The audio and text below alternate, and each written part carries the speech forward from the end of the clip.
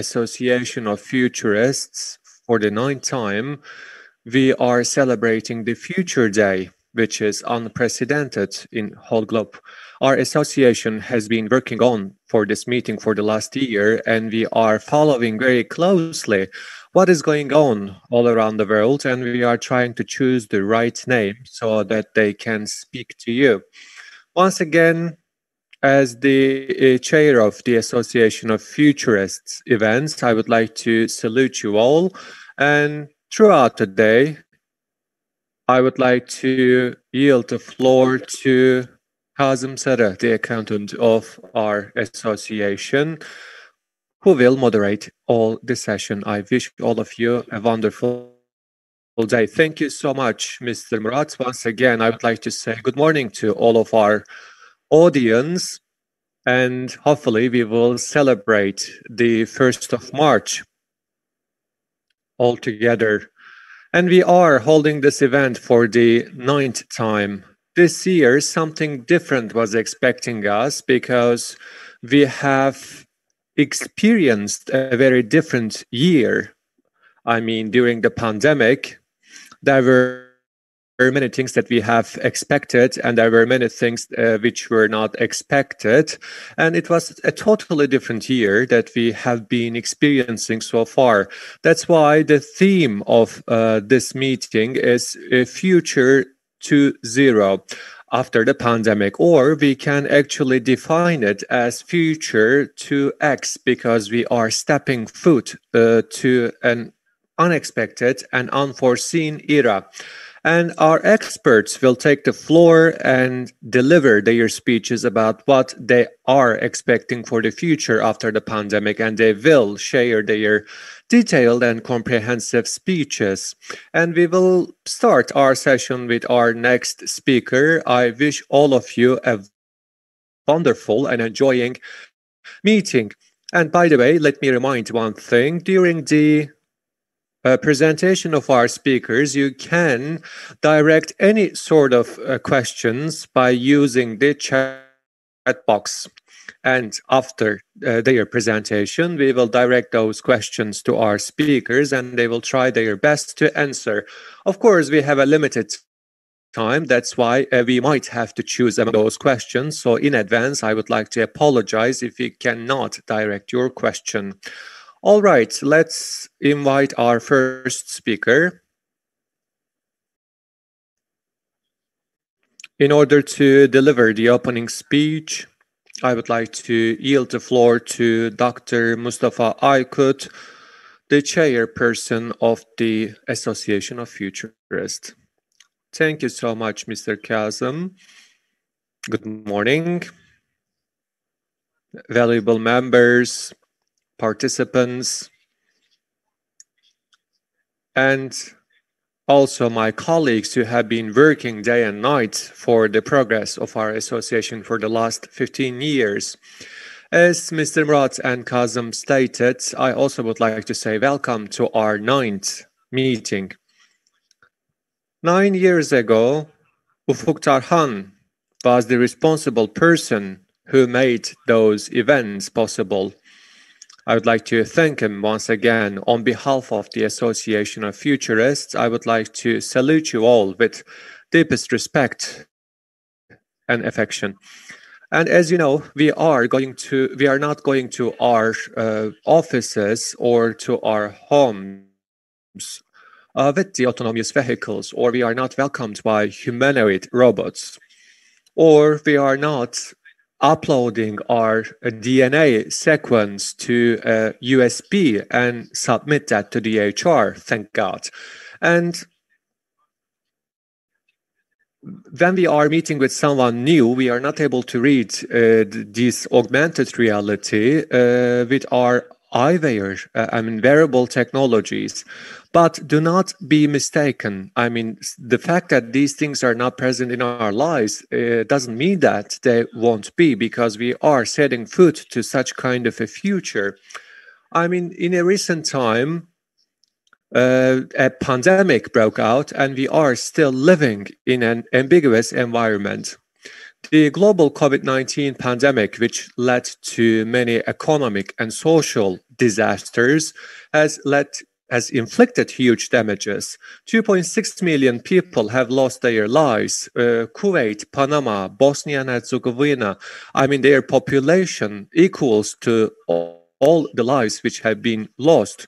Maybe the total population of Ireland and Lebanon will be lost due to the COVID-19. It is a real disaster. Of course, we are working for a positive future, but if there are indicators for probable disasters, then we have to speak about them and we have to speak how we can prevent ourselves from them. That's also in our field of study. That's why, once again, I would like to state that on one side, I mean, the societies will be changing thanks to those future technologies, but at the same time, we should be aware of the fact that those global pandemics can be a reality in the future as well. And I also would like to state that we have made a mistake when as we couldn't find the interaction between those pandemics and future technologies. I mean, in the past, we were speaking about online and remote trainings and educations, and we were speaking about the robots and the artificial intelligence and the genome technologies, cryptocurrencies, and the IoT. And we also hoped for the development of robots, and we were thinking that those things will be a reality gradually in our lives. But all of a sudden, we realized that they became the realities of our lives quite swiftly.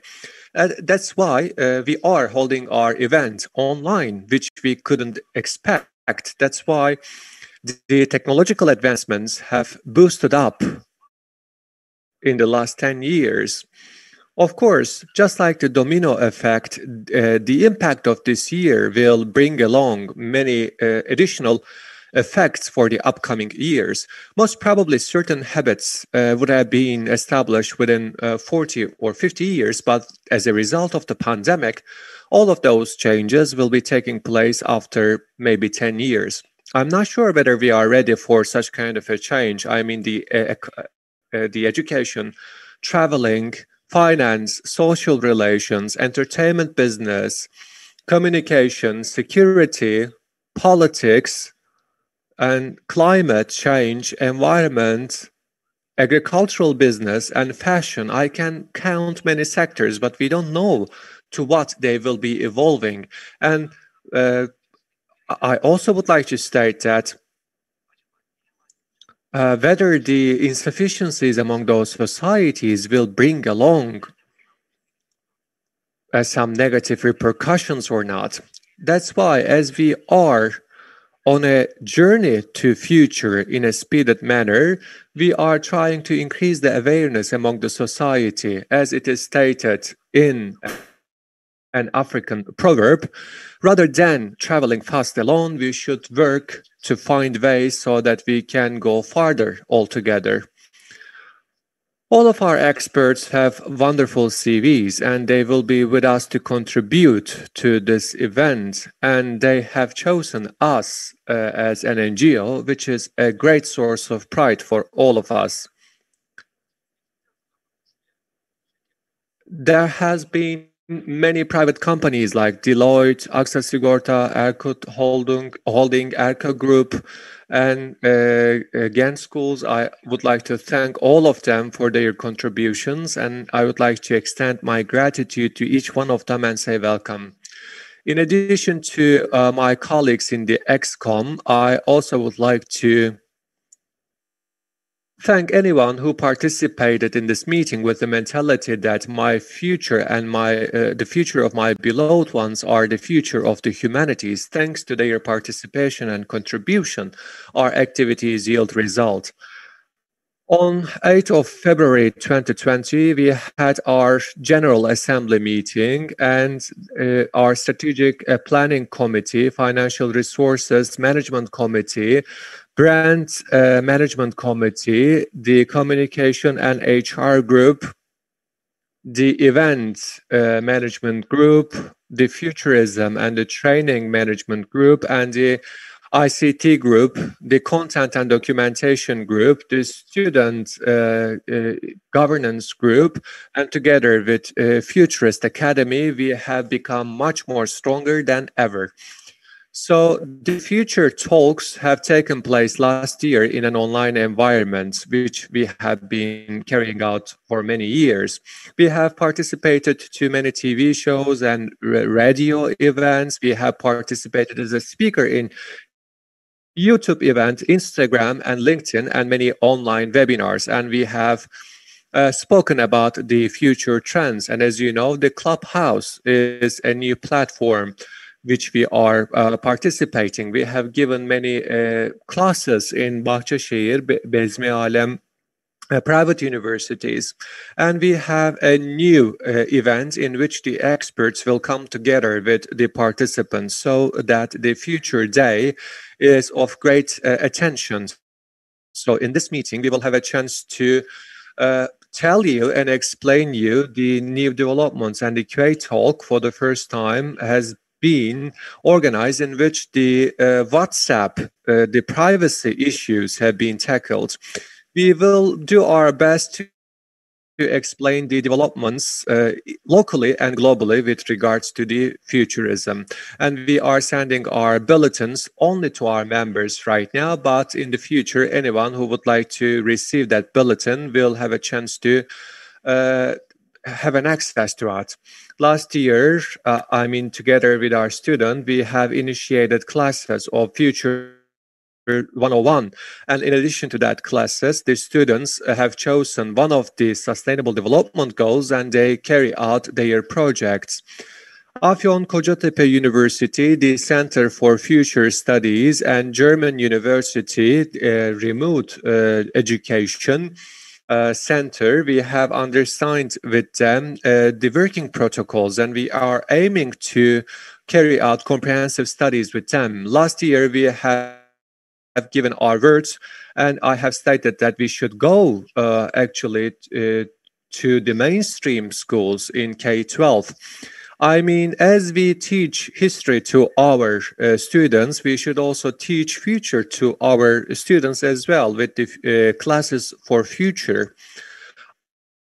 Rather than making our students getting caught off guard for the future, it means that they will lose their future as well, and those societies will be obsolete in the future. That's why we defined our classes as the future studies. You can think these classes just like any scientific classes or any citizenship classes. And with a great source of pride, I would like to state that we have trained many of our teachers, and in Gen College, for the first time in Turkey, we have given courses for futurism to the 5th and 9th classes, which is unprecedented, not only in Turkey, but also in all around the globe. So, the valuable project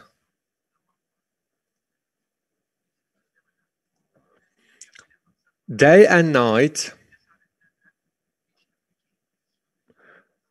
one of the prominent futurists in the world, the ex-professor of Houston University, Peter Bishop, will be among the speakers today. So as we were speaking about the courses for many schools, I would like to remember Mr. Ufuk once again, because during his chairpersonship, this project was coined for the first time by Mr. Ufuk. So this wonderful recommendation of Ufuk and wonderful support of him made us realize this project. So this unprecedented experience actually encouraged us even further for many studies to follow. So we are hoping to establish a department of futurism in one of the universities, but we will see what will happen. Whether we will be designing the future of humanity by ourselves, or rather than adhering to the ambiguity in the future, we should take the necessary steps to design the future together. That's why we are in need of further cooperation and collaboration. That's why, once again, I'd like to make a call to our participants who are not yet a member of our association. Ray Kurzweil has published his book, Singularity is Here. Was his book, which was published 16 years ago. And he stated that by 2045, the mental abilities of the humanity cannot be differentiated from the abilities and skills of the machines. And next year, his new book will be published. The singularity is near here, he will say. Understand from the name of the book, the mental skills of the human being will be taken out of their brains. So as a result, I mean, this artificial actually immortality is very near. You can see what Elon Musk is doing right now. Jose Cordero has published a book. The Death of Death is the name of the book. Jose will be with us today, and he will speak about the content of the book. And I also would like to salute him. And I also would like to thank him for making us the responsible people for the future. Valuable participants, the triggering force of the global pandemic has led us the platform for differentiating ourselves on economically and socially speaking. That's why the theme of this event is Future 2.0. We are on a journey, just like a train travel. So as the futurists, we are showing the next stations to the humanity. Some of those stations will enable us to reach to peace and welfare. But of course, in some of those stations, the undeveloped, the differentiations and divisions among the societies will be present. Some new developments will most probably dominate us and will lead us to catastrophe. But as I have stated at the beginning of my speech, as we were going to travel with a normal speed train, right now we have the chance of actually getting on with a high-speed train. If we miss it, then we will miss our future. Just make a comparison with your conventional way of doing business. I mean, we don't have the old days of doing business or making a vacation. So the future is a part of those mega trends. So if we can, we should be asking ourselves those questions, whether we should be developing new technologies or not, if we can. So I do believe this is one of the most important questions. But at the end of the day, the lawmakers and the politicians will be on the driving wheel of those changes. That's why the changes which will lead us towards the future will be changing based on the will of the politicians and the decision makers.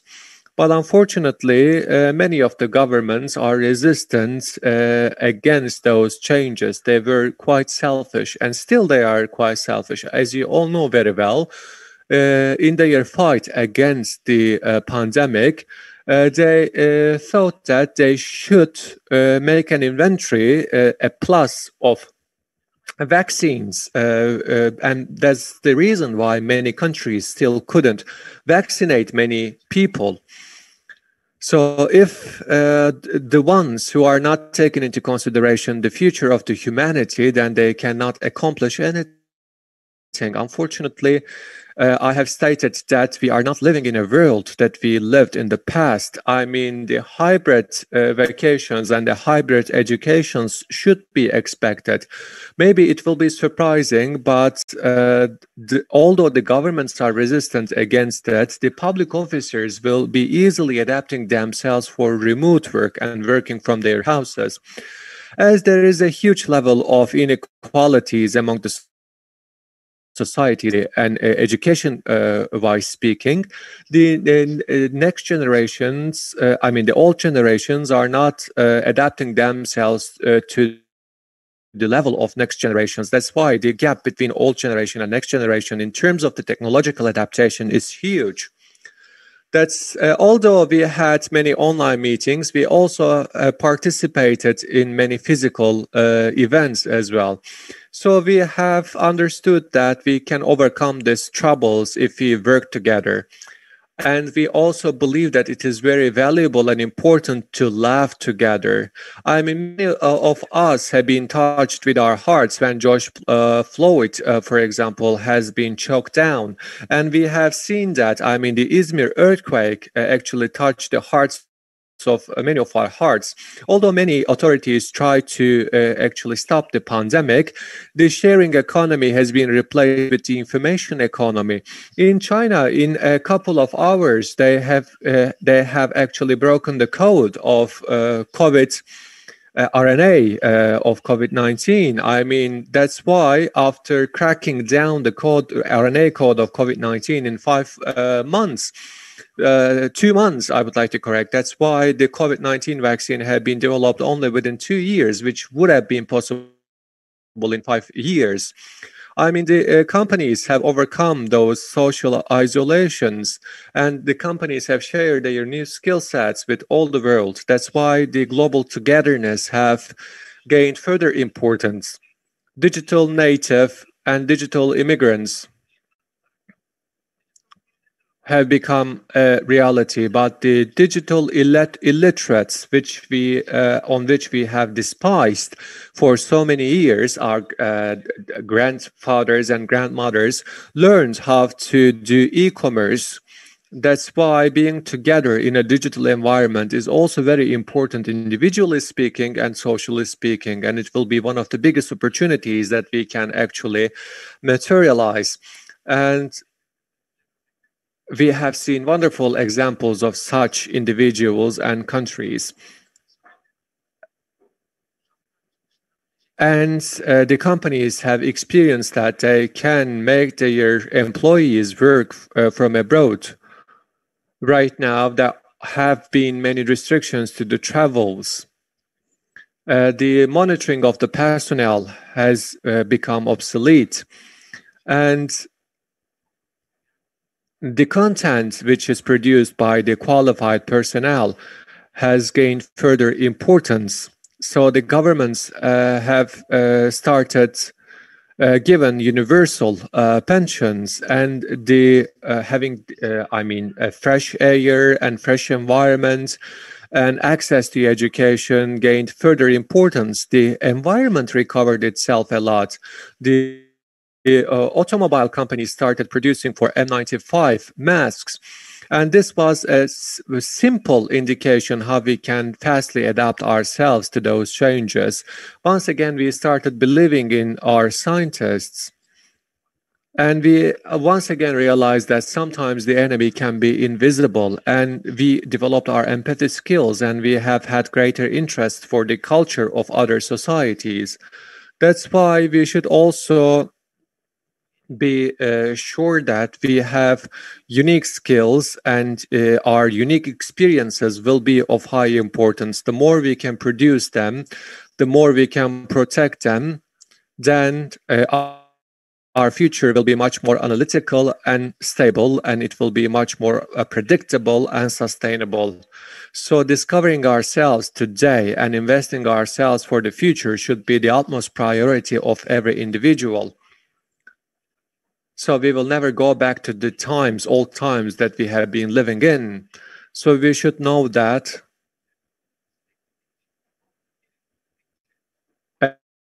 as long as there is a need for sustainable development, we should make ourselves ready for those policies which will enable us to adapt ourselves to the future. As I conclude my speech, once again, I would like to thank the chairperson of High Consultancy Group and Mr. Murat Şahin, which is the chairperson for the event management in our group, Beren Akdeniz and Kazım Sarı, who are the backbone of our group, Hidayet Uygur, I'd like to thank them because I also would like to thank Kadir Çalar and Consensus. Without their support, we couldn't organize this meeting. And I also would like to thank our students as they are present everywhere. I also would like to thank Turkcell, our corporate member, who support us all the time. I also would like to thank Gan College, which brought dynamism with their students, and they also supported us. Thank you so much. I'd like to salute you all, and I celebrate your future day, 1st of March, and I hope that this meeting will serve to your expectations. Thank you.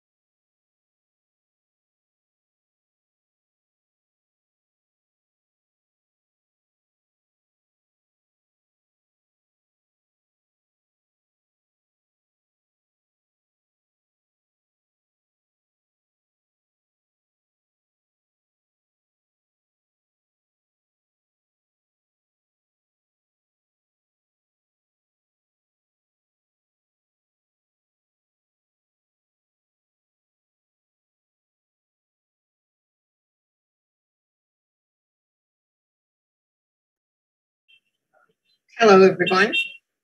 Welcome back again. We have completed our opening speech, and we would like to thank our association's chair, Mustafa Aykut. He has shared very valuable information about corona pandemic, all of the things that we are aware, we feel, and some of the feelings are the feelings that we are not aware of, but a new world, a new page is about to be opened, and we need to get ready, and this is a common consensus among us. Our first speaker in our program will be Dr. Şebnem Özdemir. And the separation of the waste towards the future in artificial intelligence will be her topic. Especially related to this field, Şebnem Hanım has got national and international networks and platforms membership. And she's a very well-known name. And her very well-known name is multiplying day by day, a colleague of ours, a member of our association, and also she's the vice chair of our association. We are very glad to work with her. And when we follow every step that she's taking, we are very happy to see it. Within a few words, I would like to share some certain informations, maybe you know, you do not know.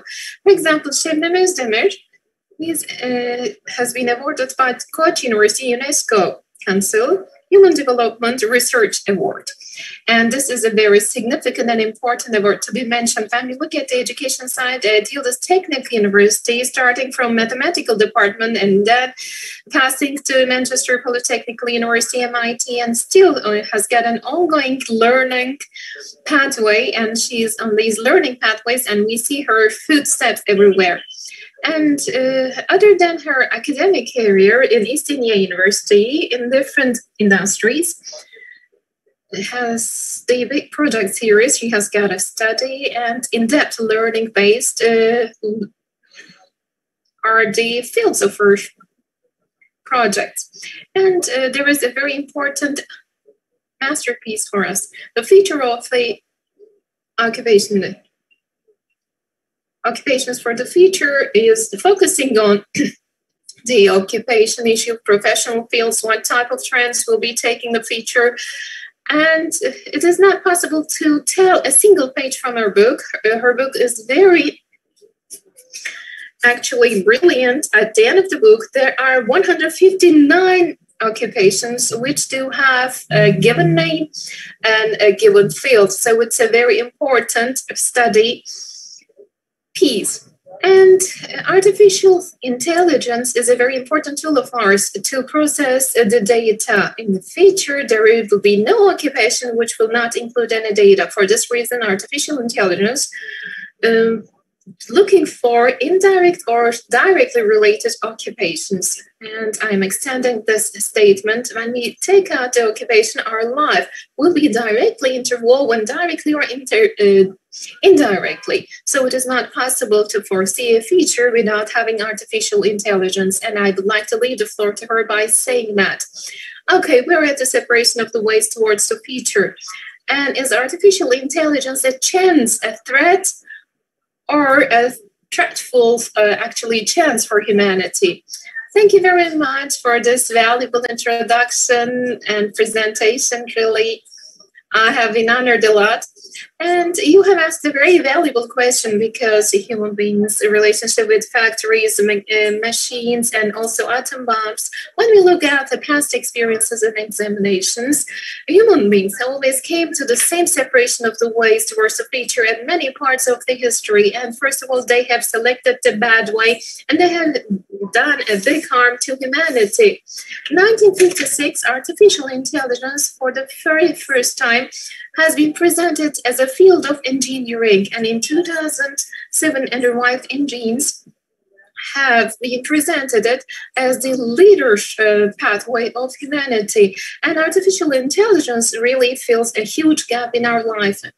By 2021, it is possible to argue that imitating power and overcoming power can be named as artificial intelligence. Artificial intelligence is eliminating the bad sides of humanity, and it may bring a fair ground, a better way, a better future for humanity.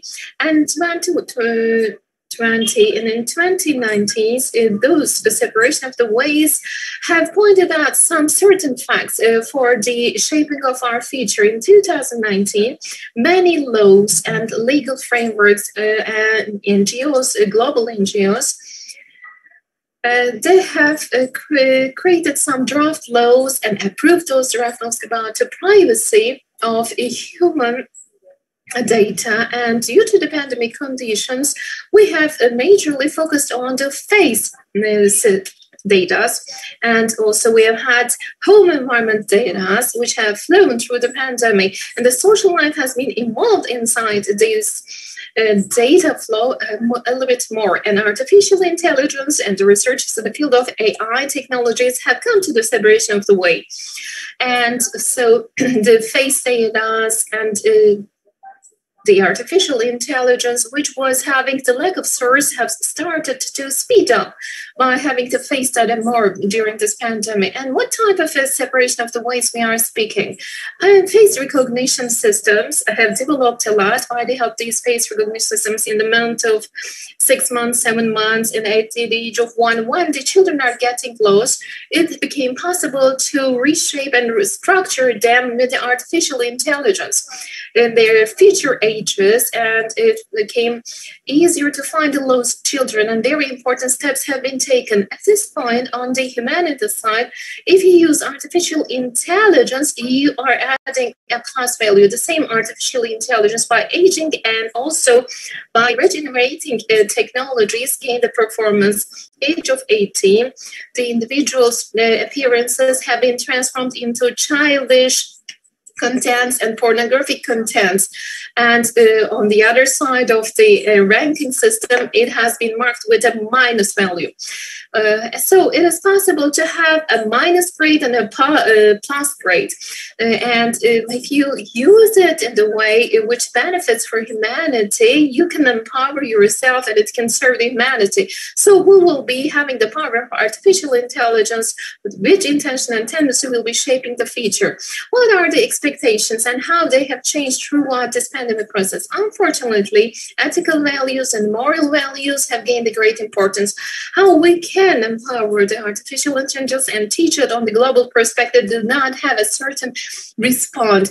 Due to this reason, we are coming face to face with an artificial intelligence which is learning from data. At this separation of the ways, the humanity has got two roles. The data that you produce should be very crucially produced, and anything that you would like to create and you would like to shape should speak very frankly, should speak very openly. And in order to realize himself or herself, actually, are you making use of that, or are you using it for an evil sense by making use of the artificial intelligence? In the beginning of 2010s, Microsoft's high experience, have shown that AI technology has not been parented by human beings positively. They were having good intentions, but later on shaped it into racist and also hatred registered way of actually features have been embedded. In the future, especially our children, your brothers, your sisters, people in your surrounding and in your environment, and you yourself, with the data that you share, what type of a perception are you creating? What perception you are providing for people can be used by artificial intelligence, and what type of benefits and beneficial perceptions you will create. It is the time of giving accounts. At the point that we are standing right now at the separation of the ways, the AI technologies which are learning from your data, from the data that you produce, will be reaching to a certain level, either in a good way or an evil way. We are having Clubhouse application.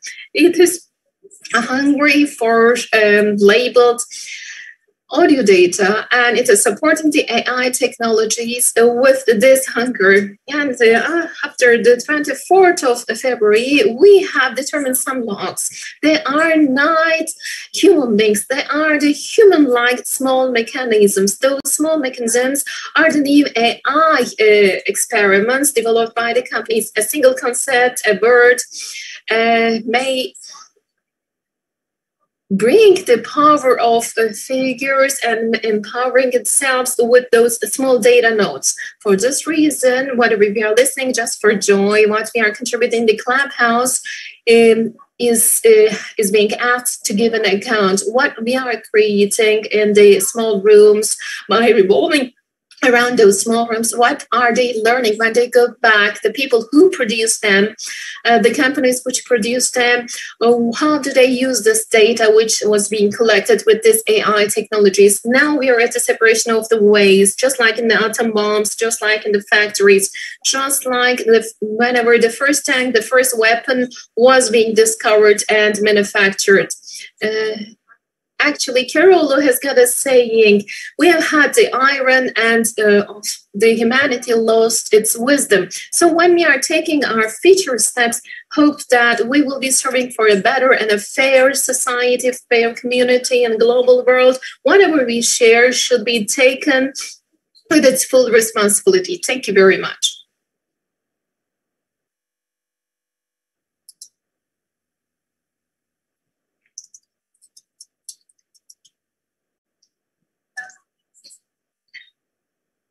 Your mic is off. Thank you very much. With your style, you have really explained it in depth and very easily to comprehend. Actually, this artificial intelligence, when you combine those two words, reminding is some certain questions which you have proposed nationally or internationally, we are seeing such kind of discussions from the technical side of the issues to the ethical side of the issue. There are separate things that we will come across. Nowadays, our introduction to artificial intelligence for everyone. Artificial Intelligence 101 is a very important masterpiece of yours. It is easy to listen to you. It is easy to comprehend the general concept of artificial intelligence. You have got a project named like that. Would you please speak a little bit in depth about your project? Thank you very much, Kazimir. It's actually a matter of culture. Artificial intelligence is a matter of culture. In the past, it was in the field of computer sciences, but all of the problems which occurs after its creation, it is changing the core of the community. And when you look at its directing power and also manipulating power, it's a matter of culture, just like in 1990s. Actually, whenever people were not having the literacy of computer, when there was the illiteracy of computer-based technologies, created a trap. And if they are not getting acknowledged about AI and AI content, and they may fall in the same trap. To develop the basic mindset, it should be easy to understand. It should be user and reader friendly. For this reason, just like every country, for our country, we have created artificial intelligence courses for everyone under the roof of the Futurists Association, and hope that everyone will join, will attend our sessions. It's a very good explanation. I believe that it's a great service. As you have just mentioned in our life, when we speak about literacy, and when we mainly focus on really being close to something, understanding it, and using it. So this is something very important, has got a vital importance, as if we are speaking and discussing in our association, in UNESCO and many international platforms. When we speak about futurism, it is the future literacy to be explained. There are many ongoing discussions, very important trainings and projects, and all around the world, very interestingly, revolving around those topics and getting and interwoven around these topics and concepts, just as you have mentioned, for the very first time in the world history, as a single planet, as a single actually community combating against a pandemic. This is something positive, and this literacy issue, either on artificial intelligence or about future, every day the basis is extending and gaining a more ground. We would like to thank you for joining us today. And we are getting ready for our next speaker. In order not to take more time, more precious time of yours, we would like to thank you. It was a great joy to listen to you. Thank you very much. Thank you very much.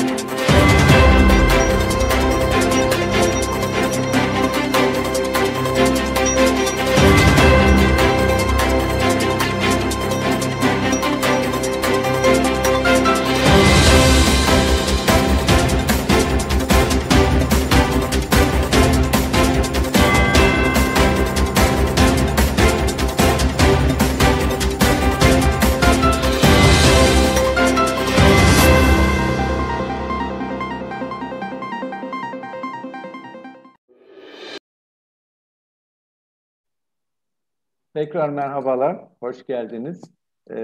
Sabah başladığımız yayında açılış konuşmamız, birinci konuşmacımız Doktor Şebnem Özdemir'den sonra programımızda ikinci konuşmacımız olarak yer alan Ergi Şener Bey ile beraberiz. Hoş geldiniz. Hoş E, bulduk. Bu bölümde Ergi Bey'i şöyle tanıtmak istiyorum. Türkiye'de teknoloji alanında takip edilmesi gereken 20 önemli isimden biri. Bunu söylediğimiz zaman bunun arkasını doldurma kısmını birazdan kendisine bırakacağız. Biz de bugün büyük veri konusunda hangi bilgileri ne bağlamda paylaşacak? Çok kısa birkaç cümleyle devam etmek istiyorum. Ergü Bey, Sabancı Üniversitesi, Bahçeşehir Üniversitesi'nde akademisyen olarak çok değerli bir hizmet yapmakta. Özellikle derneğimizde bulunan öğrenci üyelerimizle çok iyi, yakın, sıcak bir ilişkisi olduğunu biliyorum ve onlara neler kattığını da bizim diyaloglarımızdan çok net bir şekilde görebiliyorum. Bu sadece bizim gördüğümüz o kurumlar çok büyük rakamlar, çok büyük kişi sayıları. Kendisine ayrıca bu yöndeki enerjisi ve emeği için çok teşekkür ediyorum. Bizce çok kutsal bir iş yapıyor. Gelecek nesiller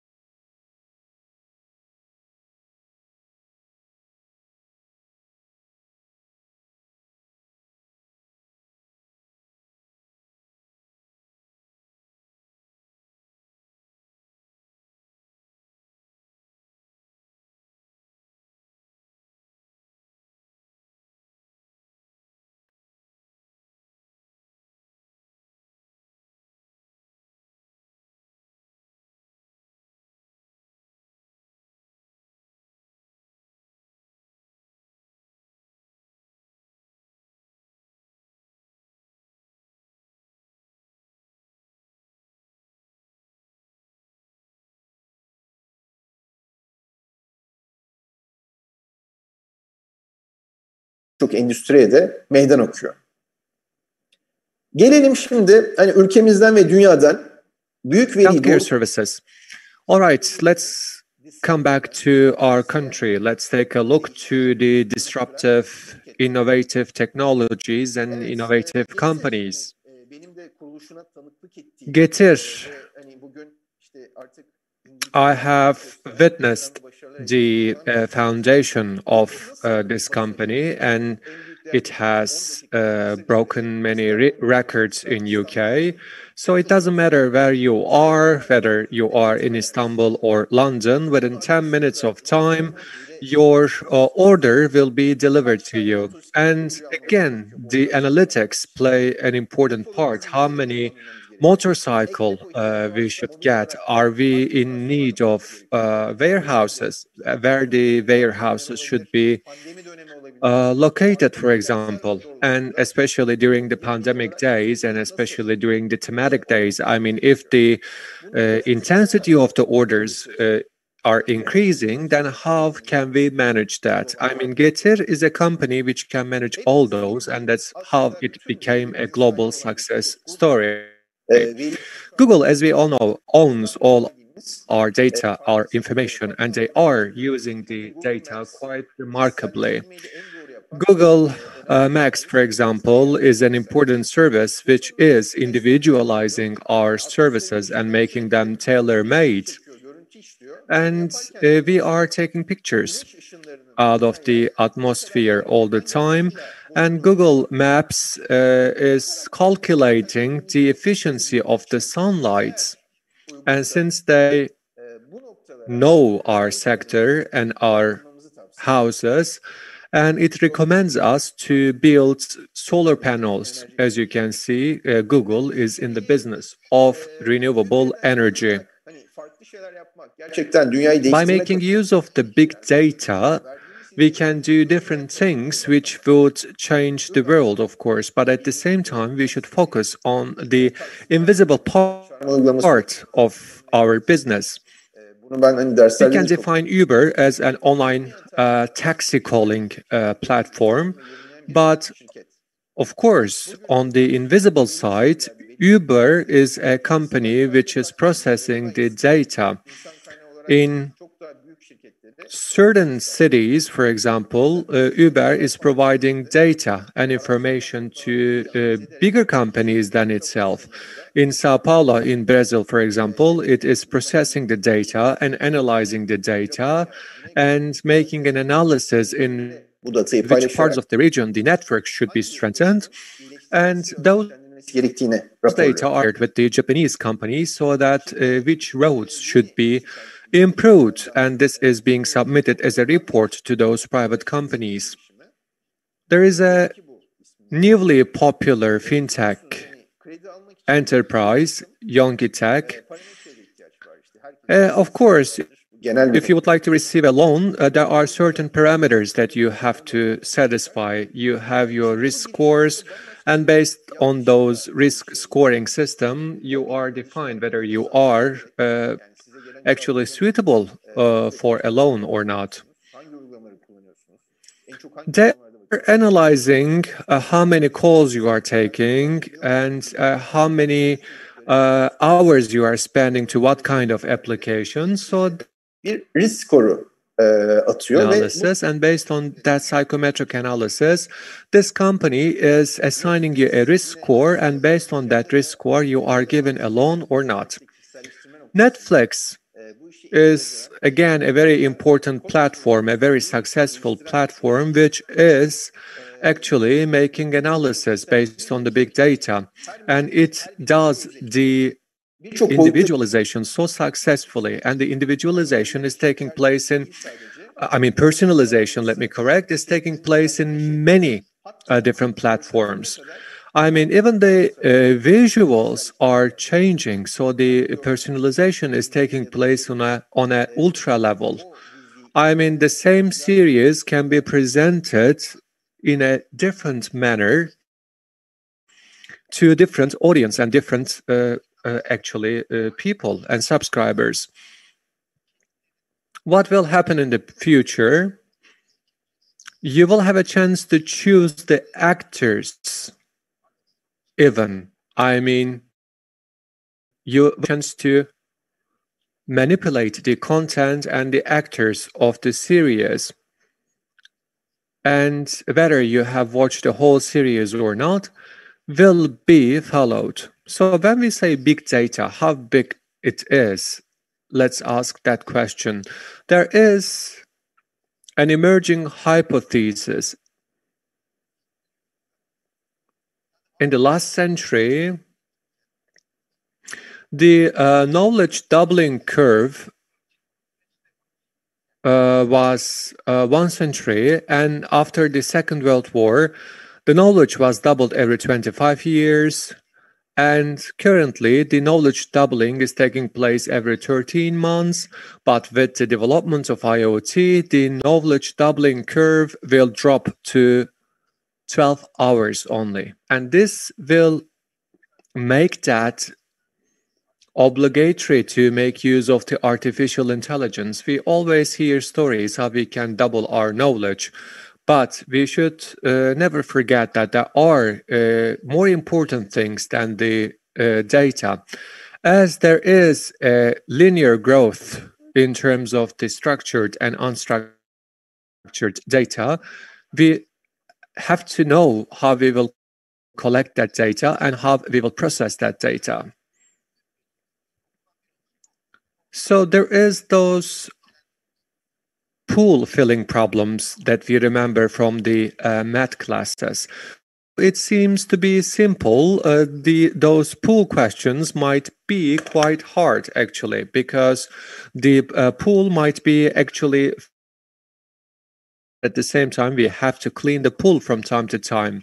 At the end of the day, big data is only a tool. It is on our hands to use that data efficiently, because if we cannot use the big data efficiently, then it can burn us. I mean, we can use the metaphor of the discovery of fire by primitive people and how the fire burned their hands after its discovery. So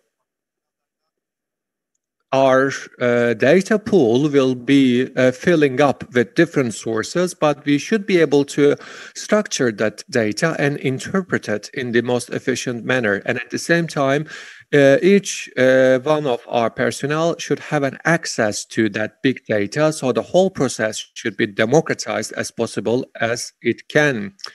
In research by Stanford University by 2015, it has been suggested that your Facebook likes are being analyzed, and after 300 likes, the system will have a chance to understand your personal traits much efficiently.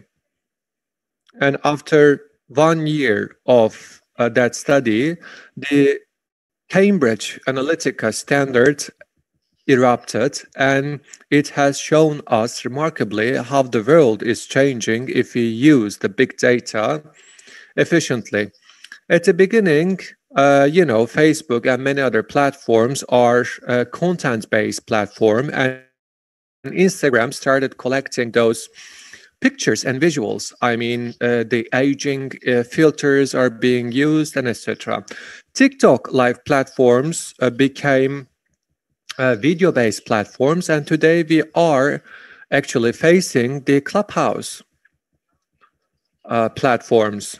I mean, if the most important elections in the world can be manipulated with the text-based platforms like Facebook, just consider that the picture and the videos will be added to that analysis. You can easily come to the conclusion that the big data is actually managing the whole world. Of course, we are making use of certain jokes, metaphors, and for the systems which will make meaning out of those metaphors, jargons, the slang words, and inverted sentences, we still need time. But as we are marching towards the smart cities, the big prerequisite. I mean, in Los Angeles, there has been sensors added to those traffic lights, and thanks to those sensors, the traffic is being managed dynamically. And within a 5 years of time frame, they actually made use of this data quite efficiently. Within seconds, terabytes of data are being processed and analyzed. So the number one question for the technology world is who will be charged guilty when the car makes a crash? So the data collectors, according to them, Apple states that they will produce, for example, the autonomous vehicle, but Apple will not be the manufacturer. Hyundai and Kia are the companies with which Apple is negotiating with. So they will only develop the software which will drive that car. So at the end of the day, Apple or Google will be charged guilty. Of course, all those issues should be analyzed legally. We love sports. Moneyball was a Hollywood movie. I'm sure you have watched that movie. What was being depicted in Moneyball? Let's try to remember that movie. In Moneyball movie, they have made use of big data and analyzed their sportsmen. And this average, actually a club, had a groundbreaking record. And all decisions are being given based on the data, which players will play each in which position, and etc. I totally recommend movie to the ones who haven't watched yet. So in this movie, it is also stated that not only the statistics matter, but we should actually discover the hidden treasure among those baseball players, and we should be making use of that data. And we should actually adapt this theory not only to sports but in many other sectors, because at the end of the day we should be making use of big data in order to unleash our potential. Otherwise, as we can understand from the Fenerbahce example, even if you are actually signing Mesut Özil, it will be impossible for you to be successful. So of course I have limited time. I will not touch on each details, but when COVID-19 erupted in China for the first time in Wuhan, a Canadian company predicted that it will turn into a global epidemic much before WHO. Canadian company warned many stakeholders, and they have come up with the list. 13 cities where the planes are departing from Wuhan. And they stated that if this will become a global pandemic, the next 13 cities will be affected. Of course, since it was a small startup company, nobody listened to them. And then the virus spread all around the world. And as Steve Jobs always recommend connecting the dots, he recommends it to do it in a retrospective manner. So after they analyzed those data of the Canadian company, those 12 and 13 cities have become the first locations from which the virus spreads even further. So what I'm trying to say is that if we can connect the dots retrospectively, we might have a chance to prevent further epidemics. I have started my speech with art, and let me finish my speech with art again. Rembrandt is one of the most important artists from Netherlands, and he is one of the most prominent figures who can draw the face much successfully. Rembrandt Museum managers initiated a project in which they analyzed what kind of a picture he will draw if he lived. And they came up with this Rembrandt-like picture. And I have thought of Osman Hamdi, one of the prominent artists and painters in Turkey. This picture is really important in the Turkish art, the turtle handler. So I thought, what kind of a picture Osman Hamdi would draw if he lived? So interpreting those paints by ourselves will not be enough, because with that picture, actually, with that drawing, Osman Hamdi actually tries to convey a message, because turtle here depicts the citizens, the Ottoman time, and how the artists will be managing, the society into something more brighter. Of course, when we are trying to recreate the conventional paints, those historical paints, we have to make use of the psychologists and sociologists as well.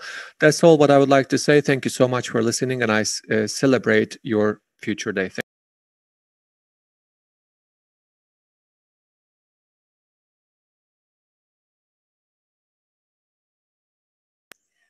Well, we didn't want your speech to come to an end, but since you are here with us, I also would like to raise a couple of questions. First of all, thank you so much. First of all, Nazım and Nazım was my friend from the university, and I would like to send my regards to them. Nazım was a crazy person, especially during his youth, but he project, so I would like to send my regards to him. So this art issue, that art example that you have actually given during your speech will be touched upon by Lale Başarır, especially in the field of architecture. Most probably she would give examples. Those questions are the right questions to be asked. That's what I think.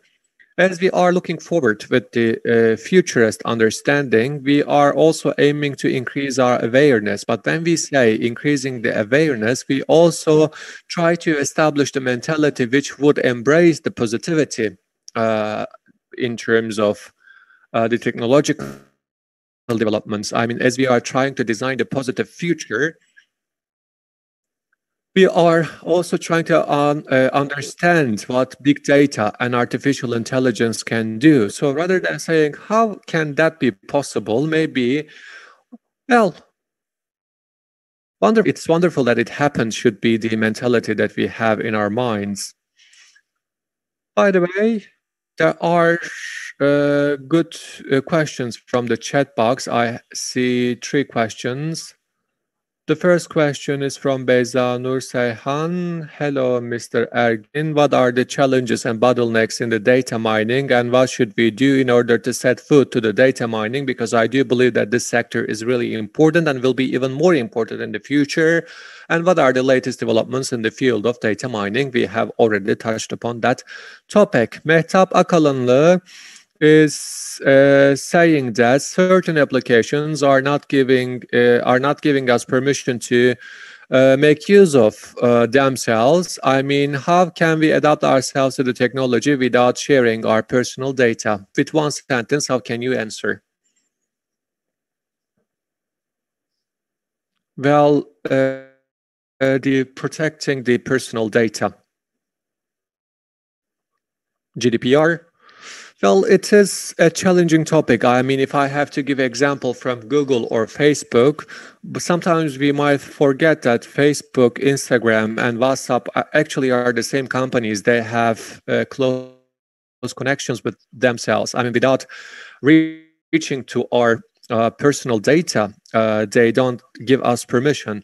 But on the other hand, those applications are making our lives well, frankly speaking, much more easier, because we are so used to make use of our personal data. And many of our companies actually spoiled us a lot, because as long as those platforms are easing our lives, we are not giving any importance whether our personal data are collected or not. But from time to time, it comes to our mind whether I have shared my personal data or not. Of course, necessary legal platform should be established for managing the personal data. But the companies who have the personal data are the ones who are managing the world these days. It was also analyzed quite strikingly in the Social Dilemma documentary. The ethical issue is really important here. So those companies should disclose transparently how they are using those data. Apple is one of the companies who embraces that personal data protection, and they say that they are showing respect to our personal data and they are not sharing it with any company. But we have also witnessed that Apple apologized that they are listening the environment with Siri. At the end of the day, everybody is trying to take our personal data, and somehow they accomplish it. Google has many companies that we are not aware of. Apple, within 1 year, has acquired thousands of companies. Apple, Google, they are buying 2 or 3 companies each week, and the ultimate aim is to have more data, of course. And this is the problem of the data mining. With the data that you have in your hand, you can reach to certain place. Otherwise, we cannot provide that personalization. Everybody is speaking about the personalization, but without the data of your customers, it will be impossible to do that personalization. This is a topic that we have to discuss philosophically and legally, most probably. It is a very valuable topic, of course. But we should be aware of those developments. Well, you have actually touched to the psychological and philosophical aspect of the topic. What comes to my mind is that although we are complaining about, our personal data collected, but we are so accustomed that those personal data is easing our lives. If the Machiavelli had lived, during these times, how could he interpret it? That this was a question that comes to my mind. And the second question with regards to what you say is from Çakır Dilek Yunar. So, whether it will be meaningful not being a part of this world of data and how realistic it is. As I was speaking about the IoT, I always say that as we have the digital applications and as we have those smartwatches, we are just an object of the IoT. I always go to my office, and Google actually showed me my route for my office, and I was shocked because I wasn't sure whether I should go to my office or not. So, the formula is simple and direct. Those companies have huge data sets and have well-developed and fully fledged the artificial intelligence algorithms, and they are presenting you certain prediction analysis, and their prediction analysis are so consistent that just like a frog in a boiling water, we are accustomed to use their data because we are not giving them money. As a result, we are the products that they are making use of. Thank you so much. You have approached this topic from the industrial and academic side, and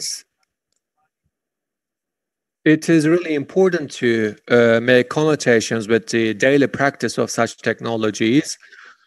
Another navigator, for example, directs us from the back streets, the roads that we are unaware of, and actually enabled us to reach to our target destination much faster. And all of a sudden, everybody started recommending that software and navigator to each one of their friends. So we should actually admit that we are part of those platforms. So rather than how we will use it is not the question, but we should create an awareness whether we can intervene to the way that those platforms are used. Well, I also would like to give an answer to one last question with one sentence. What is critical here is that there are many discussions about the security and privacy issues of those platforms, and those questions will not be answered within 1 day or 1 month. We will be continuing to discuss them even in the future. But by making use of big data, we can disrupt a sector, we can transform a sector. I mean, Getir, Amazon.com, Netflix, we should analyze how they are using it. In Moneyball movie, for example, people were making use of those big data and they were breaking the record in the baseball league. We all have data, we all have big data, but maybe not on ourselves, but receiving an external support, expert support, we can combine it with the parameters so that we can create a difference in the competition. Thank you so much. Thank you so much. It was an enjoying session and enlightening speech. Hope to see you in another event, in another speech. I wish you a wonderful day. Thank you.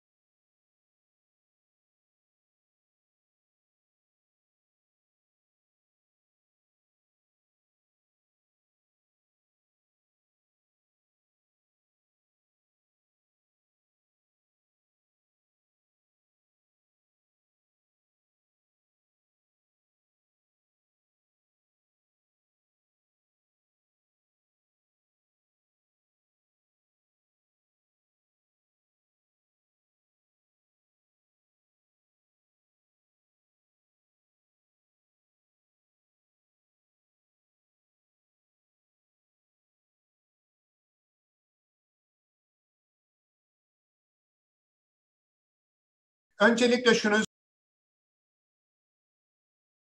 From yesterday to today, from today to future, we are enough speaking about. If you would like to know future, we need to know our history past. So from past to present time and future, I will bring you the perspective of actually agriculture and what type of an agricultural future is awaiting us. German Mencken has got a statement. The problems so far present time are the results of past solutions. Yes. So we need to bring the solutions of future from our present time. What has humanity experienced in the past? And what is going to be experienced? And what type of a flow of actions we can have? But in a holistic point of view, it is essential to mention some certain things. It is essential to see between humanity and nature, there is a close relationship. And when we look at this close relationship, the basis of our being is basing on two features.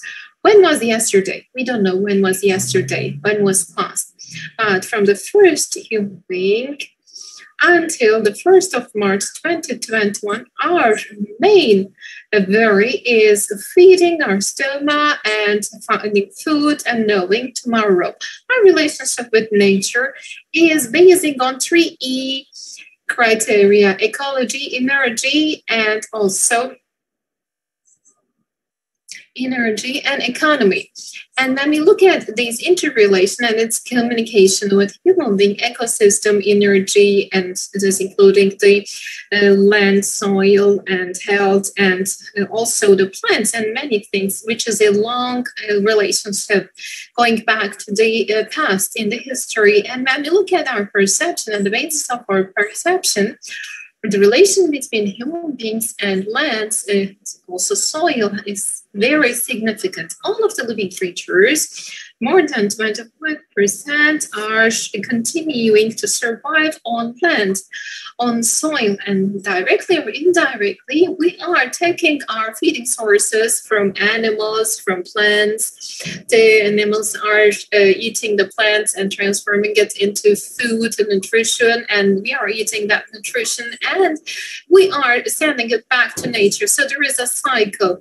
And 20,000 years ago, 30,000 years ago, approximately 10,000 years ago, 20,000 years ago, they have started to do agriculture, which is differentiating from the human beings from the other creatures, is planting and harvesting and also collecting and cooking his or her own food. Agricultural societies have survived more than 10,000. When we come to 17,000s with the Industrial Revolution, a new process has started.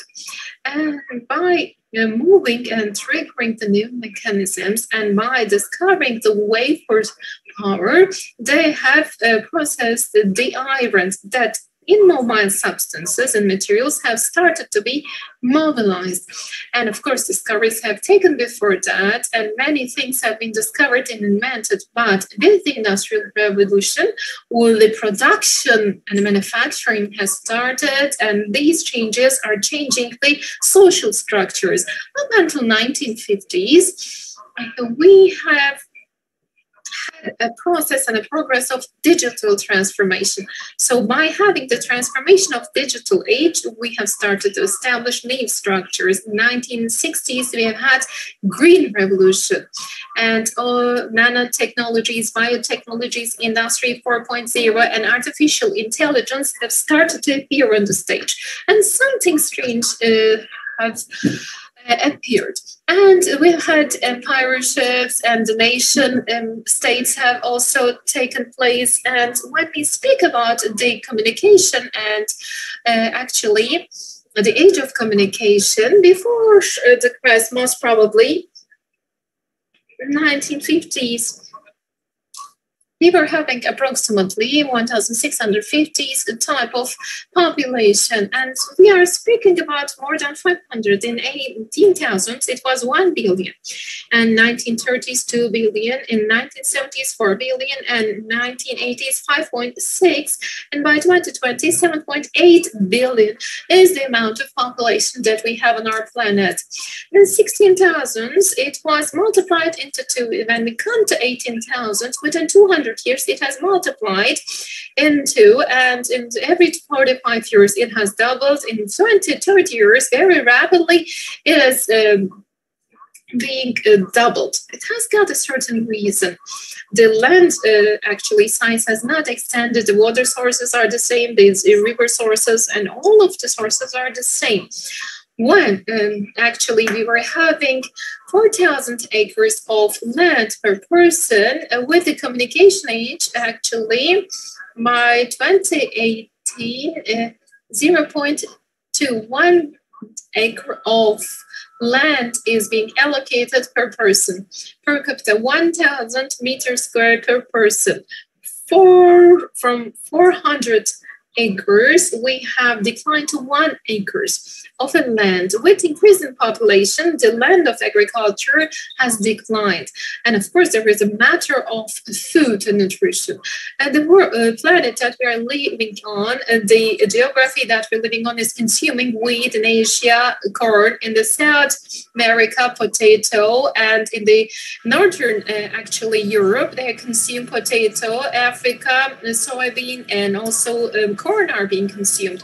The big scale products, wheat, rice, potato, corn, and all of those actually food types are feeding to humankind, but they do reach to a certain biological potential with the rise in population. When we look at the historical journey of humanity, we have started to differentiate, the scientific people who are actually starting to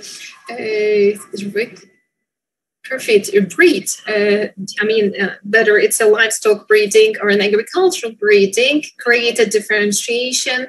And as a result of this, we have seen that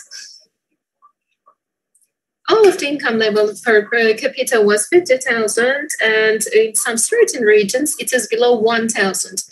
And additional to that, with an increasing in population, the food sources are not enough, and the food security is not enough. And also, it is not, of course, easy to reach the healthy and safe food, and it's become a total major topic during the pandemic times.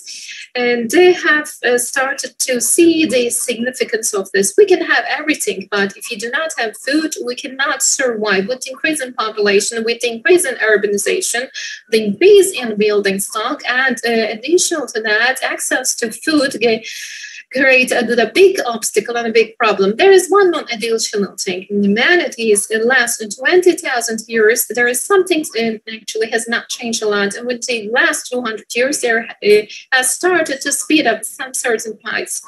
And by making use of science and technology, very rapidly people have started to construct new buildings, and the building stocks have increased, and they have created materials and also machines, and they have totally destructed the nature, and all of the structures of nature have been destructed. And we have got a disruptive, we have become a disruptive force. When people were harvesting their wheat with their hands, is now being harvested with giant electronic trucks, and also big systems and machines. So agriculture have become actually engineered, and also the over irrigation, over actually salting in Urfa, for example, you see with the irrigation, the big areas, big zones are becoming salty, and they are becoming, of course, less fertilized, and also increasing the level of using fertilization, and also with the decline in energy sources, with the decline in natural sources, and with the climate change, we see the desertification, and the water is being polluted, and the soil is becoming salty, the ecosystem is being disrupted, and the pollution is really increasing all around the environment. We see the plastic waste and the destructive forces in the forest, and natural environments are totally being destructed by the human hand. The biodiversity is becoming less, and we do have an emergency situation, an alarming phase.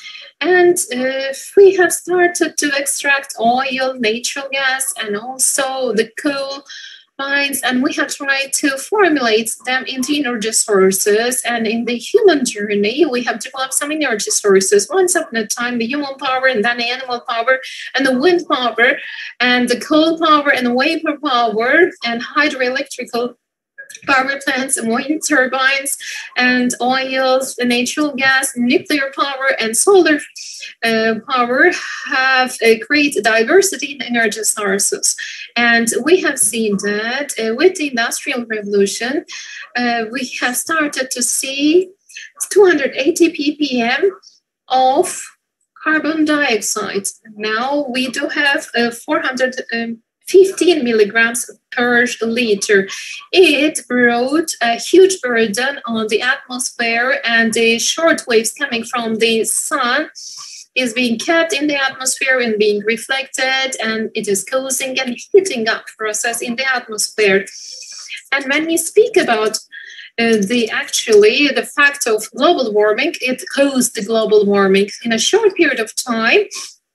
Actually, we have seen a very rapid and multiplying number of population, and with the rise in population, we have seen an increase in the level of carbon dioxide, and also nitric oxide and methane gas amount have started to increase. The northern and the southern polars have started to appear and also dissolve, and in the midst of the world, planet is really giving alarms. Antalya by 2012, a few days ago, have shown that the walking paths have changed a lot. The climate change is really affecting our close surrounding, and somehow life is bringing the facts of global warming. Global warming is a fact in itself, and with the end of global warming, actually icebergs are melting, and also the polar zones are melting. 2 days ago, a scholar of ours from Istanbul Technical University was stating that we don't have 4 seasons anymore. We've got 2 seasons.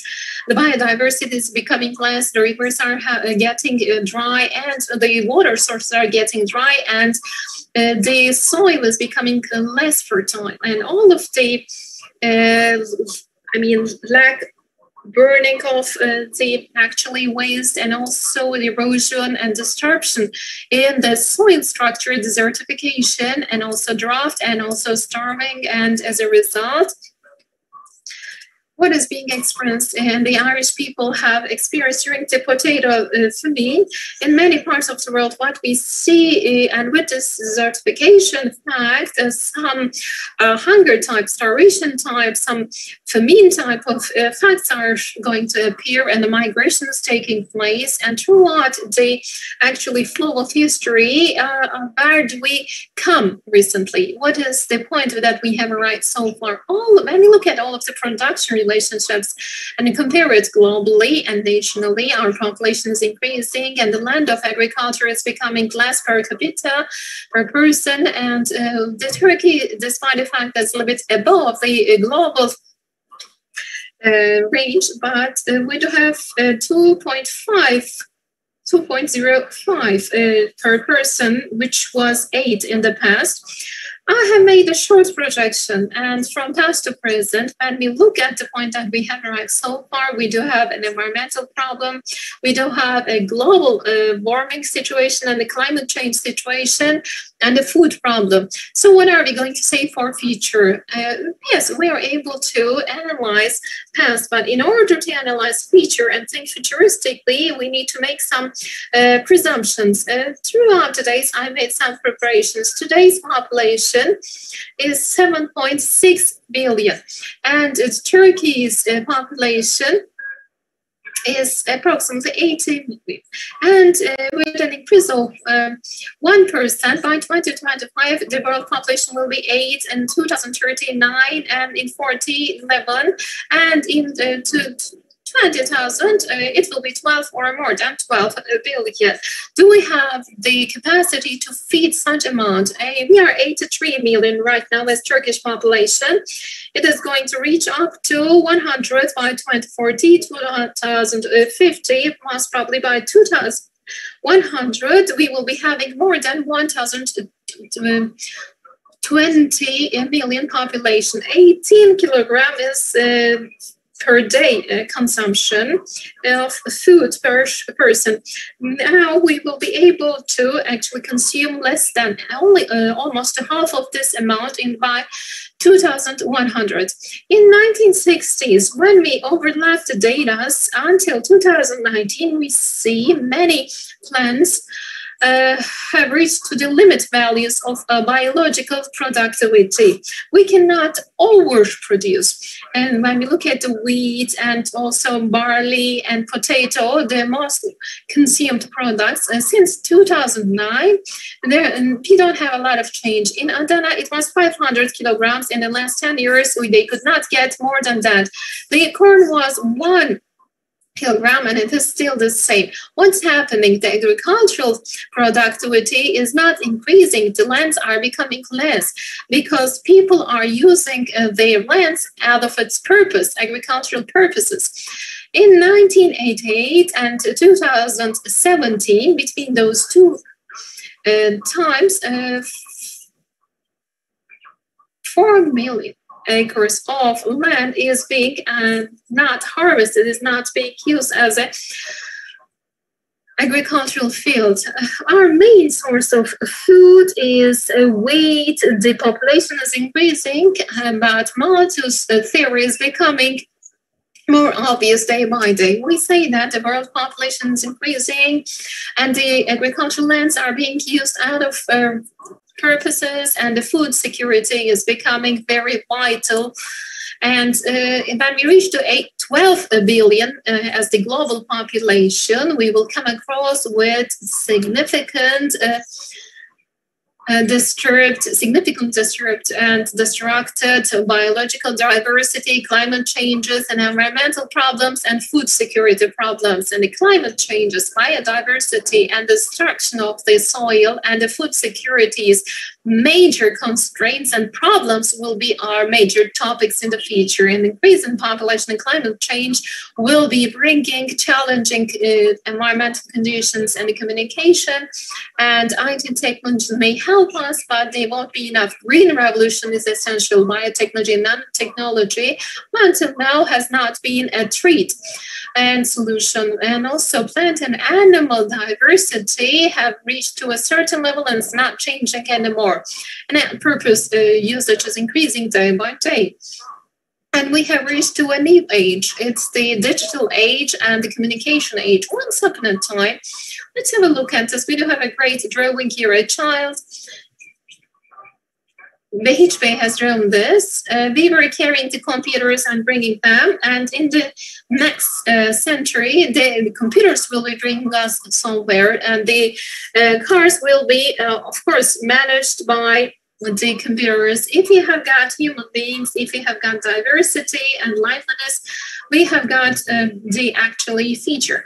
Many sensitive and administrative systems will replace artificial intelligence will provide us. However, we should not forget that with the Industrial Revolution, we have come across with some certain facts.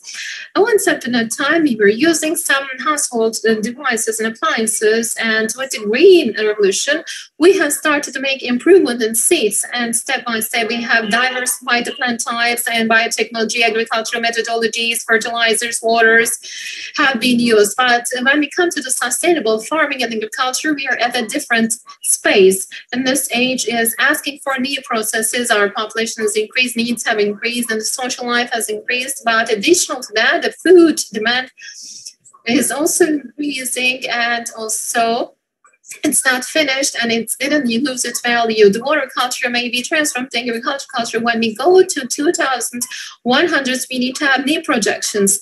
As Mevlana the Rumi has said, yesterday is yesterday. We need to say new things for the future for today. If you are going to say new things, what should we say for the future? When we analyze yesterday in a better way, we will need more food. New innovative technology should be implemented and integrated.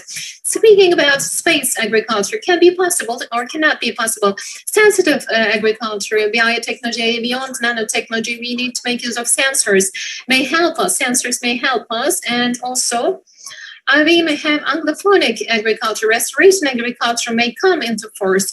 So we will try to wrap up with the changes and the restorative approaches may appear. What can happen in agriculture? Basically, we may have vertical, horizontal agriculture, urban hydroponic and water culture, autophonic agriculture and space agriculture may be placed. And also artificial food production may take place. Artificial blood, artificial milk, artificial meat, content enrichment, multivitamins, multiminerals can be possible for the sport people. They use it.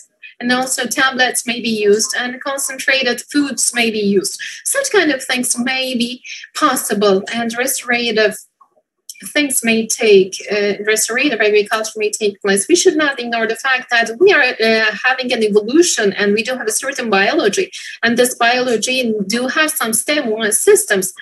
We take a look at the recent changes in reactions of humanity.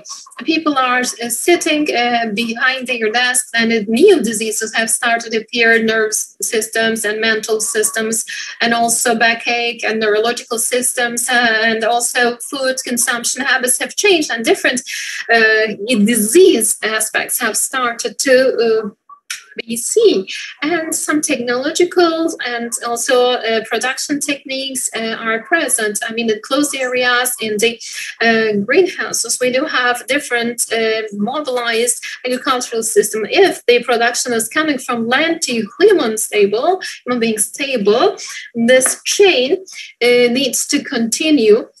As far as I could see, yes, we do have human beings in the universe, so it will be essential to feed them, and we should have food security. Digital technology may make our job easier, and in order to clear up our actually relations, in order to have the data analysis,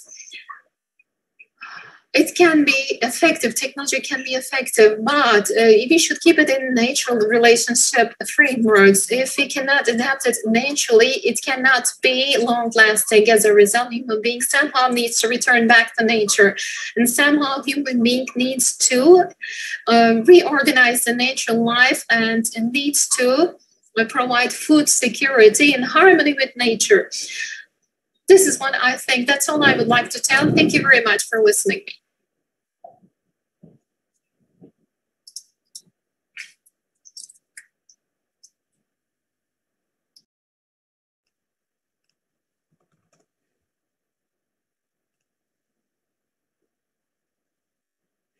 Well, Professor Ibrahim, thank you so much. It was a wonderful presentation. You actually have taken us from a very different point and reached to amazing points. Everybody think that you are an expert in the agriculture, but you have spoken about technology and digitalization. And as I know how you write, I can say that you have contributed a lot to our audience, and I have realized that we have more than 1,000 participants. Thank you. But there are two questions that I would like to raise once again. Actually, you have mentioned to those topics, but Ms. Egesoy actually asked this question. As the genetically modified organizations are becoming much more prominent, well, to what we should actually attract attention? And you have spoken about the digital marketing, but you have graduated from Çukurova University, the Department of Agriculture in 1985. So we are almost at the same age. So my question is, Ibrahim Ortaç, who graduated from the agricultural department of the university in 1985, did you think of making such a speech today? Never, never. I mean, I never thought of, writing an article and was probably, as the famous Turkish poet Fuzuli, even if I say it doesn't actually change anything, but I cannot stand without saying it. So this is the mentality that I have. I try to work with the environment. And as one of the great authors says, the greatest book is the environment. As a result, environment shows us again and again how important it is. Well, I'm totally in favor of GMO researches. I mean, the science should actually make researches about the genetically modified organization, but those knowledge should be disseminated. And the genetically modified organization should be developed in such a manner that it will not inflict damage on environment and human health. Of course, I jumped from one topic to another because there are many topics that deserves to be mentioned, but we should never forget that by making agriculture, we are making use of the biological efficiency of the nature. As long as the nature is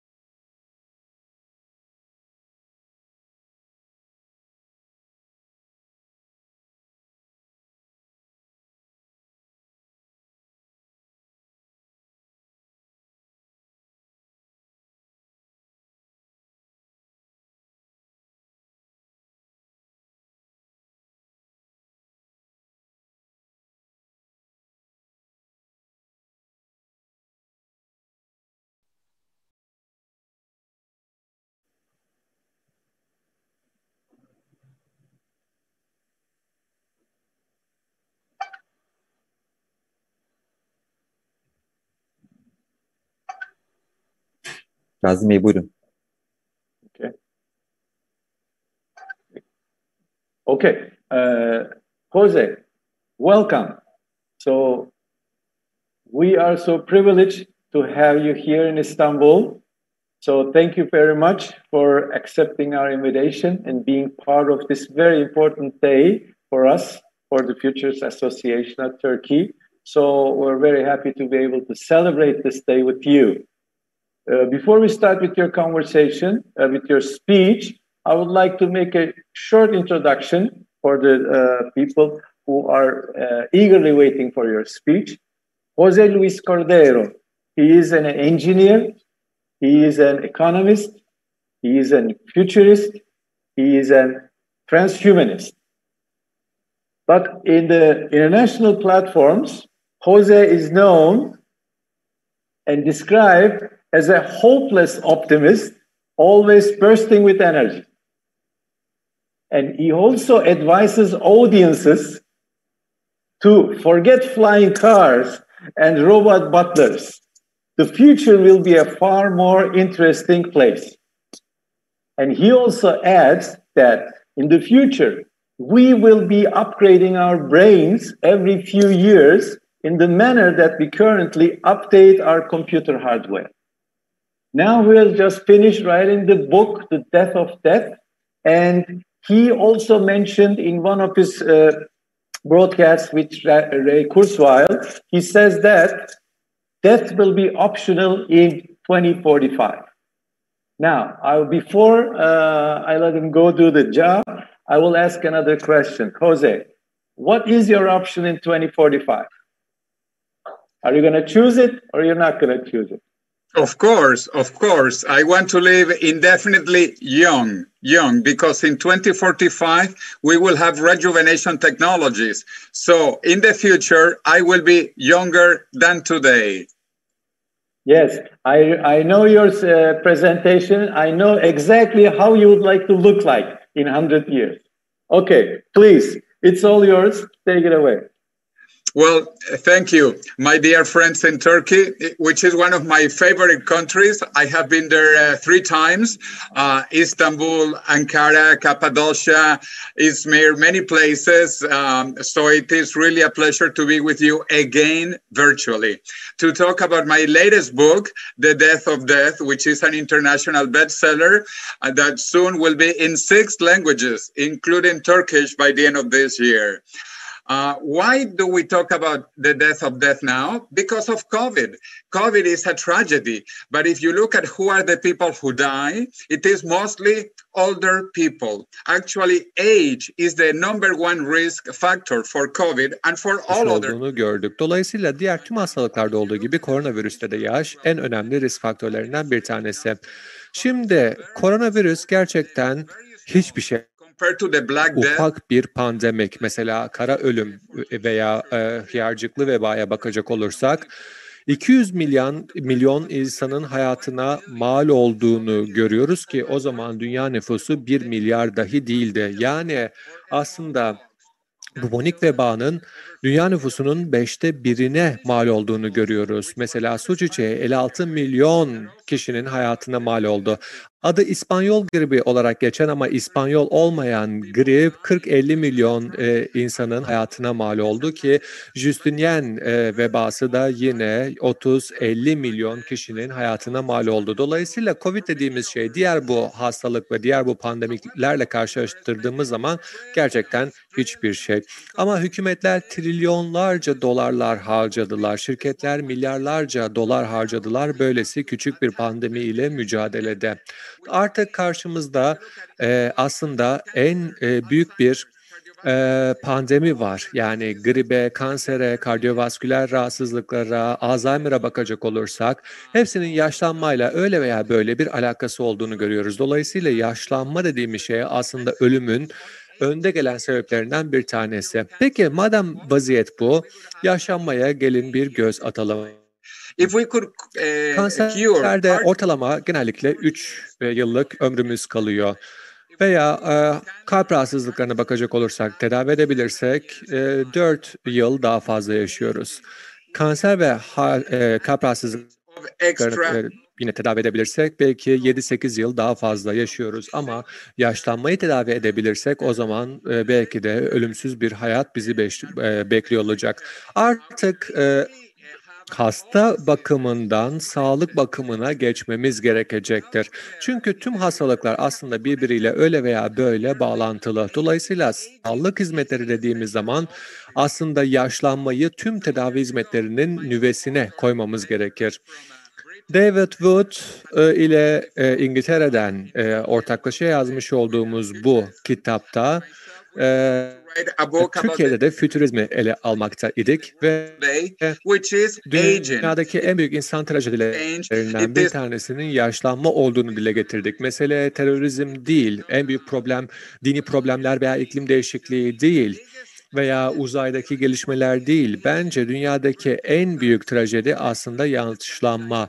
Çünkü şu anda evrendeki nüfusun 2/3'ü yaşlanma problemiyle karşı karşıya ve insanların %90'ı yaşlandıkları için hayatlarını kaybediyorlar. Yine bakın tüm İspanya'da ve Latin Amerika'da hem 1. hem de 5. sırada en çok satan kitap olduk. Basılı kitap 1. sırada, Kindle olarak yani elektronik kitap olarak da en fazla satan 5. kitap olduk. Brezilya'da, Portekiz'de yine en fazla satan kitap olduk. Artık Fransızcası yayınlanacak. Önümüzdeki birkaç hafta içerisinde Rusçası, birkaç ay içerisinde de Çincesi ve bu yılın sonuna kadar da Türkçesi yayınlanmış olacak. Dolayısıyla uluslararası edisyonları da bu kitabın çıkıyor olacak. Peki İspanya, neden İspanya? Çünkü Japonya'dan sonra bugün en fazla ömür İspanyollara aslında ait. Belki Akdeniz diyetinden kaynaklanıyor olabilir ki Türkiye'de de İspanya'da da Akdeniz diyetinin altı çizilmekte. Maria Blasco gibi pek çok bilim insanı kanseri tedavi etmeye ve yaşlanmayı tedavi etmeye çalışıyorlar ve yaşlanmayı nasıl durdurabiliriz bu konuda çalışıyorlar. Juan Carlos Espusa Belmonte, Nobel ödül adaylarından bir tanesi, gençleştirme, rejüvenasyon tedavisi üzerinde çalışıyor ki bugün bunun mümkün olduğunu biliyoruz.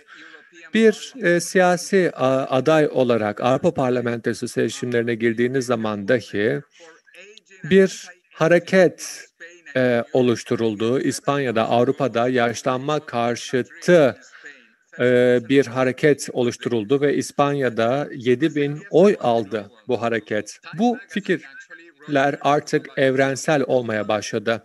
Time dergisinde 2045 yılının insanın ölümsüz olduğu yıl olacağı dile getirilmekte. Belki 2045'ten çok daha erken gerçekleşir. Buradaki değerli dostum Ray Kurzweil'in görüşlerini görüyorsunuz. MIT'den Alma Mater derecesiyle mezun olmuş önemli bilim insanlarından bir tanesi ve diyor ki tekillik artık yakın, Singularity is Near kitabıyla bunu dile getiriyor ve önümüzdeki yıllarda katlanarak artan değişimlerle birlikte aslında son 2000 yılda gerçekleşen değişimlerden çok daha fazlasının göreceğimizi dile getirmekte. Tekrar altını çiziyorum. Son 2 milenyumdur gerçekleşen teknolojik değişimlerden çok daha fazlası önümüzdeki birkaç yıl içerisinde gerçekleşiyor olacak. Ray Kurzweil yeni bir kitap yayınladı. The Singularity is Nearer diyor. Yani tekillik çok daha yakın. Ve biz artık tekiliğe ve ölümsüzlüğe yaklaşıyoruz. Burada 4 teknolojinin aslında bütünleştiğini görüyoruz. Nano teknoloji, biyoteknoloji, bilişim teknolojileri ve kognoteknolojiler. Ama 2029 öncesinde artık Alan Turing testini geçiyor olacağız ve artık her yıl hayatta kaldığımız sürece bir aslında ekstra yıl kazanacağız. Ne demek bu? Yani 10 yıl içerisinde, belki 20 yıl içerisinde artık ölümsüzlüğe yaklaşıyor olacağız. Çünkü her bir yıl daha fazla hayatta kalabilirsek yaşam beklentisi, ömür daha da uzuyor olacak. Ve 2045 yılında gençleştirme teknolojileri bizi yaşlanmamıza rağmen daha genç kılacak. Artık biyoloji bilimi dahi katlanarak değişiyor, daha ucuz, daha iyi hale geliyor. Bilgisayarlara dönüp bir bakalım. 40 yıl öncesinde ben üniversitedeyken IBM'in disketlerini kullanırdık ve 1 kilobayt hafızası vardı. Artık cebimize 1 terabayt sığdırıyoruz ve önümüzdeki 20-30 yılı düşünün ve bu teknolojilerin giderek iyileştiğini düşünün. Şimdi beyine gelip bir bakalım. Artık yeni bir beyin ile karşı karşıya kalacağız. Üçlü beyin teorisi. Yani exokorteks dediğimiz yeni birim bizi süper zeki yapacak. Artık cloud, internet beyinlerimize doğrudan bağlı olacak ve sınırsız bir zekaya ve sınırsız bir hafızaya sahip olacağız. Çok kompleks bir yapı biliyoruz ama bu kompleksliği çözeceğiz, üstesinden geleceğiz. Aslında Elon Musk, beynin internetle birkaç yıl içerisinde bağlanacağını dile getiriyor. Neuralink şirketiyle bunu yapacağına iddia ediyor. Ve bu da aslında bize süper zeki bir beyin sağlıyor olacak. Biyolojide tabii ki maliyetler giderek azalıyor, katlanarak azalıyor aslında. Aslında daha yavaş bir iyileşme olsa dahi yine de ciddi bir gelişim var.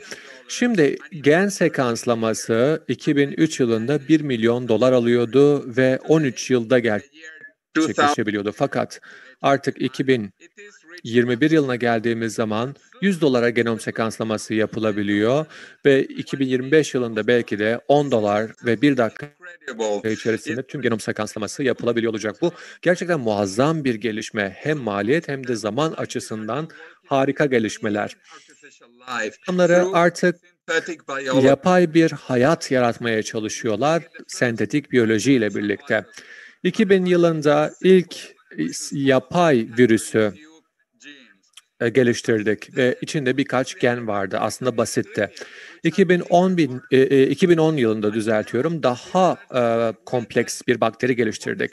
Ve artık diyoruz ki acaba 2045 yılında yeni genomlar, yeni genler, yeni kromozomlar üretebilir miyiz? Dolayısıyla bugün artık bizler yaşlanmaya da odaklanıyoruz ve yaşlanmayı artık bir hastalık olarak ele alabilir miyiz?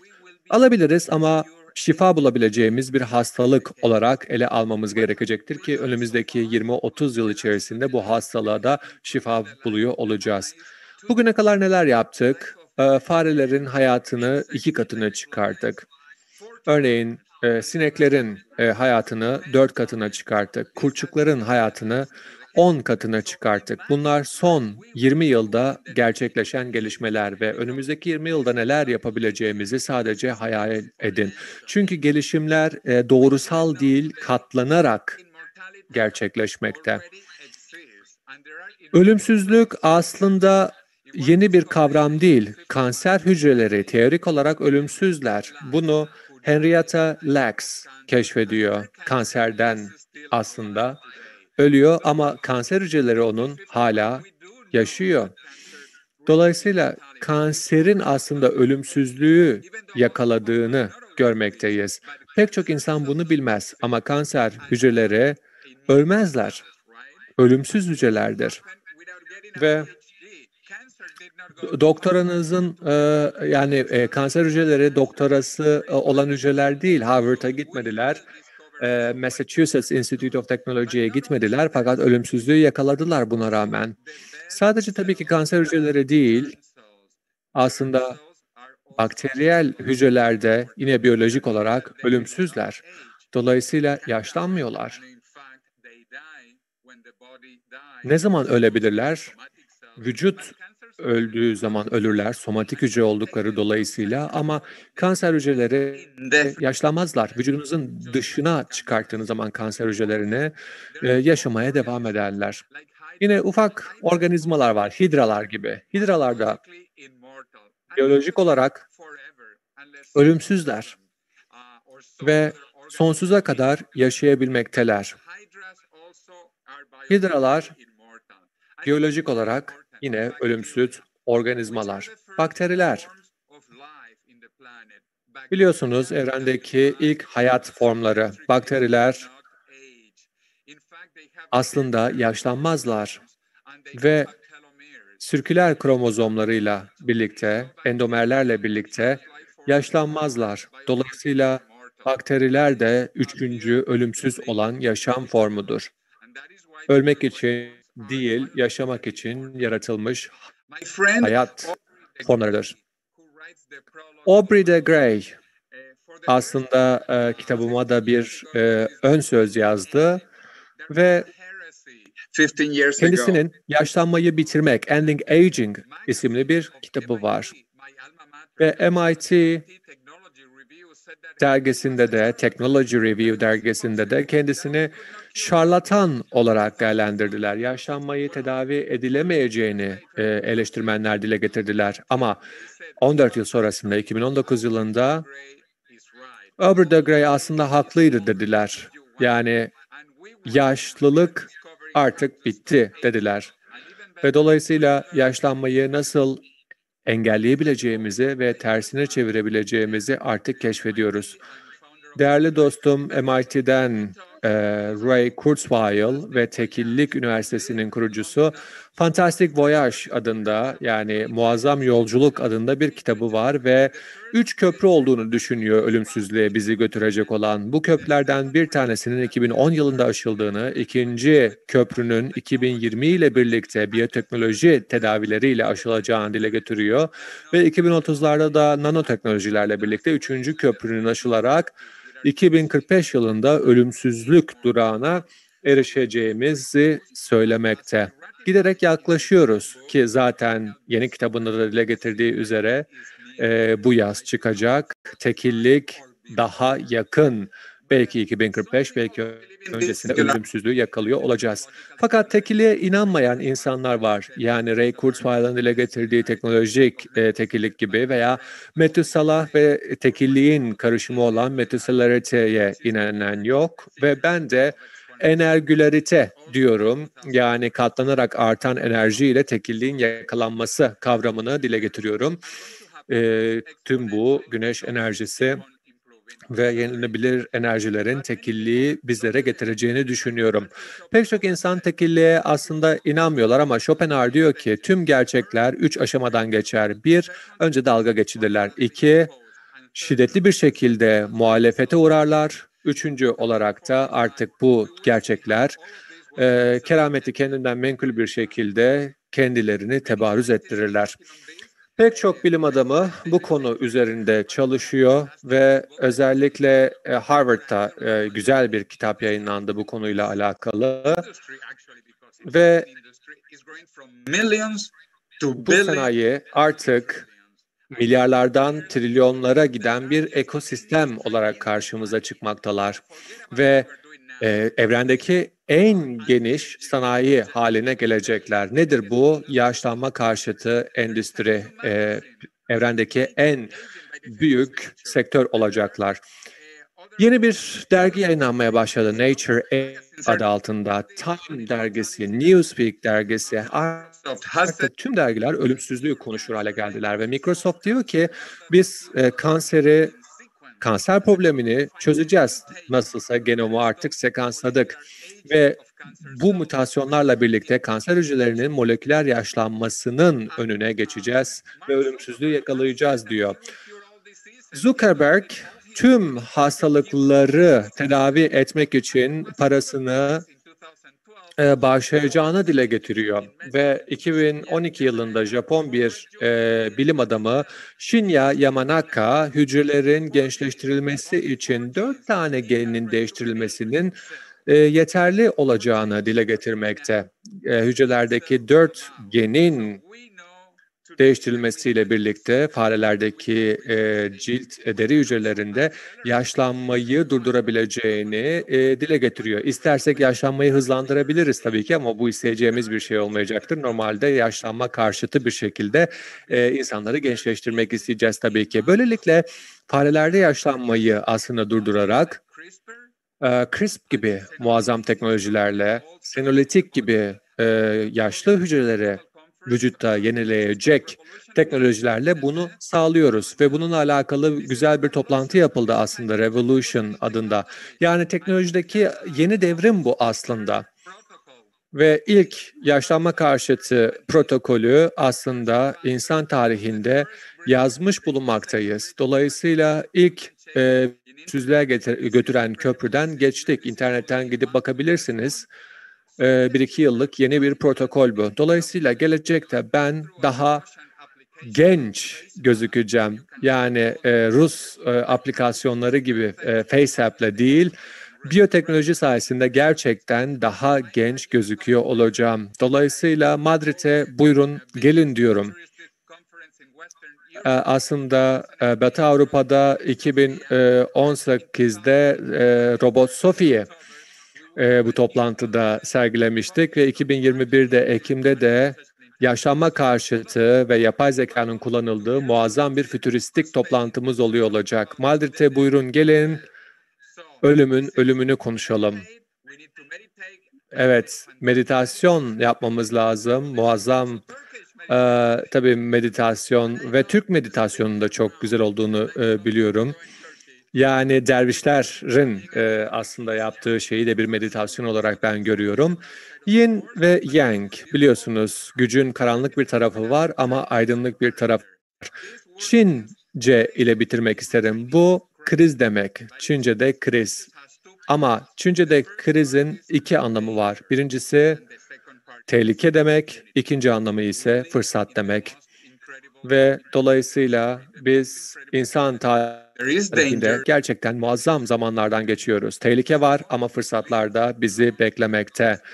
Uzun yaşayalım, refaha erişelim. Çok teşekkürler, sağ olunuz.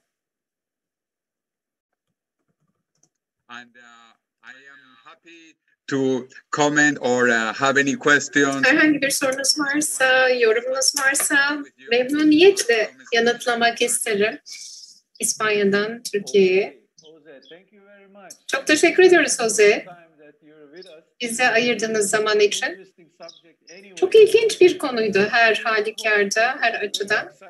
Ve insanlar çok heyecan duydular ölümsüzlük meselesiyle ilgili dinledikleri karşısında. Bir başka nokta da ölümsüzlükten korkma meselesi ilginçti. Hala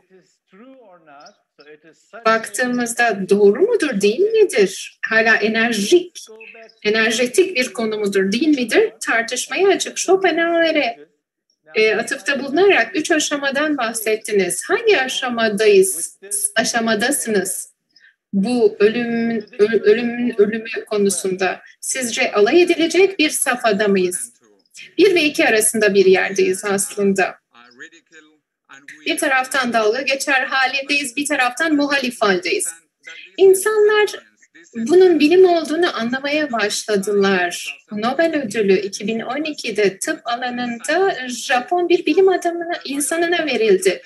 Biyolojik olarak gençleşmenin mümkün olduğunu ispat etti, ortaya koydu. Ölümsüzlük mümkündür demiş oldu. Zaten halihazırda var olmaya devam ediyordu. Kanser, yine hücreleri, bakteriler, bütün bunlara baktığınız zaman ölümsüzlüklerini ortaya koymuş oldular. Gerçekten çok tatminkar bir cevap oldu. Bilimsel açıdan bakacak olursak çok anlamlı geliyor. İlla ki zamana ihtiyacı var ki kendi kendini kanıtlasın. Çünkü artık bunun bir kanıttan ziyade kendi kendini kanıtlamasına ve emsallerini görmemize ihtiyacı var. Chat'e bakmak istiyorum. Chat'teki soruları sizlerle paylaşacağım. Bir tanesi Dilek Vatansever'den gelmiş. İngilizce olarak yazmışlar. İnsanlar gerçekten ölümsüzlüğü istiyorlar mı? Eminler mi? Bunu da araştırmanız lazım diye düşünüyorum. Sizden talepte bulunuyor. İnsanlar bunu gerçekten istiyorlar mı diye soruyorlar. Aslında insanların en büyük hayali bu. Bütün kültürlerin, bütün medeniyetlerin burada kayda geçmiş yazılı tarihin ilk anından itibaren böyle Mezopotamya'da, Türkiye'de ilk kitap insan tarihine ilişkin yazılmıştı Gılgamış Destanı. Gılgamış Destanı'nda ne yapıyorlardı? Ölümsüz olmak istiyorlardı. Ve ilk yazılı tarih kitabesi olarak sadece Mezopotamya'da değil, Çin'de de yine aynı şekilde İmparator Qin Shi Huang Çin'i birleştirirken bir terakotadan ölümsüz bir ordu inşa etmek istiyordu. Yine aynı şekilde piramitler firavunlar tarafından ölümsüzlük amacıyla inşa edilmişti. İspanya'da yine aynı şekilde Amerika'da ne yaptı? Gidip ölümsüzlüğün aslında kaynağını aradı. Burada İspanyolundan tutun Çin'ine kadar Mezopotamya medeniyetlerinde tarihin geneline baktığınızda herkes ölümsüzlüğün peşinde koşmuş ve ilk defa tarihte buna çok yakın duruyoruz ve bir taraftan ölümlü nesilden ölümsüz jenerasyona, nesle doğru artık ilerlemeye başladık. Artık bir tercih meselesi. Yaşamak mı istiyorsunuz, ölmek mi istiyorsunuz? Cenk Tezcan'dan bir soru gelmiş. Sağlıklı yaşamın daha uzun yaşamak için ilaçlarla karşılığı konusundaki durum nasıl etkilenecek diye düşünüyorsunuz demiş. 3 tane köprüden geçiyoruz. 1. 2. ve 3. köprülerden geçiyoruz kademe kademe. Farklı farklı cephelerde mücadele veriyoruz. Birini burada dahil ederken diğerini hariçte bırakmıyoruz. Tıbbi tedaviler dediğimizde bilim insanları pek çok konuda çalışıyorlar. Kök hücre tedavisinden tutun da öz programlama, yine senolitik gibi farklı farklı alanlarda çalışmalar yürütülüyor. Yani burada tek bir alandan bahsetmiyoruz. Araştırma yapılan pek çok alandan bahsediyoruz. Ama daha önce de bahsettiğim gibi ölümsüzlük mümkündür. Çünkü zaten var olmaktadır, mevcuttur. Burada bir kanıt aslında mevcuttur. En iyi tedaviler nedir? Bunu bilmekteyiz. Bazı insanlar gelecekte bir enjeksiyon ya da bir ilaç marifetiyle gençleşebileceğimizi iddia ediyorlar ki bunlar mümkün. Biz en iyisini keşfetmeye çalışıyoruz. Aşılar gibi, Covid aşısı gibi pek çok insan farklı farklı usullerle aşı üretiyorlar. İlaç ve yine aynı şekilde nazal spreyle de bunu geliştirme gayreti içerisindeler. Tıbbi alanda pek çok şey mümkün ve gençleşme için daha uzun yaşamak, yaşayabildiği kadar genç olarak yaşamak için mümkün. Her türlü koşul mevcut. Gerçekten felsefi açıdan da meseleye böylelikle yanıt vermiş oldunuz. Zafer Bey diyorlar ki yaşlanmayı tedavi edilmesi gereken bir olgu olarak tanımladınız. Neden yaşlanma tedavi edilmeli diye soruyorlar. Yani burada yaşam döngüsünü insanların öldükleri, yaşadıkları, doğdukları, yaşadıkları ve öldükleri döngüyü mü kırmaya çalışıyorsunuz? Yaşlanmanın neden tedavi edilmesi gerekiyor? Çünkü farklı yaşam formları var ölümsüz olan. İlk formu bakteriler, biyolojik olarak ölümsüzler. Çoklu hücresel yapılar, hidralar ya da yine aynı şekilde benzer yapılarda çok hücreli organizmalar ölümsüzlüğe bahşedildiği canlılar. Dolayısıyla bizim vücudumuzdaki yine aynı şekilde yapılar da, ölümsüz yapılar da söz konusu.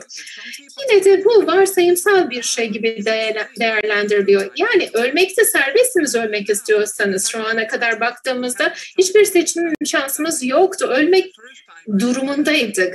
Ancak hayatımızda ilk defa bir seçim şansımız var. Yaşayacak mıyız, ölecek miyiz? Ve ölmek isteyenler elbette ki ölecekler. Mutlu bir şekilde ölecekler. Mutlu bir şekilde ölmek istiyorsanız ya da mutsuz bir şekilde ölmek istiyorsanız buyurun ölün. Ama pek çok insan yaşamayı seçecek. Çünkü biz genç ve sağlıklı olmak istiyoruz ve daha iyi bir dünyada yaşamak istiyoruz. Çünkü yaşlanma, siz yaşlanmak istemediğiniz takdirde olmayacak bir şey daha var.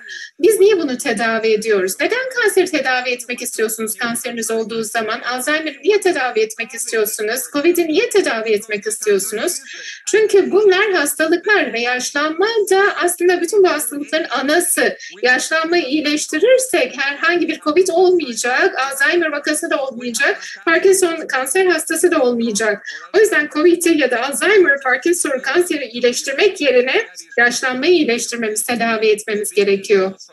En büyük muzdarip olduğumuz şey gezegenimizin 2/3 yaşlanmadan muzdarip aslında. Her şeyin temelinde bu yatıyor. Güzel bir yanıt oldu aslında.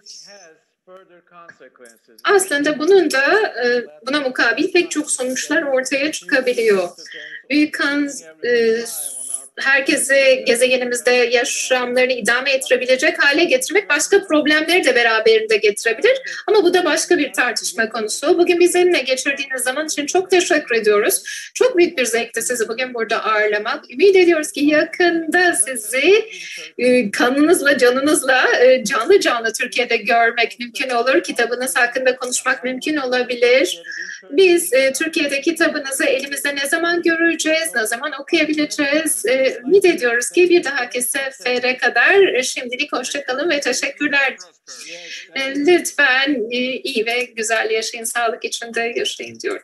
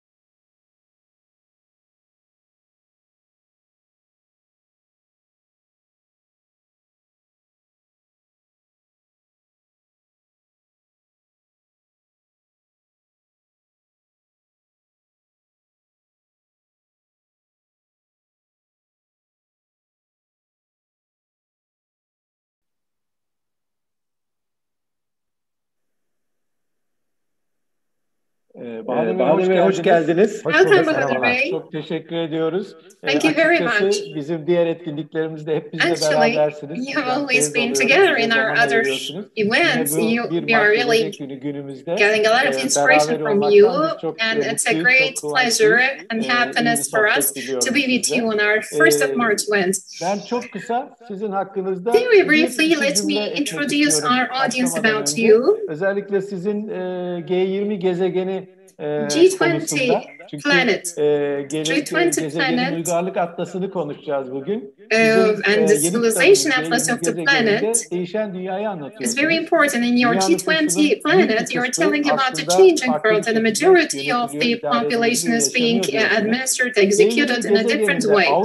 And in G20 planet, Europe and also Turkey relationship, Turkey is the main axis, but it's not the only axis. By being a main axis, EU is changing and the Turkey is changing, and at this point, Turkey needs to have some certain conditions for EU, and they should have, and this is the change which our present time brings us. Very briefly, I would like to ask you a question. It is a very comprehensive topic, has got many parameters in the new conjuncture. In this new restructuring process, will EU lose its structure or will be collapsing under this burden, this changing burden? Let me respond by referring your question. It's a great honor to join this important event. I mean, we are trying to understand future, and really it is so much related with understanding our present time and understanding our past. There is a continuity in time and time perception. It is differentiating and becoming very rapid in pace. Yes, EU, by including EU, nothing is eternal. In every field, there may be some certain changes. They may be positive, they may have a positive impact or negative impact. And the perception of this positivity and negativity may change throughout the time. And by going back to past by going to future. If you would be looking back to our present time from future, how would we see our present time? I had an interview recently about this. If we are at, let's suppose, at 2030. At 2030, and we have completed 2020s. What would we be looking for, wishing for, by looking at the 21st century, by 2020s, how we have lived and experienced them? I mean,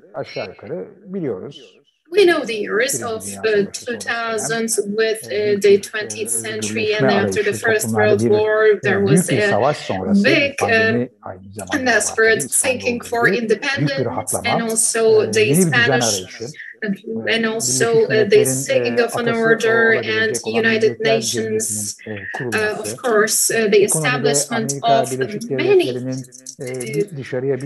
actually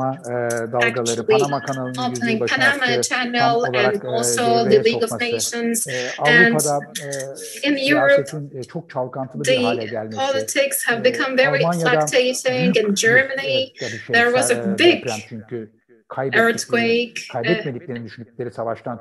They have become very, actually, they had a very devastating impact of the Second World War. Another, actually, unsustainable environment started to appear in Italy. There was Mussolini, and actually, I mean, look at some reactions and the hegemony of big colonialism actions and decolonialism actions and economical crisis, and in architecture, Art Deco and jazz music types rapidly started to gain ground and started to disseminate the whole world. The world radios, they have started to dominate, and so there was a development, and we have seen the approaches of the Second World War. Let's suppose that we are in 2030s. geçmişe dönüp baktığımızda 10 years passed away. When we ben look 2030 back yılındaki in Bahadır Karaağası 2030, olarak sizlerle as Bahadır şunu Karaağası of paylaşmak 2030s, I would biraz like to share isterdim, biraz da something with gerçekçi you. olmaya çalışarak, yani I temkinli bir want to be a little bit gerçekçilikle realistic, ve temkinli but bir iyimserlikle I aynı would like zamanda to be a little bit isterdim. cautious when I am Bu trying son to 10 yıl, yani be 2020'den itibaren realistic, geçen 10 a little yıl bit çok iyi deliberate. başladı. And the Toparladık last sayılır 10 insanlık years uygarlığı have olarak. become with a Sanırım great iyi bir tension. We have 2031 başladı. started 2031'e iyi to gidiyoruz. have Yani dünya some tarihinin recovery, akışı and 2030 most 2020'lerde çok probably will dalgalı be, oldu. on global perspective, will be Menderes more dönemi, positive. şelaleler I mean, içinde when bir we dönem look oldu at her the açıdan. Menderes times, Ama şimdi it was 2030 under yılındayız. fluctuations. Geriye dönüp And when you look baktığımızda at 10 yıl 2030s and öncesine look gidiyor back, odak noktamız. Çünkü go dönüm back yılı to 10 years 2020. ago, the 2020 turning yılının point nasıl was bir tarihsel dönüm 2020. anı olduğunu And what şimdi type of 10 a yıl turning sonra bugün point in a 2030'da historical daha iyi anlıyoruz. perspective? It is Birçok easier açıdan to comprehend it sonun by looking başlangıcıydı at from the 2020 perspective yılı. of Bazı 2030. açılardan da 2020 was başlangıcın sonuydu. the starting of an end, and for some certain Ama reasons, hani it denebilir was the ki end ve of bana da some sorulabilir ki o certain dönemde o zaman starting iyi de points. yani And you can 2020 ask me, okay, 2020 and also for some other years, it is possible to state this. Yes. If we call it Horus Horribilis, it's a disastrous, it's a very bad year. For example, Queen Elizabeth, due to some dynasty problems, and after Wilson Castle fire has been determined like that, and Kofi Annan, the ex-General Secretary of United Nations, because of the increase in wars and because of the scandals in administration and economics, 2014 has been stated the year of horrible times, for example. So it is so much related from which perspective you are looking. 2019, by the end of 2019, the social media was having some actually jokes to end up this horrible 2019, and 2020 was like that, and 2020 has taken the piece from 2020's mad humors.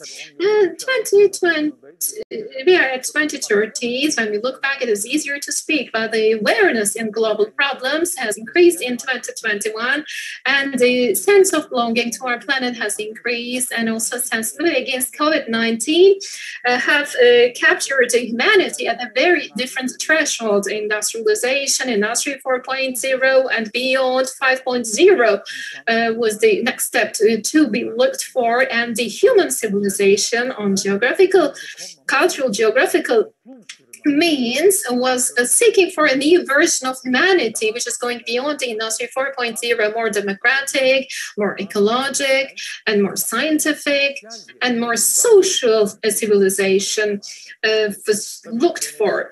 And it is possible to state that 2030, Bahadır Karaağası or some other people may state that, okay, this globalization was present. It was very going back to Roman Empire times in India, in the Indus Valley's development, for example. It was present in Mesopotamia. It was present, but it was having a high speed in 2000s, actually. The time and the space and our perception about space and its continuity and continuum and relativity have significantly differentiated by the help of technology. Globalization is so much related with the perception capacity of space and time. Everything was revolving around the planet very freely, and the speed was very high in pace. Money and goods, people, data, culture, and ideas, they were evolving and revolving, and there was a great, actually, enthusiasm of this mobility, and also for the global powers, they were stating the same things. And I was having some presentations about it within my articles. I was speaking about biological viruses, and biological viruses are present and will be a threatening force. I was, of course, watching documentaries, an article from China, and an idea from the United States were being discussed. For some other viruses, there was an alarm. Not only the biological viruses we were speaking, there were the economical viruses in the United States stock exchange markets in Shanghai. There was the dissemination of financial crisis. And when 2020, they were experiencing these digital viruses, for example, which may bring the end of humanity all of a sudden. It's a calamity. It can transform into a calamity. If as a result of a hacking storm, it is possible to have this terrorism, for example, virus, and organized crime viruses, unemployment viruses, disinformation viruses, are the big threats to our democracies in 2020s and really devastated. Disinformation viruses, and majorly the most vital one, of course, is carbon dioxide virus. 2020, it was a very positive year on one side, because they have got rid of Donald Trump and Biden become the president. They have returned back to Paris Climate Agreement.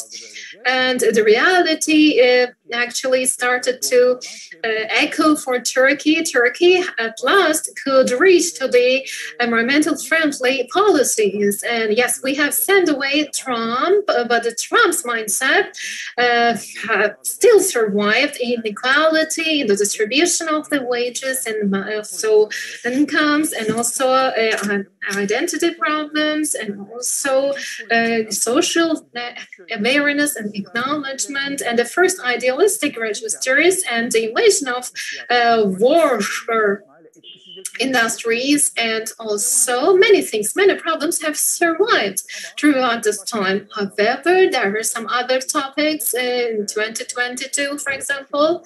The vaccine campaigns have started. 2021 have passed away with these vaccine campaigns, and somehow we have overcome the health crisis. Yes, okay. When we look back from 2030, these things have happened, and the science has gained the ground. And when we look at before 2020, of course, they have started to recognize some certain facts. The existential problems have started to appear: security, freedom, technology, and private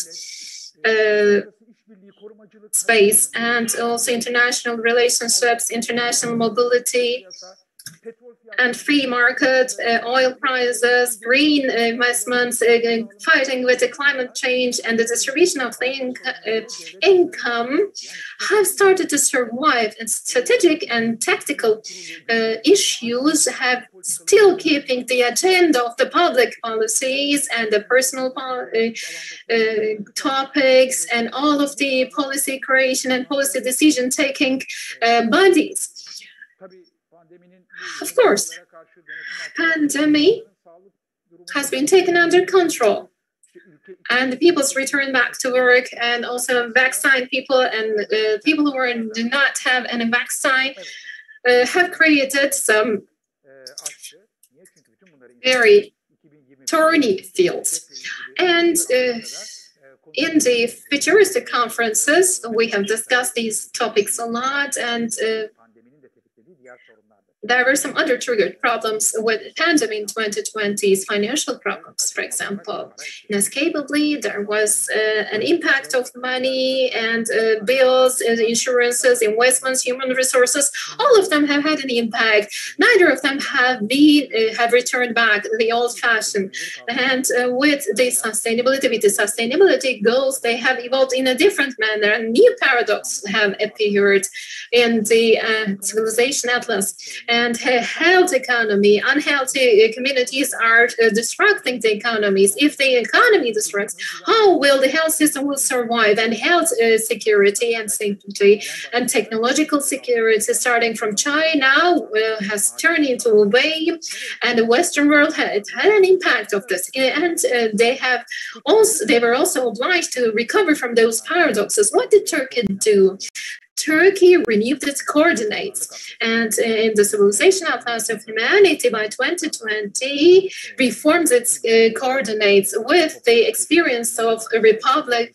And they have started to integrate the wisdom of freedom, actually. At every topic, they have recognized the importance of freedom as a wisdom and as political parties and the political mindset have somehow meet on a single consensus, and in the freedom of speech and the ethnic, religious, and gender and cultural issues have become more free and has evolved into a more technological society and have become more environmental friendly in the social movements, in the gender equality issues.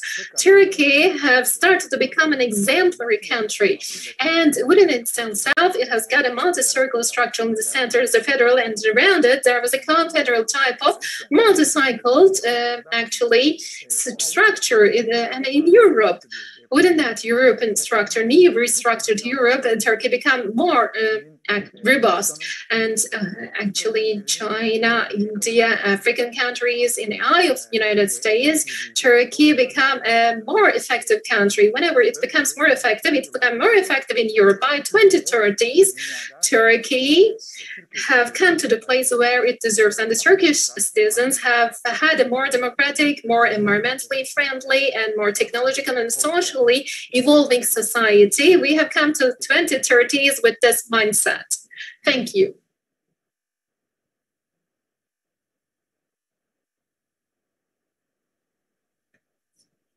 Evet, Bahadır Bey. Yes, Bahadır Bey. Thank you very much.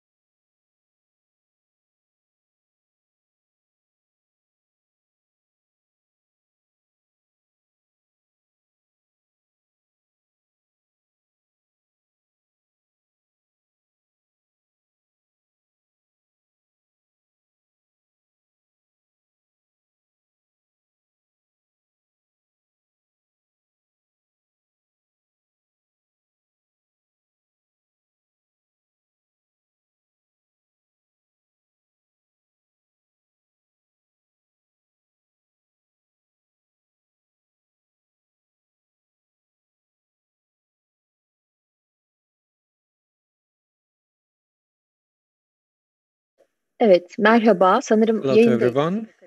I do believe we are live and everybody can hear us at the moment. Hi, Mr. Kazım. Hello, welcome. We are celebrating the 1st of March Future Day today, which have started already in the morning. And as our sessions are going on, we will listen to your speech titled Future is Now. But before that, let me introduce you to our audience.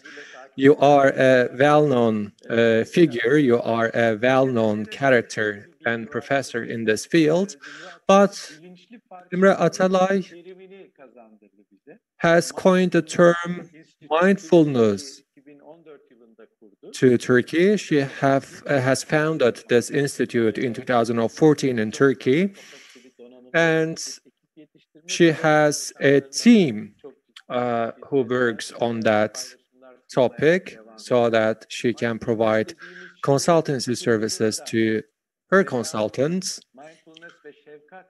Mindfulness and compassion, mindfulness here and now are the books that she published. And before indulging with your speech, let me ask a question. We are experiencing a pandemic which has already passed 1 year, but something unexpected comes to our lives, which is ambiguity and uncertainty. This affects us a lot because our morals are down, so it is actually making us ups and downs all the time. So since this is the case, I do believe it will be much more challenging to be mindful about it. So let me come to this issue. During this pandemic, due to the ambiguities and uncertainties, I do believe we couldn't enjoy our mindfulness. We are doing our best, but unfortunately, and most probably, we are not reaching there at the moment. So, most probably, we should make ourselves mindful today. But if we cannot do that today, we will not be able to take the necessary lessons. So, what will we do in an second uncertain environment? So maybe you will give an answer to that question during your speech. I will be more than glad if I can find that answer. Thank you so much, Mr. Kazım. What I would like to say is that as long as you have hope for changing the future, the only way of changing the future is to embrace the moment. I don't say that being in the moment, but embracing the moment as it is.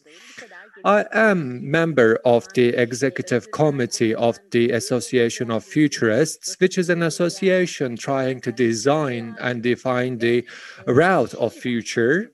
And still, I am speaking about now, the moment, which is a huge paradox. But what constitutes future is today, now. I mean, mindfulness is actually my field of study in which I do my practices and do my researches. Mindfulness is defined as the way forward. For about 40 years, there have been many mindfulness studies, which is at my age, by the way. But today, in all universities all around the world, when you type down the prominent universities in USA and also in Europe, you will see that there is a mindfulness program. I mean, in Harvard, there is a center. In Oxford, there is an MA program. In certain universities, there are research centers. And in some of the universities, there are the graduate programs. The MBA teams and many assemblies all around the world are making use of the mindfulness. That's why mindfulness is really an important topic for the future. As this topic is quite important for the future, it is also related with now, the moment, because our mind is fluctuating all the time. It is fluctuating from past to today and to the future. The researches conducted so far have shown that almost 50% of our time when we are not sleeping, our mind is traveling from past to today and to the future, to the events which might never happen. And since this is the case, our well being is being dropped. As long as we are touching with the moment, then our well being will be improving. Well, touching to the moment, I mean, having connection with the moment doesn't mean that we will think for future, but we will think for future in a conscious manner. I will give you some keywords. One of them is the fluctuations in our mind. This is the default mode. So when we are not under stress, our mind will be fluctuating and flying from one place to another. And there is another network which is called past positive network. So the mindfulness can lead us to our well-being, which has been proven by many neuroscience activities. So by changing now, by changing the moment, you can actually change the neurostructures in your brain. This is possible. So this is the default mode of the mind. And all psychological and philosophical and religious approaches are always underlining the importance of now, the moment, because if we are uncareful about this moment, it will be disseminating to the future, the next moments. That's why being in the moment is really important. Living in the moment is really important for mindfulness, and embracing the moment as it is really important, because as long as we are aware of the fact that what is going on surrounding us, then most probably we will be investing heavily for our psychological well-being.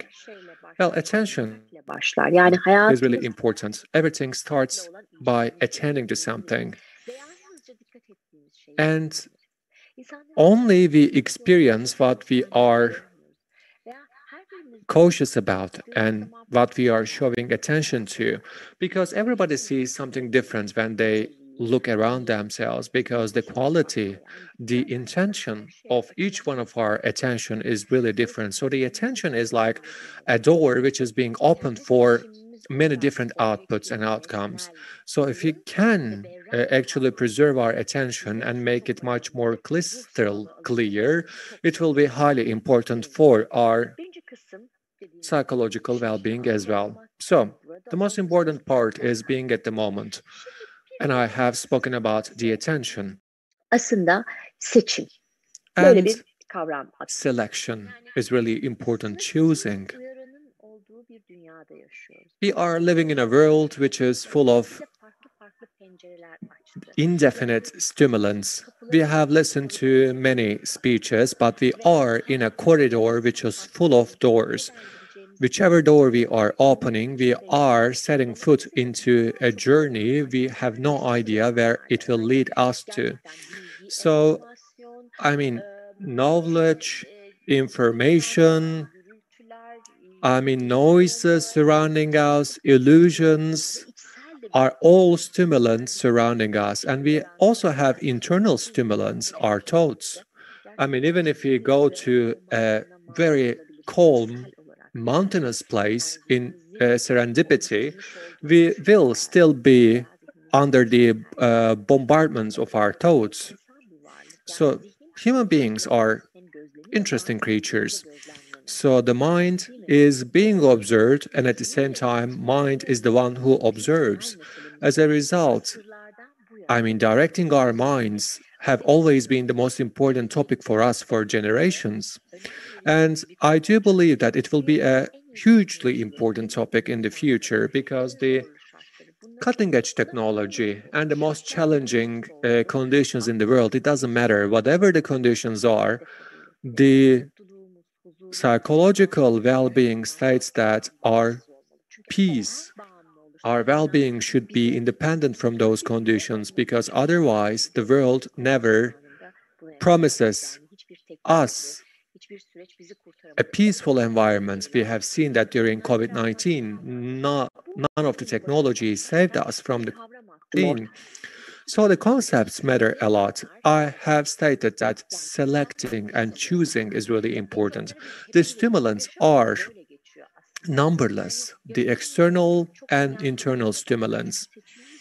Well, we are living in a world where we don't have the option to choose because we are living in an environment where we cannot make our own choices. We didn't choose our body, we didn't choose our gender, we didn't choose our father and mother.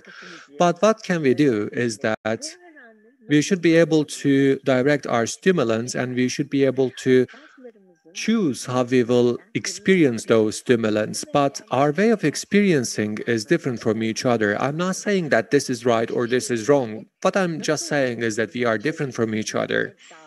And we have a choice of how we will experience the stimulants. So, what makes us human?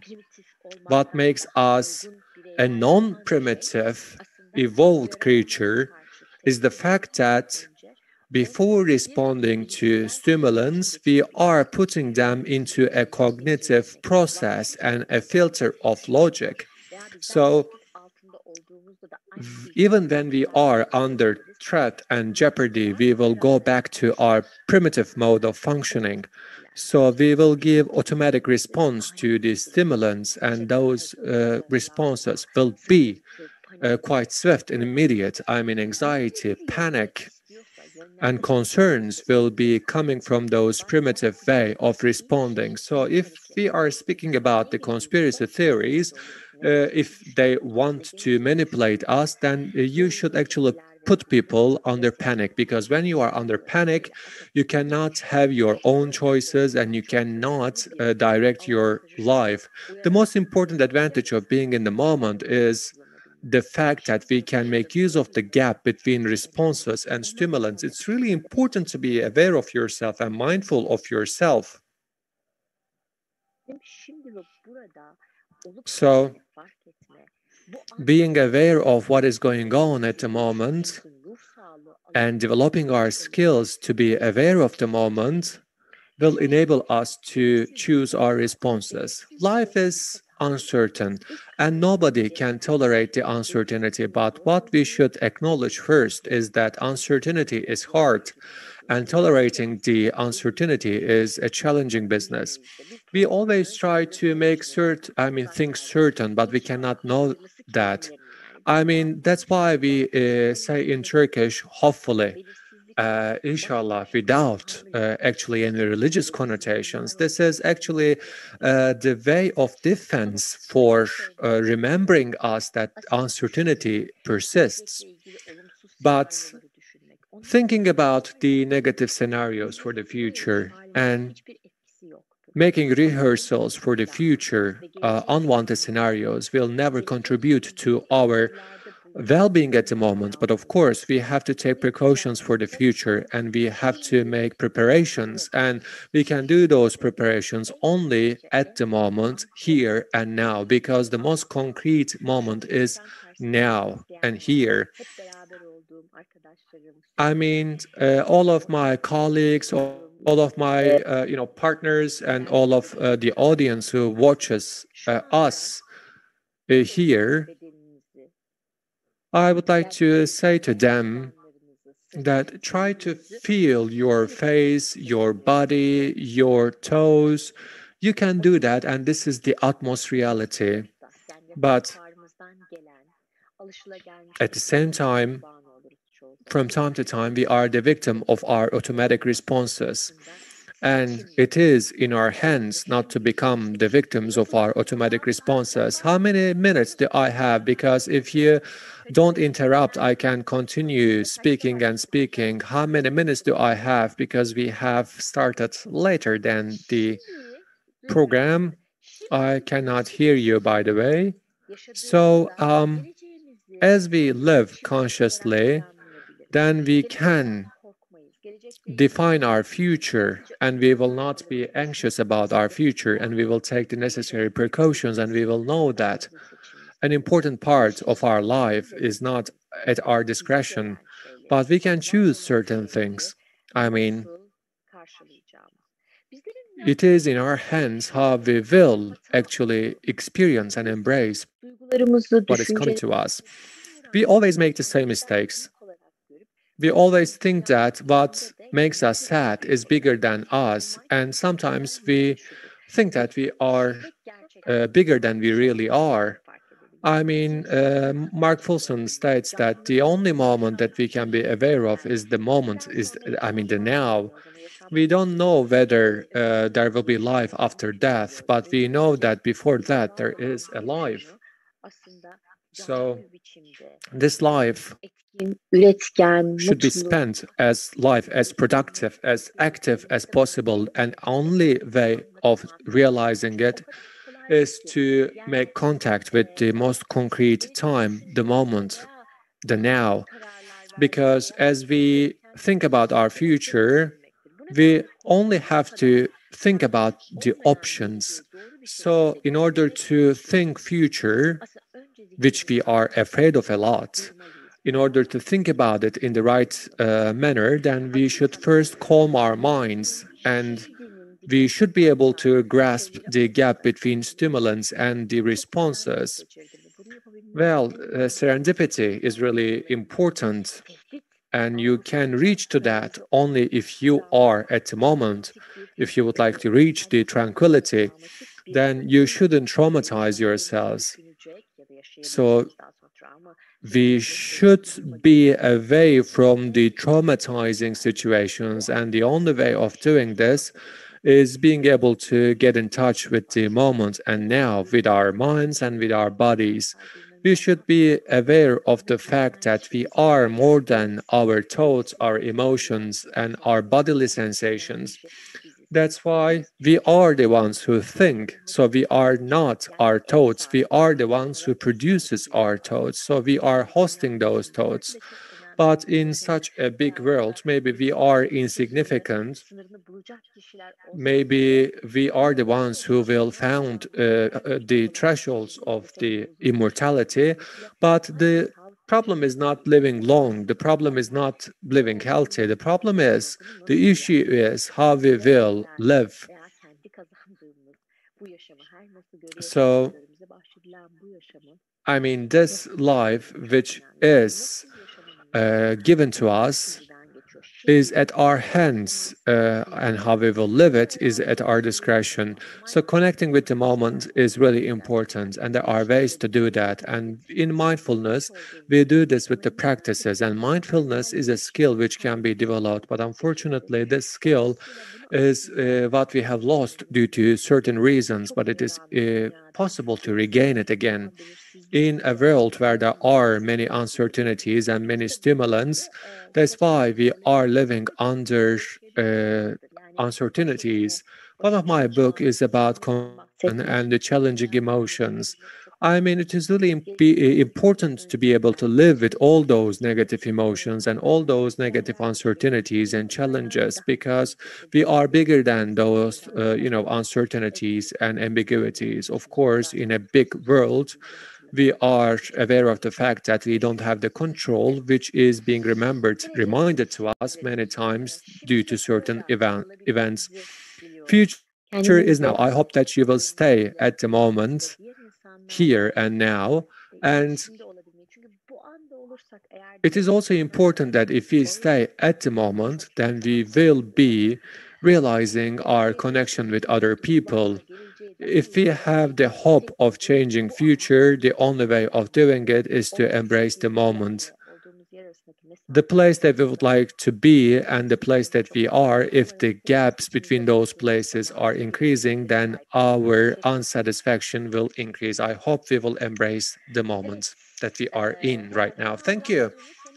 I believe this is the end of my time. Any questions, any comments? I cannot see the questions or comments. Well, we can see you right now again. Well, I have taken a look. There are no questions because the things that you have explained are so interconnected and so comprehensive. So I do believe that everybody actually digested what you have explained so far. They are just processing it at the moment, because different speakers actually touched upon many different topics since morning. So what you have just done actually added the right function of being at the moment, and now you calmed us down. And our next speaker will be Dr. Lale Başarır, and her title is "Are You the Future? Are You Coming?" So it's quite meaningful. So, I mean, we use that sentence in Turkish, but I mean, we can actually explain it in one sentence, but in English, you have to use two sentences to explain the same sentence. So, we don't want to hold you any further, but I mean, if you have anything else to add, we can listen to you. Well, there is not. Thank you so much. As regards to everyone, hopefully I was able to open a new door in this corridor, which is full of doors.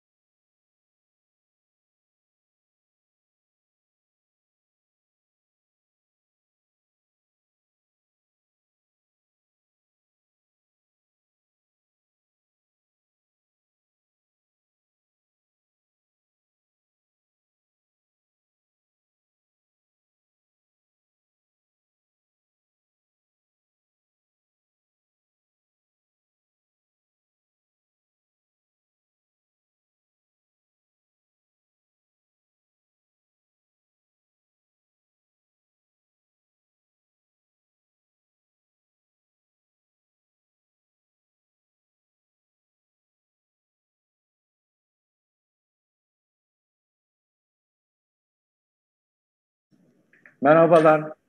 Hello, Merhaba, everyone. hoş geldiniz. Welcome, Professor. Sabahtan başlayıp bugün We have started from the early times of today and the 1st of March, Feature Day. Afternoon speech, you're asking us, are you the feature or are you coming? And I have a few words to say about you. You are the first graduates of NASA Camp Seniority College. For a long period of time, you are a designer in the field of architecture. You're a profile working actively and the education-centered architecture is your latest trend, direction, and it's a very multi-phased direction. After your futuristic studies, there are three keywords that you mentioned: wisdom, scaling, and connection. And in your presentation, we will see them. I just want to ask you something briefly. September 2020 article of yours states that artificial intelligence apprentices are performing, if they perform better than the human beings, what will happen to them? Yeah, it's your article indeed, and there are two important questions and responses, and most probably in your presentation you may speak about those details, but the question is very good, and all of the outputs created by artificial intelligence, whether they can be accepted as a design or not, has we had another response. Ergin Bey had a presentation about art and the art made with artificial intelligence, whether it compiles with the art, the real means of art or not. And you do have a very close connection about today's, our present times architecture. I hope that these are all involved in your presentation as a concept to be discussed. And Anders, thank you very much. In my article, I was speaking about the things which I will be also presenting in my presentation. It is more field-specific type of article, but I'm very glad that you have come across with my article, and thank you for mentioning that. I would like to thank the Futurist Association for this Vision and Horizon Briefing event. And the keywords is wisdom, scale, and connection. Those three concepts are determining and defining feature. But in the core of these concepts, other than any actually suppositions or propositions, I'm going to ask some certain questions. When we speak about, for example, connection, there are different. So one of them is Barabazi's statement as a science, as a network science, which a science is focusing and examining the relationship and the connection between its different sciences and scientific fields are reaching to a certain threshold and having a connection with some other science fields.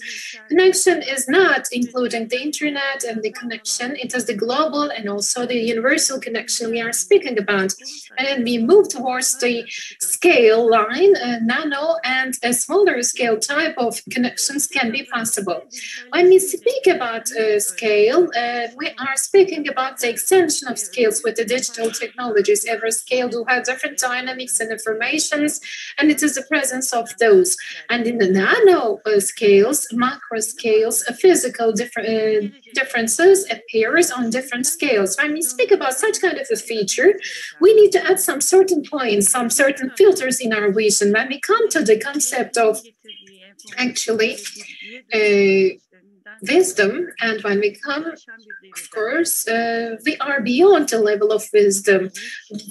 We are speaking about consciousness, we are speaking about intuition, and we are seeing the transformation of wisdom and the connection of individual with the community is beyond our perception right now. Now, the relationship with its own well-being and the wisdom and wisdomized approach is possible to be mentioned, stated here. Some scientific researchers are pointing out the fact that we are not, before explaining our decisions and speak them out, those decisions have already been taken.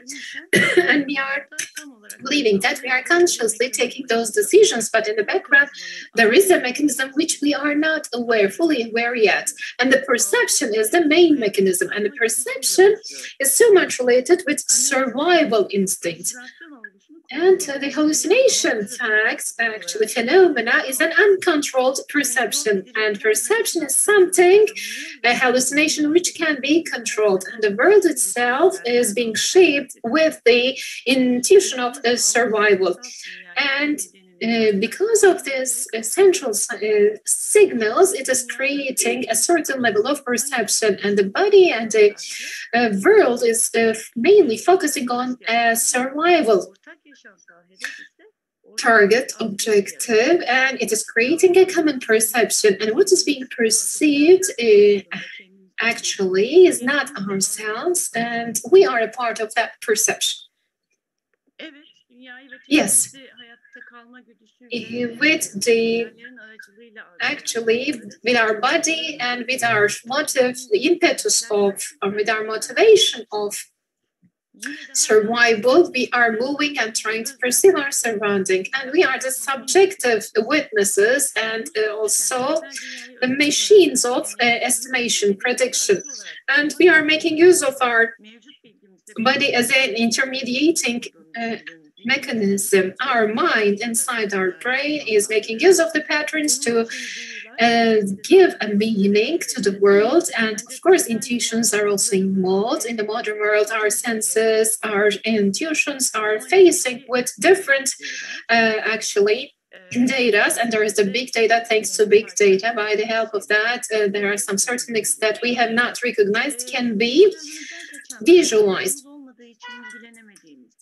Things which we cannot assign a certain period of time, and due to some certain reasons which we could not make use of, some certain phenomena and facts are being operated with big data and algorithms related with this big data. What is being visible should not always be in favor of being seen, just like in this picture. All of the living microscopic actually spider-like creatures living in our skin would not be maybe would not be necessary to be seen.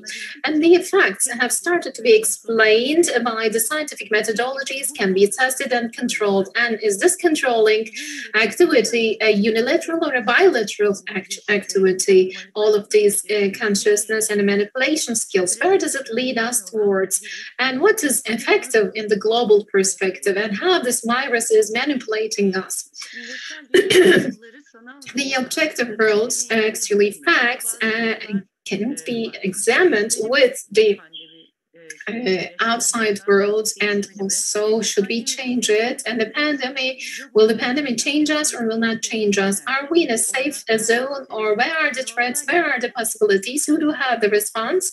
Is the Clubhouse a response for that? In the objective world, can it be experienced with the virtual worlds tools? And is it possible to have an ignorance? And what can be ignored? What are we ignoring actually, if there is something being ignored? We need to ask those questions. When we speak about the objective world, we are speaking about the constructed environment.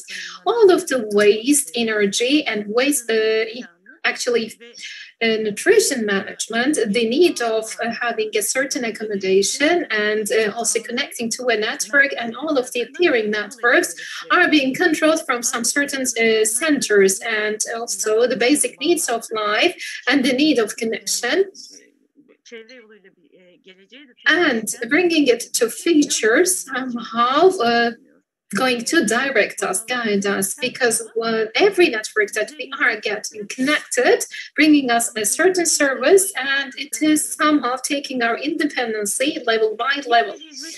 And another service field is design. So against a problem, it is a tendency to provide a solution. And the description of a problem is not always including a service. There can be a manipulative motivation as a content. As you can see, this is the plan diagram. Anytime that you go and you wonder how it would be possible to go out of from here. It's a shop chain, and the circulation is not leaving to the hand of chance, and it has been designed according with a certain purpose, and the content of this shop has been designed to direct and manipulate with 20% with logic, and the rest of the 80% is being shaped to address the emotions. So the architecture of the shop is having an impact on the satisfaction level of the customer, sometimes leading towards the unexpected shopping. And this was the predetermined aim. And perception is something can be controllable. It's an hallucination that can be controlled. And if it is like that, so what we need to understand is far behind. Okay, we do have the hippocampus side of our brain, and every spatial actually appearance is creating a cellular, activating a cellular structure. And how does it operate on the spatial level? We need to understand the consciousness. It is not a matter of explaining what is a consciousness. I would not aim to do something like that. And of course, our intuitions are creating that connection.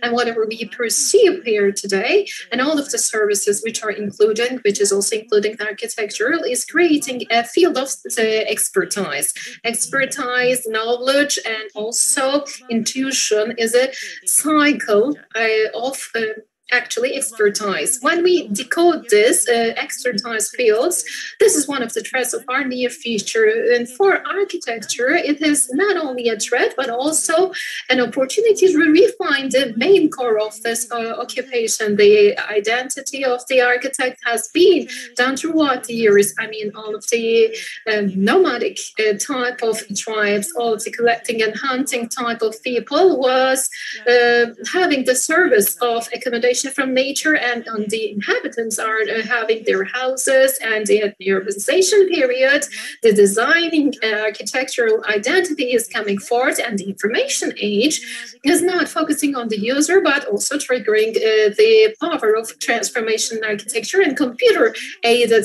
architects are becoming obvious, and also artificial intelligence supported architectural approaches now are present trend, and what will be the future bring us. And also computer sciences is so much supporting, and also structure and informatic supported, and parametric design tools are also supporting architectural designs. This is an architectural solution, and different geometrical and topological conditions are being adapted, are being programmed. And this is a study focusing on that. As you can see here, there are different criteria, different parameters, and it is changing according to those changing parameters. And here what you can see that this is the artificial intelligence point in the field of architecture.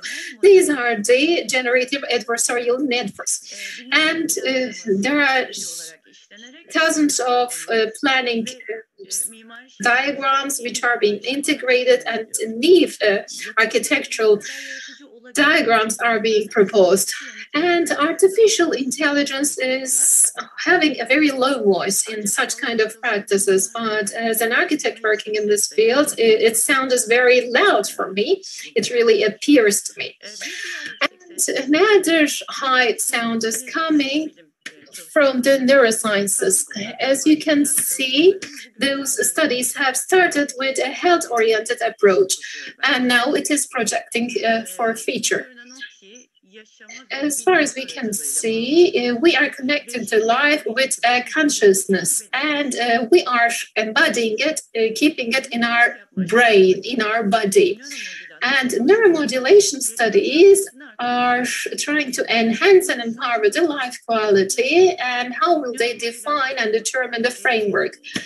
And neuromodulation increasing can be translated as enhancement, and without integrating magnetic, electric, or chemical interventions are the methodologies in this scientific field. How will they determine the borders? I mean, we are speaking about a technology which can write on the brain. What do we mean by writing on the brain? What is the border of limit of life quality in order to become a superhero, human? What type of situations we will come across? How we will cope with inequality? Will the developed person, human, will be the same person? The motivation which you see in a person who is in favor of developing will not be at the same level. So we are not speaking about the same consciousness level. Who will be more clever and who will be more effective? And there are some certain genetic manipulations which I'm not speaking about right now. So as the individuals, when we try to understand them, are we aware that we will be facing with the consequences? We need to question what we are going to come across. And beyond the visible things, we need to understand the background mechanisms.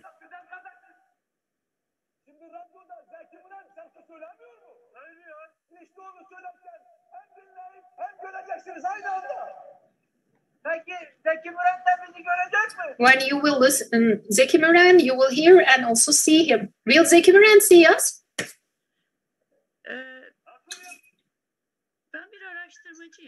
I'm a researcher. 2 days later, I have a conference paper and machine learning and transforming into a mechanical sketch by making use of some certain data. I was rejected to make use of a certain platform.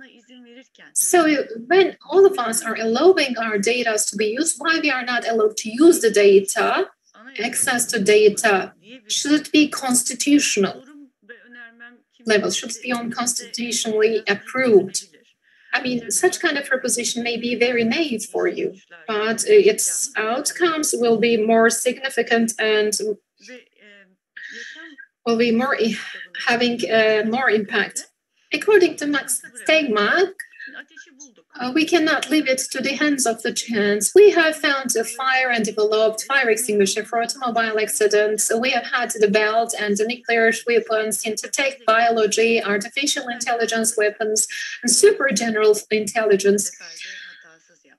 We need to do them, create them without having any mistake at the first step. Why we are differentiating artificial intelligence from us? Why are we afraid of robotic technologies? Aren't they a part of ours? Zeynep Tufekci is saying, are we creating a dystopia to click on the advertisements? The profile of bipolars are being determined with their money period and sending them the plane ticket to have a travel. Is this the idea of artificial intelligence or human intelligence? Will these synthetic worlds and organs be like a living statute, living organism or not? Actually, the 3D products, quality control and security, how will they provide it?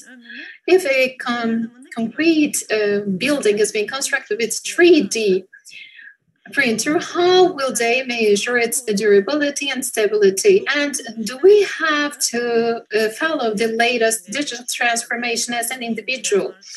And who will be the responsible? Who will own the responsibility of destructive technologies? Where are we going to live in the future? Who will design it? Middle-collar employees, what will be their statue? And where will the flying cars fly from? Where will the drones will fly from? What will be their route? Why are we going to space?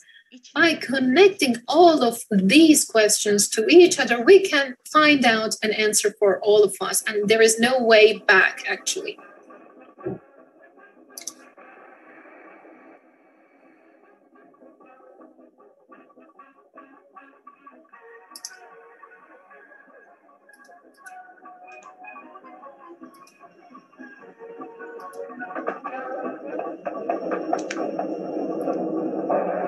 Gel diyorum sana. Ölürüm de gelmem. Durdurursa iniyorum.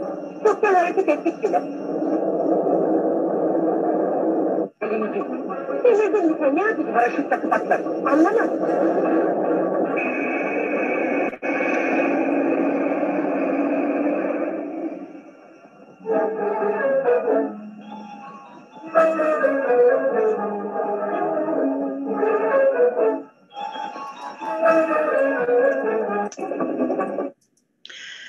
paraşüt takıp atlayabiliriz. We can wear a parachute and we can jump down. Kabusu bir kabus değil de bir hayal olarak insanlığa sunan Martin Luther King Jr. is saying, we need to have a dream. And within this nightmare, we should dream about the way going out of this nightmare. And are we giving up from our world by going up to space? Unfortunately, human being is not the only threat for our planet. We know that our planet is a part of our universe in galactic space. There are different principles and different scales. There are some certain features that we need to determine the principles to survive together. I wish peace in the world and peace at space. Are you coming? Thank you.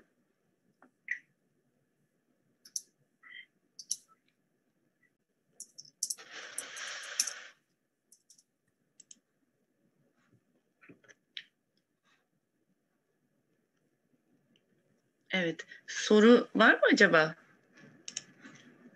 Any questions or comments?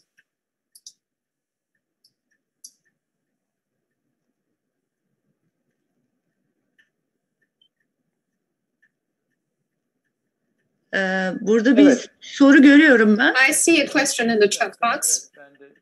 Yes, if you can see it, you can respond it if you like. We will have our wisdom as much as we can have a connection with the scale and within the scale that we are connected. It is, being the feature is a little bit frightening, and technology and with today's information, is it possible to overcome this fear? Yes, it is fearful. There are many faces which we do not come across, we do not know. Against the threats as human beings, we are having a certain level of fear, and knowledge is the biggest enemy of fear. If we have connection and knowledge, and with our perceptions, it is possible to overcome them, those fears. What is the worst case scenario? What is the worst case scenario? We cannot not accomplishing this, I mean, totally getting extinct. And we can just take it into consideration. We can disappear. We need to create. We need to try to create this connection, and we need to reach to a certain level of wisdom. And we should be aware on which scale we are. With this consciousness, we can overcome our fears. But there is also another fact. This is my own perception. Maybe it will not comfort you. There are a lot of, actually,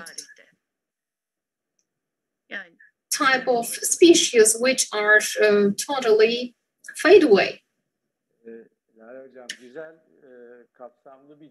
It was a very comprehensive and contented response. We always say that robotic technologies will come and we will lose our job and people will starve. And when those employment fields are disappearing, these structures are appearing on the stage. And renovation in itself and the nature of renovation is creating new coping strategies.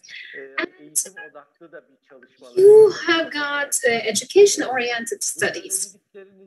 And whatever you have taught, how you can combine and think it together with education.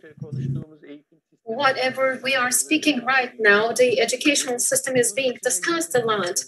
By integrating it, by combining it with this mindset, is it possible to create this wisdom, scale, and connection triangle by blending it and opening it and disseminating it to a wider area? Is it possible to do it? Whatever we speak about education as a fact, can it be an intermediating force?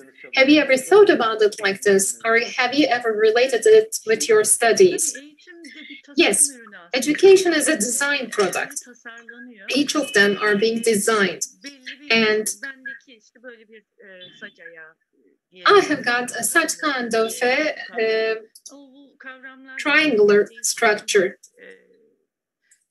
and those concepts may change their place in this trivet. Eğitim dediğimizde Whenever we speak about bunun karşılığı education, there is a reciprocity. yani öğrenmeyi There is a isteyen demanding çok fazla. side, and the Benim deneyimim learning oldu. demanding side should be explained in detail. This is my experience. I have children at the age of 6.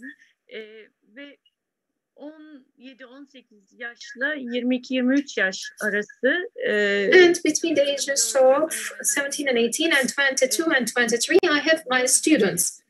öğrenme motivasyonu And there is a learning motivation. en önemli itici güç oldu. And the learning motivation is the biggest triggering force, Eğitimin tasarlanması moving force. You need to design education and you need to redesign education. hiçbir noktada da bitmiyor. And it is an endless story. It will never finish. It needs to be adapted continuously. Learning motivation Çok önemli is very crucial olduğunu düşünüyorum. and has got a very important space. Okay. The education itself started to be questioned, and the experts of this field, the practitioners, are going back to 100, 150 years ago's design. So whatever you have mentioned about architecture with a roughly description, they have found the material in years ago's material is not being used, and new materials are essential to be used. So the new technologies are essential to be used. We can consider it something like that. And by the way, we have got one more question.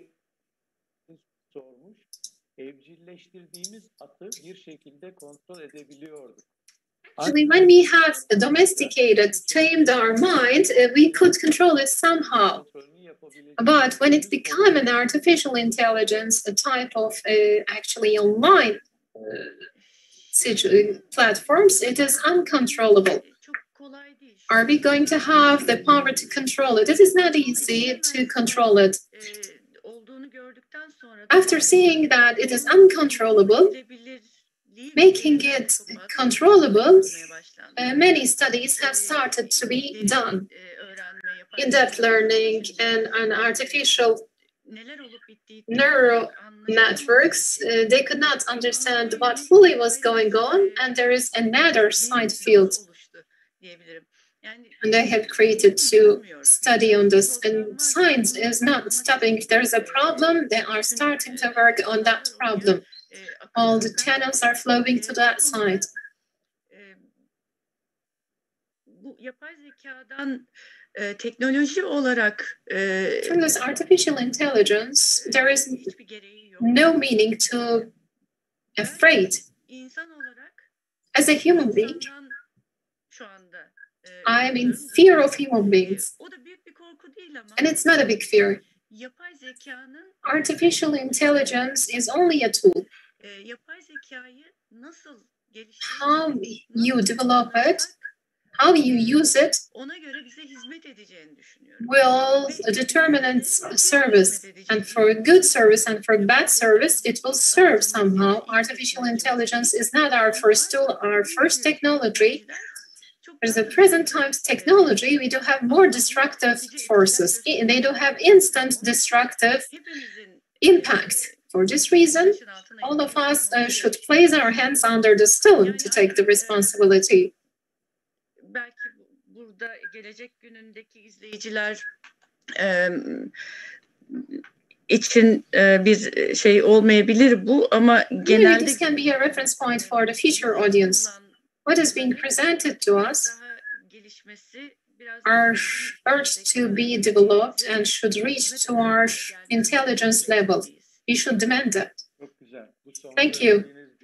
The last word is really very striking, and another way of awareness, creating that, and also having an effort to achieve it. Nothing is coming ready to your hand. We need to lean towards, and we need to take it, and we need to be a little bit suspicious. Curiosity, suspicion, and a dream. When we blend them together, there is a very good combination. I'm coming to the next question. If you do have the capability of creating something technologically, diye sormuş. makes it mandatory to be created or not? Çok haklısınız. Sadece yapabiliyor olduğumuz için Well, yapmıyoruz. since that we are able to create something, should we create it? Sanıyorum insanoğlunun Actually, this is human gelişiminden beings' kaynaklı. Ben yine insana quality. I'm returning back to human being. Yani bu mesela For example, plastik cerrahi düşünelim. let's speak about plastic surgery. Amacı For the very first time, its main objective was sektörüne serving for the değildi. was not serving for the beauty industry, was not aiming to develop the consumption side, it was for health. Ama bugün bakıyoruz. But when we look today, Yani daha çok yeni bir makale. it is, I have read an article, new article, very young people, Sadece onaylanma in order to be approved, plastik cerrahi the need of being approved, they are going to a plastic surgeon. sadece yapabildiğimiz için olmuyor galiba. So it is not because we can, we are able to do it. Kullanabilirim diye bir ses içeriden galiba. There is an internal sound which is whispering you should use it for this purpose. Yani hani biliyorsunuz. Or there's a dictating outside voice which is dictating you to do it. There's an environmental factor. It may contribute to in a beneficial way or in a destructive way. So by using technology is being perceived like this. In the morning session, Ergin Şener has just mentioned about the big data and the use of big data. Everybody is complaining about big data and its processing, but no one is hesitating to use it. We enjoy to use it, and then we are complaining about it. And yes, we are using technology, and sometimes we never think about whether we would like to use it or not. We believe that it should be used. It is essential to be used. There is such kind of perception. We need to question with this. We need to think about it. And we need to, of course, rethink about it, whether it is beneficial or not, how we are contributing to it or not. Of course, this is something important, positive. What is a tool? What is an objective? Sometimes we are missing our path. We need to reorganize ourselves. I mean, the technology is something like that. Whatever you said about artificial intelligence is like that. And technology is a tool, and transforming into the real means of an objective, the topic will be reaching to a different discussion point. It was very enjoyable to have such kind of a discussion with you. With this perception in mind, it reminded me something else. Is it something which architectural infrastructure brings us? Olabilir. Can be. Olabilir. Can be. Biz mimarlık eğitimi içinde çok farklı yani bir yapı yapmak. Well, within the architectural training, there are different points to it because it's not all about, constructing a building. It is the civil engineering, of course. İnsan olduğu için hizmet ettiğimiz. Because at the end of the day, we are serving the people because of the fact that they are human beings. Whatever concerns human beings is our concern, of course. That's why it is actually a multidisciplinary field. And I do believe this should be like that because I also think that, our field should be able to be updated. Think about your career. The first day that you have interest studying that field, but when we come to the contemporary time, all those developments are bringing along the problem of not being able to be updated, which is leading to other source of loss for resources. If you have anything to add, we can listen to your additional comments. Yes, please. Pardon. Ben duyamadım söylediğinizi. I couldn't hear what you said. Pardon, ben sizi kaybettim. Gerçekten dediniz. You said, indeed. Onu sanıyorum kaçırdım ama şunu söyleyebilirim. Sanırım Well, I can say this much. I do believe we are benim burada yapay adjourning my session. Diğer sorgulamalarla ilgili de önerilerim. I have certain recommendations about questioning the artificial intelligence.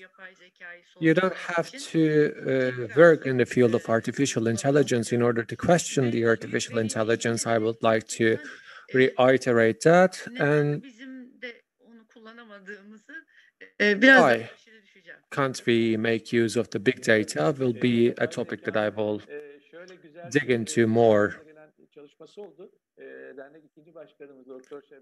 Şebnem Özdemir, the second chairperson of our association, in her field of expertise, she actually delivered a speech where she will deliver a speech where she will be explaining the artificial intelligence 101. So this is good news.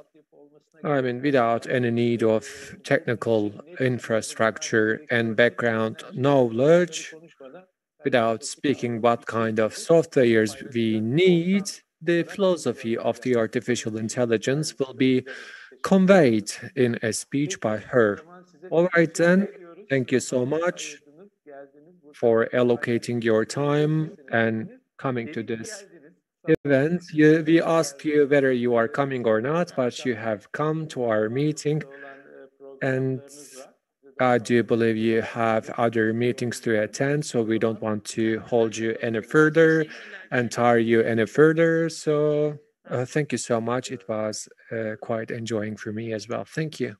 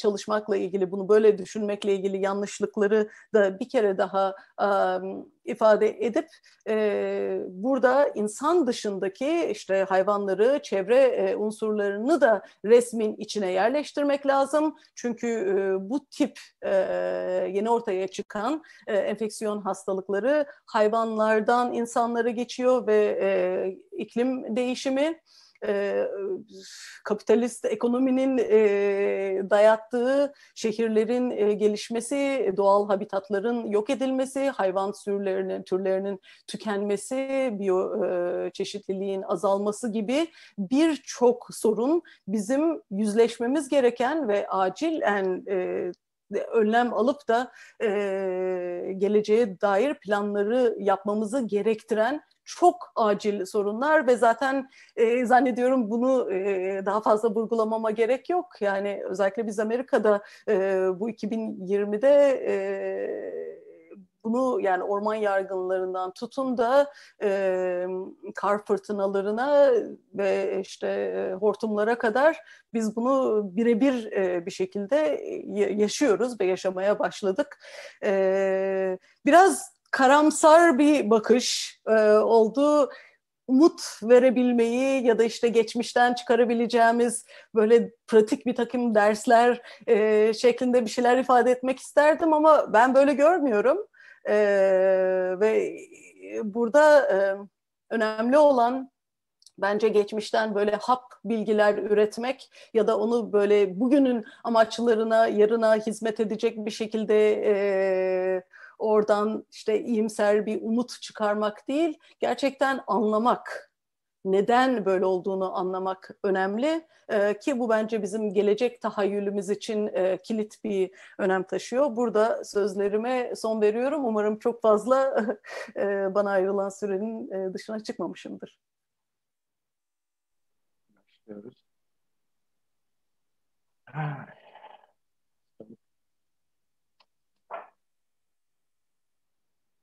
Hocam teşekkür ediyoruz. Gerçekten çok keyifli bir sunum oldu. Her ne kadar siz sonunda biraz karamsar bir resim sundum galiba diye bir endişe geçtiyse de kafanızdan, ben size kendi adıma onun kesinlikle öyle değil. Bunun çok farkındalığı yüksek. Bizim aslında görmek istemediğimiz, belki de uzak durduğumuz herhangi bir sebepten realitenin en açık şekliyle ifadesi olarak size söyleyebilirim.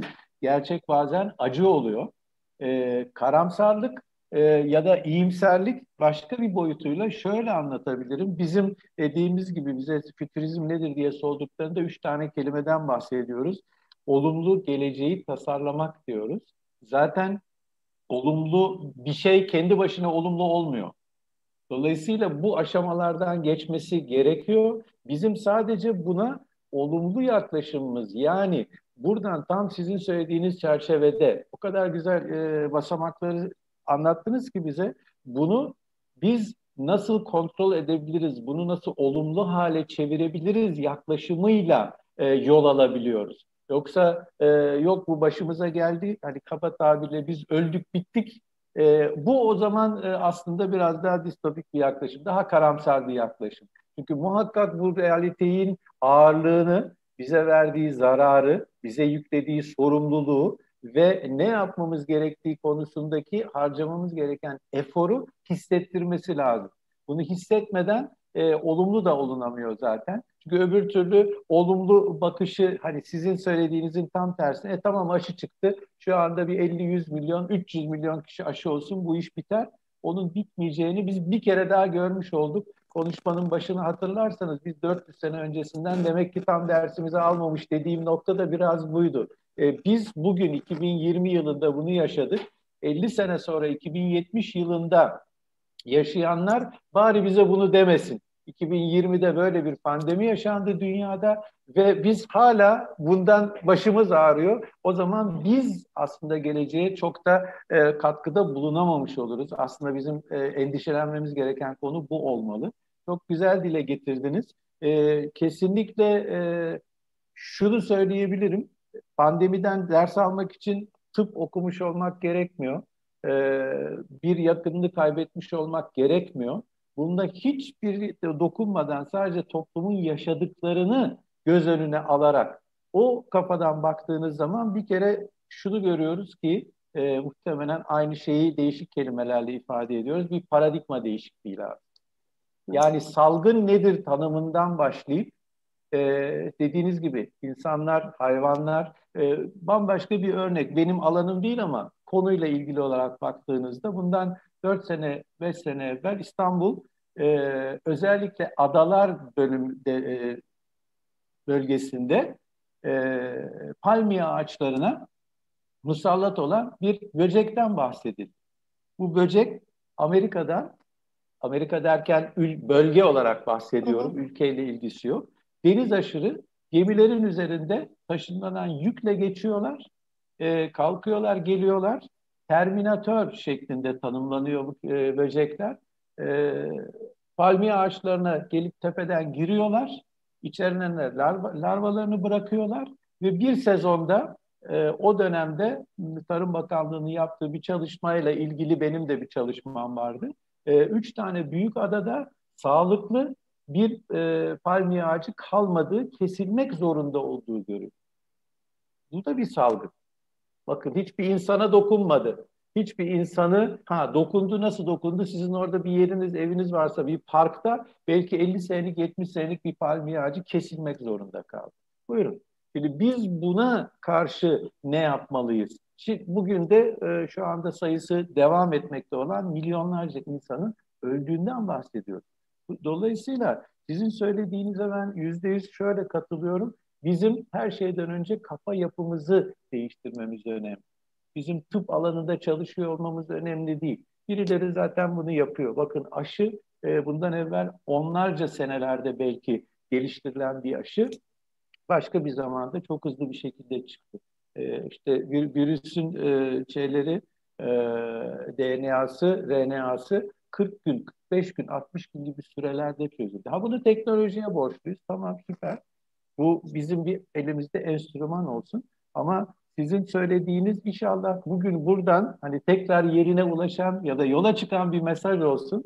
2020'de yaşadığımızdan biz dersimizi almış olalım ki bir sonrakinde bizim çocuklarımız, torunlarımızın çocukları dönüp de hani derler ya bizim işte dede şöyle yapmamış zamanında, bizim nine şöyle yapmamış zamanında demesinler bizim için. Çünkü o bizim üstümüzde taşıyamayacağımız bir yük oluyor. Onlara biz iyi bir şeyi bırakmak için daha farkındalıklı olmamız gerekiyor diye düşünüyorum. Sizin konunuzu biraz da böyle bağlamak istedim. Chat'e baktığımız zaman gelen çok net bir soru yok ama bu taraftan baktığımızda daha çok konuşulacak bir şey olduğunu görüyoruz. Sizin bu sunumunuz gerçekten çok zengin, potansiyelli, üretken bir şey. En azından bugün başlamış olan bu diyalogumuzu ben kendi adıma hani yönetim kurulu üyesi olduğum Fütüristler Derneği adına daha sonraki etkinliklerimizde de sizle birlikte bunu irdeleyebilmek, paylaşabilmek konusunda bir talebimizi de buradan paylaşmak isterim. Çünkü tam bu konular bizi o anlamda çok ilgilendiren konular. İnsanlıkla ilgili konuşuyoruz. Ve çok uzatmayayım söyleyeyim ama ilk pandemi başladığının 2. ayında benim şöyle bir düşüncem oldu. Dünya üzerindeki insanlık ilk defa bir bütün halinde tanımadığı, bilmediği ve hükmedemediği bir düşmana karşı savaşıyor. Hala da savaşıyoruz, kazanamadığımız bir savaş. Bunun farkında olmamız önemli. Yani bu bir kurgu bilim filmi değil, reel sokakta yaşıyoruz. Onun için siz ekranın öbür tarafındasınız, biz ekranın bu tarafındayız. Bunu tekrar hatırlattınız. Muhtemelen izleyicilerimiz de benzer şeyler düşündüler. Bize bunu düşündürdünüz. Çok teşekkür ediyoruz. Tarihe baktık.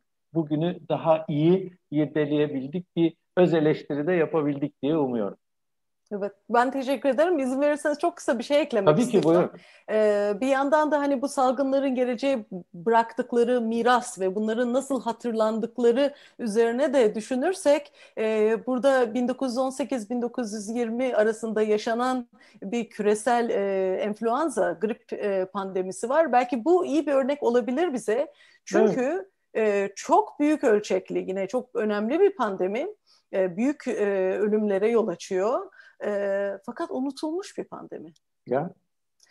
Bu pandemiyle ilgili, enfluenza pandemisiyle ilgili tarihsel kayıtlara çok sonradan rastlanılmış ve anlaşılmış. Yani 1980'lere kadar ve özellikle bir Amerikan tarihçisi ilk defa bu pandeminin anlatısını bir araya getiriyor ve kaynaklardan bunu bir araya getirerek bunun aslında çok büyük bir pandemi olmuş olduğunu bize gösteriyor ve o zamana kadar unutulmuş. Yani bu ne demek? Büyük ihtimalle bu da unutmak isteyeceğimiz bir şey haline dönecek, gündem değişecek ve yine tabii ki geleceğe umutla bakmak için başka konulara kayacağız ve sürekli pandemi düşünmeyeceğiz. Ama yine en azından burada toplumu bilinçlendirmek adına bundan bir takım prensipler ve nasıl düşünmemiz, nasıl tahayyül etmemiz ve doğru düşünme nasıl olmalı konusunda birkaç şey öğrenebilirsek ve bunu yerleştirebilirsek en azından böyle bir bilinç bence önemli olacak. Unutmak yerine anlayalım. Süper. Bunun üstüne kimsenin söyleyeceği bir şey yok hocam. Öyle güzel derlediniz. Çok teşekkür ediyoruz size. Özellikle gösterdiğiniz anlayış, bize katıldığınız gün, özel zamanınız için. Dediğim gibi bundan sonra benzer etkinliklerde yine karşılıklı birlikte bunu irdelemek ve bunu bir daha düşünmek adına hoşça kalın diyorum size. İyi günler, iyi çalışmalar diliyorum. Teşekkür ederim.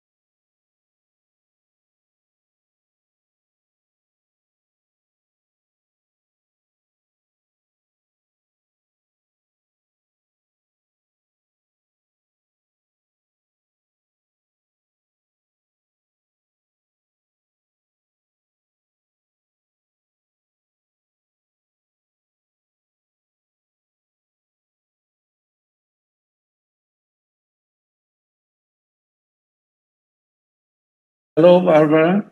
Thank you for coming. Thank you Merhaba Barbara. Geldiğiniz için teşekkürler. Bugün bizimle olduğunuz için bu özel günde çok teşekkür ediyorum. I know you're coming from future. Gelecekten geliyorsunuz biliyorum. Your work is in the future. İşiniz, gücünüz gelecek. Sizi bugün burada aramızda görmekten dolayı çok mutluyuz. Sunumunuza başlamadan önce birkaç yorum ve fikir paylaşmak isterim yaptığınız işlerle alakalı olarak. Siz de merhaba demek isterseniz buyurun.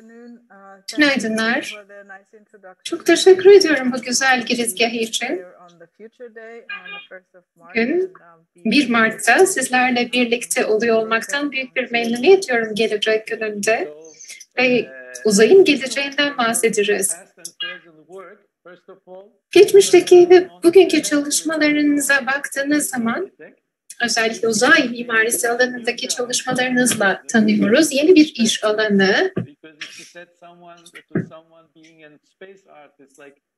Da 50 yıl öncesinde uzay mimarisi denildiği zaman komik misin derlerdi. Bunu bir karikatür kitabı, bir karikatür gibi görürlerdi. Ama şimdi artık uzayın geleceğinden bahsediyoruz.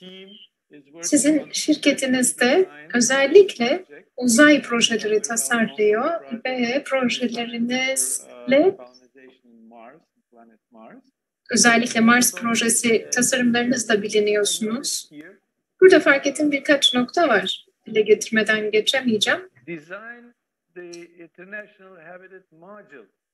Burada tasarım dediğimiz bizim bütün bu uzay platformu üzerinden aslında aydan aldığımız bir projedir. Gezegenimizin içinde bulunduğu galaksiden bir projedir deniyor. Burada 3 boyutlu baskı projeleriniz de var.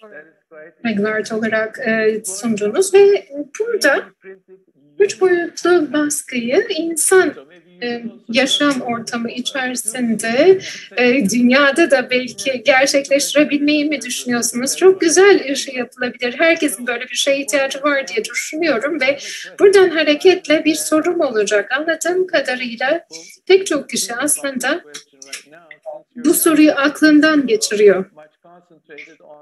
Herkes artık Mars ve Mars'a gidiş konusuna odaklanmış. Siz de gidecek misiniz Mars'a diye sormak istiyorum. Sizin de belirtmiş olduğunuz gibi Luna Gateway projesi özellikle Ay'dan hareketle bütün yaşamsal modülü tasarladığımız bir proje olarak başladı girişte.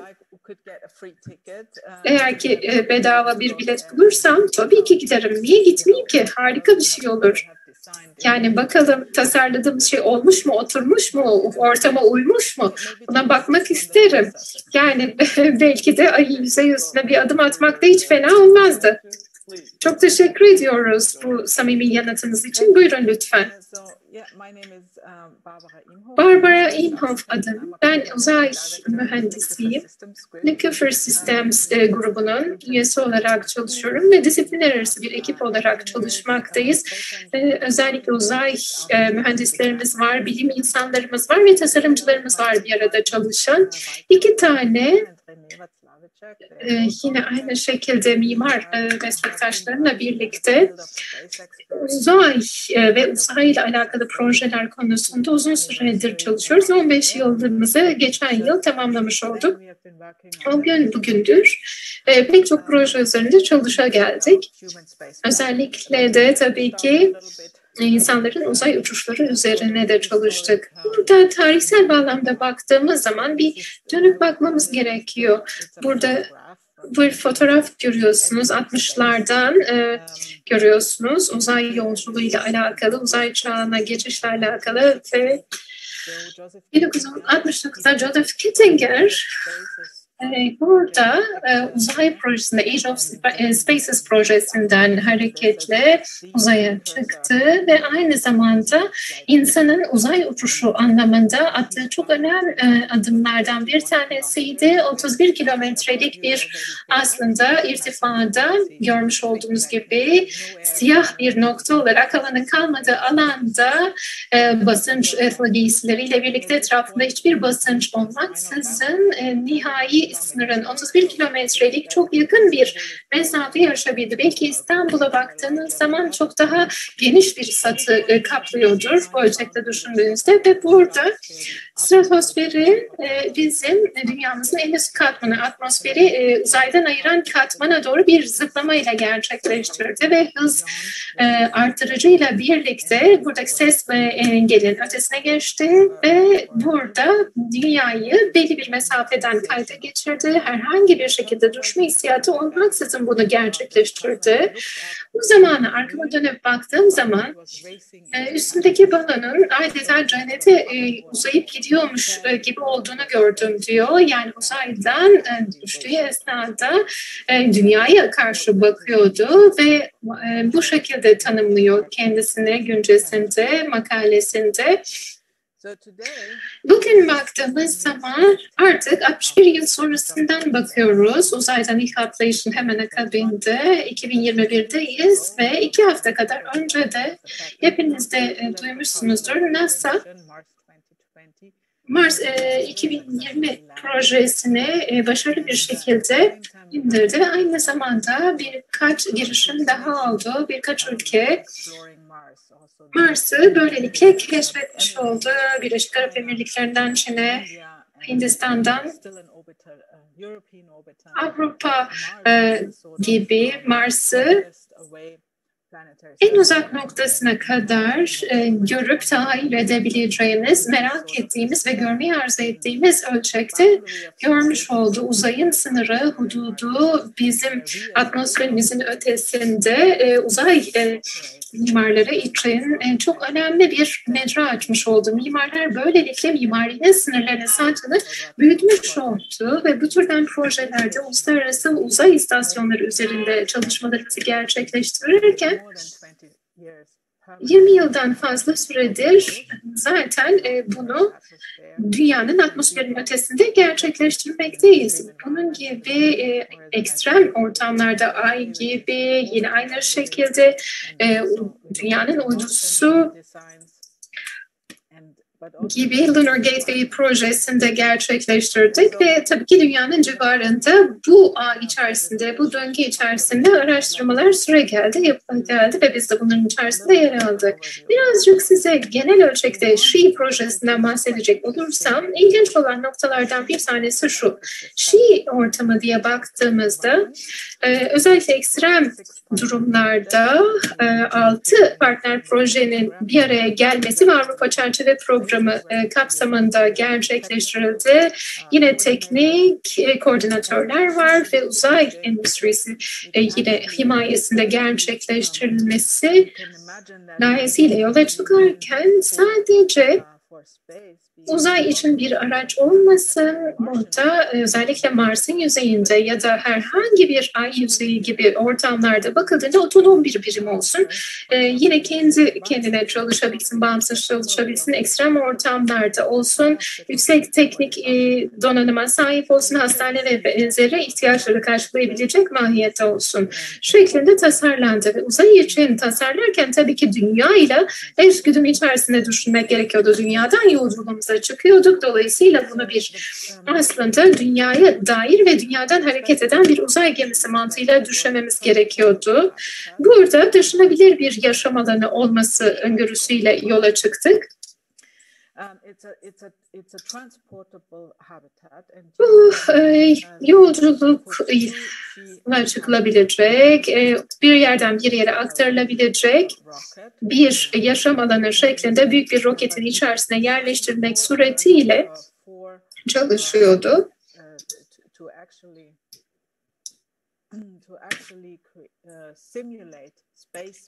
Uzaydaki görevlerin bir simülasyonu mahiyetinde yapılandırılmıştı. Astronotlara gelecekte ay yüzeyi olsun, Mars yüzeyi olsun buralara uyum sağlayabilecekleri şekilde simüle edilmiş bir ortam içerisinde bulunduruyordu. Diğer simülasyon ortamlarına bakıldığı vakit daha iyi dayanmış, döşenmiş ve gördüğünüz gibi iki tane ortamla birlikte burada görüyorsunuz denemiş olduğumuz bir çalışma alanının olduğu ve ses izolasyonunun gerçekleştirildiği kısımlar gibi hijyen alanının da bulunduğu katlanabilir ve aynı zamanda her bir kişi içinde belli bir alan yaratabilecek ve bir arada olabileceği gibi özel alanları da olabileceği şekilde planlandı. İlginç olan nokta şu. En önemli nokta şu. Burada görmüş olduğunuz gibi dağıtılabilir özellikte ve toplanabilir özellikte olması. Açılır kapanır özellikte olması ile birlikte her şey katlanabiliyor, kompakt hale getirilebiliyor ve bu konfigürasyon içerisinde 28 metrekarelik bir alan yaratılmış oluyor ve yarısı da böylelikle katlanabilir hale geliyor. Açıldığı zaman bunun 2 katı bir alan yaratılmış oluyor.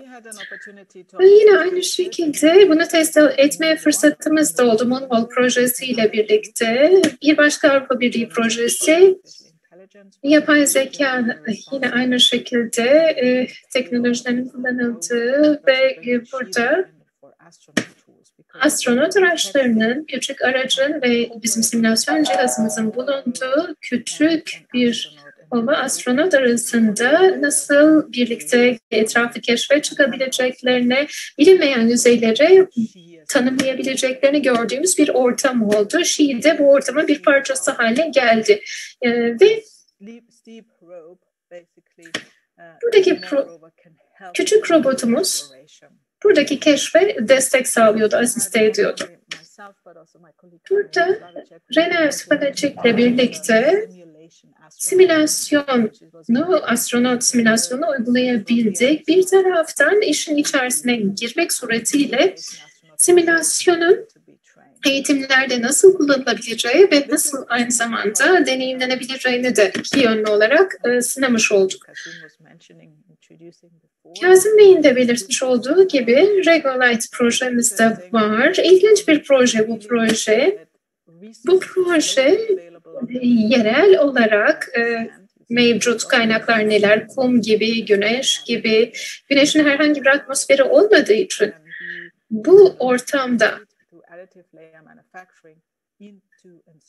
bunun bir sindirleme sistemiyle birlikte güneş ışığını sindirlemesi suretiyle topaklaştırarak 3 boyutlu bir kapasite kazanmış unsura nasıl dönüştürülebilir ve aynı zamanda işte teleskoplarından tutun da barınak ya da aynı şekilde kullanılan cihazlara kadar solar sindirlemeye nasıl dönüştürülebilir? Burada kumu kullanarak bunu gerçekleştirebiliyordu ve güneşi kullanarak gerçekleştirebiliyordu ve herhangi bir bağlayıcı unsur yoktu ve bir yaşam alanı yaratıyordu.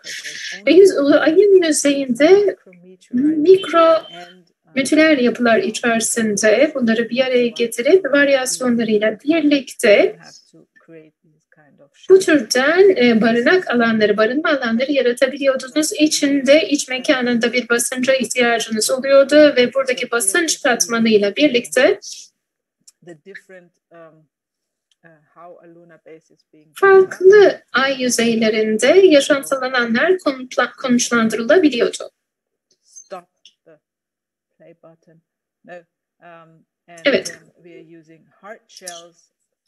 Dediğim gibi kalın kabuksu yapıları yine aynı şekilde basınçla birlikte oluşturmuş olduğumuz bağlantı elemanlarını yaratabiliyorduk ve böylesine bir baz istasyonu yaratabiliyorduk.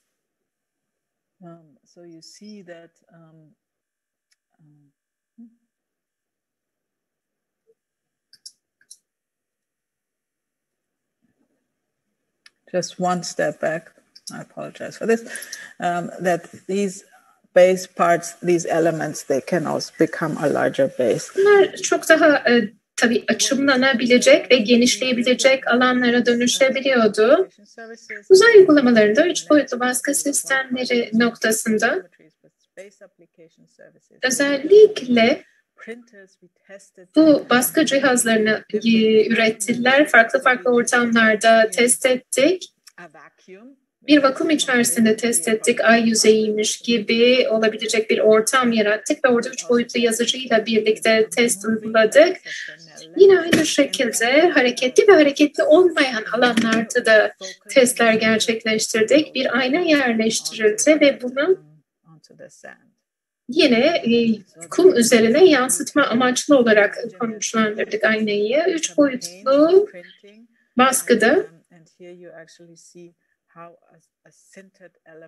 sintirlenmiş elemanın bütünlüğünü görüyorsunuz. Malzemenin yine aynı şekilde teknolojik bir aslında hazır bulunuşluk, kullanıma hazır bulunuşluk halinde olduğunu görüyorsunuz. Pek çok proje Ay ya da Mars temelli unsurlar olarak tasarlanıyorlar.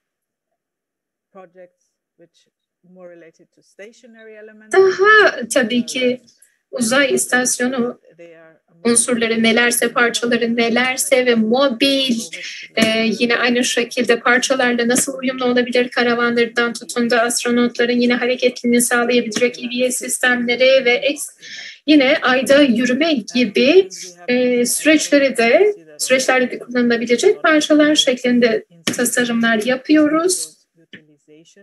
Yine İzru projesi 3 boyutlu baskı teknolojilerini deneyimlediğimiz son 15 yıldır yapmış olduğumuz projemizin yansıması. Buradan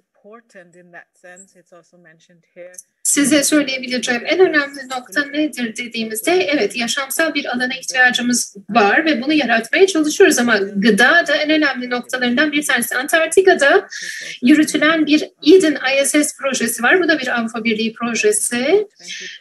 Bu da Horizon 2020 programı kapsamında Almanya'nın öncülüğünde gerçekleşen 14 paydaşlı bir proje. Farklı kişiler ve paydaşlar bir araya geldiler bunu inşa etmek için. Özellikle de gerekliliklerin tanımlanması, iç unsurların yapılandırılmasından tutun da iletişimin sağlanmasına kadar farklı bileşenleri içeren bir proje.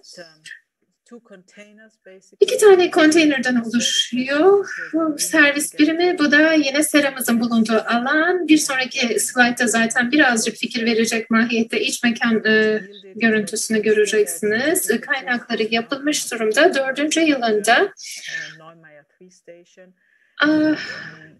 Onmayer istasyonuyla bağlantılı bir sezon 9 ay boyunca 300 kilogramlık sebzeyi yetiştirecek şekilde yapılandırdık.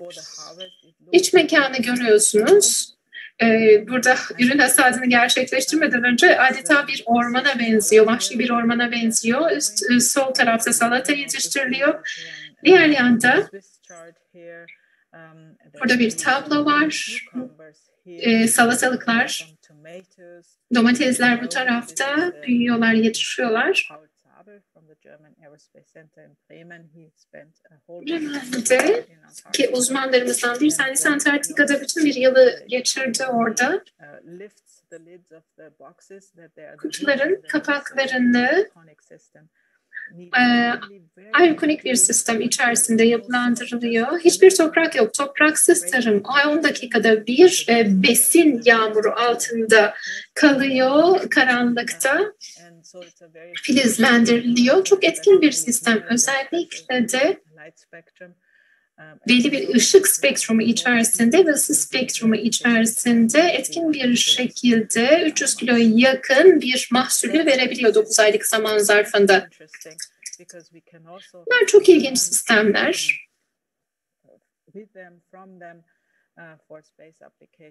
Uzay uygulamaları açısından. Which fall into the direction of life support system, so like biospheric system, like waste management, or the food, vertical farm food systems. That means nutrition, energy systems, recycling of water, recycling of air, which is so inherent and so important for space missions, but it's equally important for our more and more denser cities on terrestrial grounds.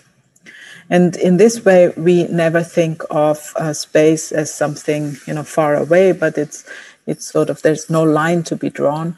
And, we as astronauts of Spaceship Earth, we are just part of space, and space is all around us. Thank you.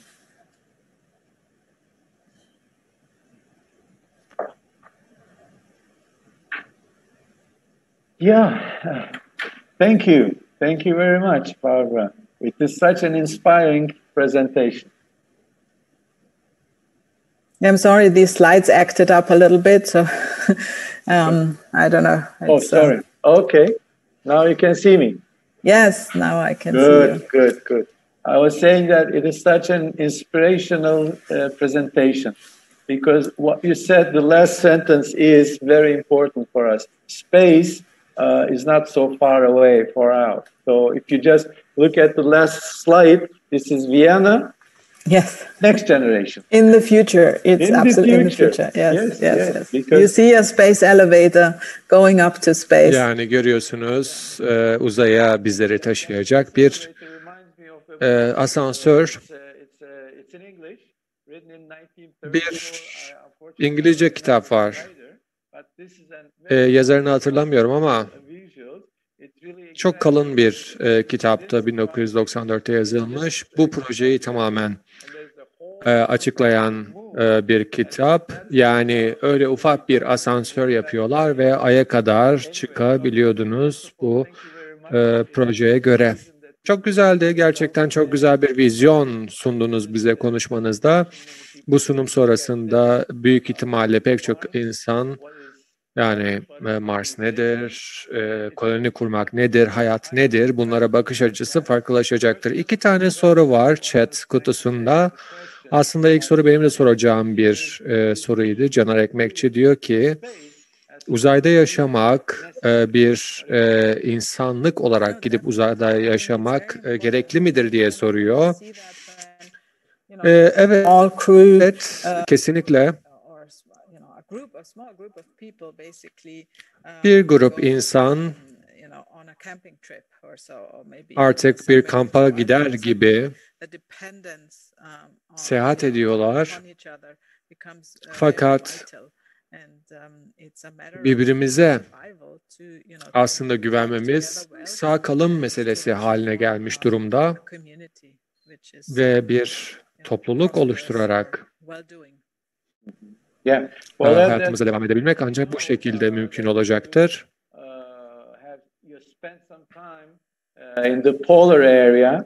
Özellikle kutuplarda, Antarktika'da vakit geçirdiğinizi biliyorum. Benzer yaşam koşullarında yaşayabilmek için ki bence artık zaten herkes bunu yapıyor. Özellikle Amerikalı şirketlerde mesela bunu teşvik ediyorlar ve halihazırda pek çok insan sadece Antarktika'ya gidip geri dönüşü olmayan bir biletle, tek yön biletle gidip orada yaşamaya başlıyorlar. Evet, bu gerçekten başka bir yere gidip yerleşmek meselesi.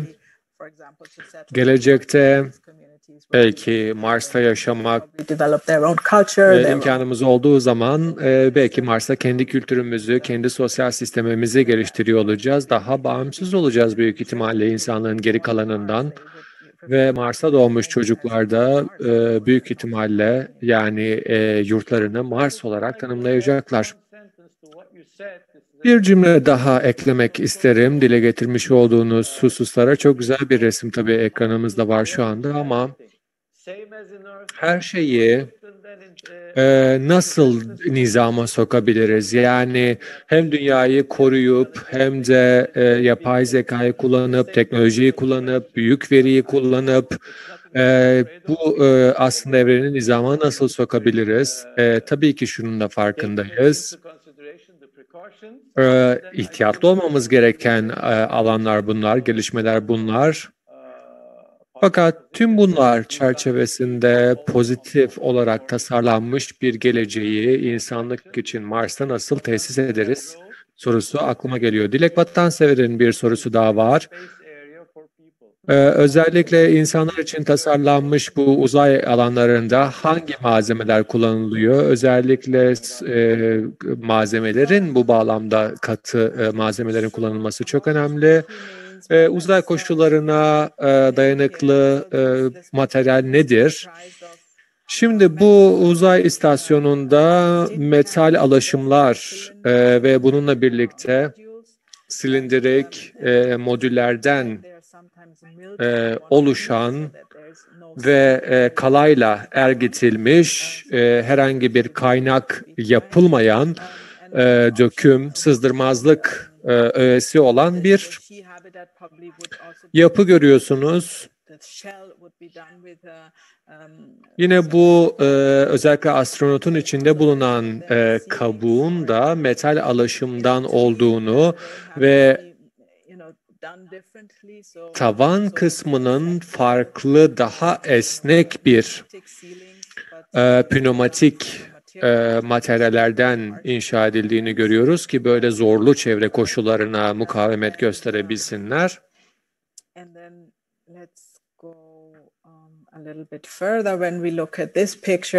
Şimdi bu resme dönüp bakacak olursak yine radyasyona, kozmik radyasyona dayanıklı bir yine mikro meteoritlere dayanıklı malzeme kullanılması lazım. Ayda atmosfer olmadığı için sürekli meteorit yağmuruyla karşı karşıya kalıyorsunuz. Ve bununla birlikte daha özellikle sığınakları inşa ediyoruz ve bu metal alaşım ve basınçlı sığınak kabukları inşa ediyoruz. Bunlar şişebilen modüllerden oluşmakta.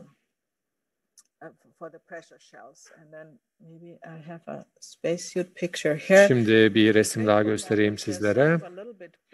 Şişebilen modüller farklı katmanlardan müteşekkil. İşte kevlar maddesi kullanılıyor ve böyle bir dalış kostümü gibi birçok katmandan oluşmakta. Kullanılan malzemeler genellikle dış cephe için bu şekilde, iç kısımda da yine Nomex malzemesi kullanıyoruz. Bir soru daha var. Bu soruyu sorup tamamlayacağız. Kerem Tabu diyor ki, bildiğim kadarıyla insan kemiklerinin yoğunluğu zaman içerisinde uzayda azalıyor yer çekimi olmadığı için. Dolayısıyla Ay'a da Mars'a da ulaşsak koloniyi farklı bir çevrede kuruyor olacağız. Uzun vakitte acaba insan vücudunun bu çevreye adapte olabilmesi ne kadar vakit alacak? Yeni organlar mı üretmemiz gerekecek ki yoğunluk kaybı olmasın? Gerçekten çok ilginç bir soru diye düşünüyorum. Tabii birkaç senaryo geliyor aklıma böyle bir durumda. Bir tanesi uzay istasyonlarında tabii ki aslında astronotların 2 saat boyunca egzersiz yaptıklarını biliyoruz ki kemik yoğunluğunu koruyabilsinler, kemik densitesini koruyabilsinler, kaslarını yine mümkün mertebe koruyabilsinler. Of course, when we go to the moon, we also will need to Ay'a çıktığımız zaman egzersiz yapmaya devam etmemiz gerekiyor. Mars'ta da aynı durum söz konusu olacak. Yine hepinizin bildiği üzere mesela Stanley Kubrick'in filminden hatırlarsınız, Space Odyssey 2001, özellikle bu uzay çevresinde dönme dolayısıyla yapay bir yerçekimi oluşturularak bundan istifade ediliyor. Adaptasyonu nasıl olacak? Normalde ahtapot gibi hareket ediyoruz. Hani yerçekimi olmadığı için bir sürü kolumuz varmış gibi, sanki hiç bacağımız kalmamış gibi hareket ediyoruz uzayda, ama büyük ihtimalle insani evrimi sayesinde bu adaptasyon gerçekleşecektir uzayda. Ve teknolojik açıdan da şunu söyleyebilirim, büyük ihtimalle kendimizi birazcık daha teknolojik gelişmeler bağlamında sonra bunu sağlayabileceğiz diye düşünüyorum. Son soru, belki hızlı bir cevap alabiliriz. Mars'ta oksijenle bir atmosfer yaratabilir miyiz? Mümkün müdür? Short answer. Çok büyük sorular bunlar. Böyle kısa cevapla cevaplanabilecek sorular değil, ama atmosferden biraz oksijen çekebiliriz, ama oradaki atmosferde böyle bir atmosfer yok zaten, oksijen olsun. Yine çok uzun vadede böyle bir şey mümkün kılınabilecektir diye düşünüyorum. Peki. Tabii benzer sunumda dinlemeyi yakın gelecekte de isteriz. Sizlerle irtibatta kalacağız bundan dolayı. Çok teşekkürler tekrardan vakit ayırdığınız için, davetiniz için teşekkürler. Gerçekten büyük bir zevkti. Sizleri dinlemek büyük bir onurdu bizler için. Bakalım kaç kişi sizin sunumunuzdan sonra Mars'a seyahat için gönüllü olacak. Teşekkürler. Viyana'dan sevgilerle. Sağ olunuz. Okay, yeah, danke dir. Also, so herzlich, ganz schön. Alles Gute noch. Alles Gute noch. Çok güzeldi. Bis zum nächsten. Tschüss.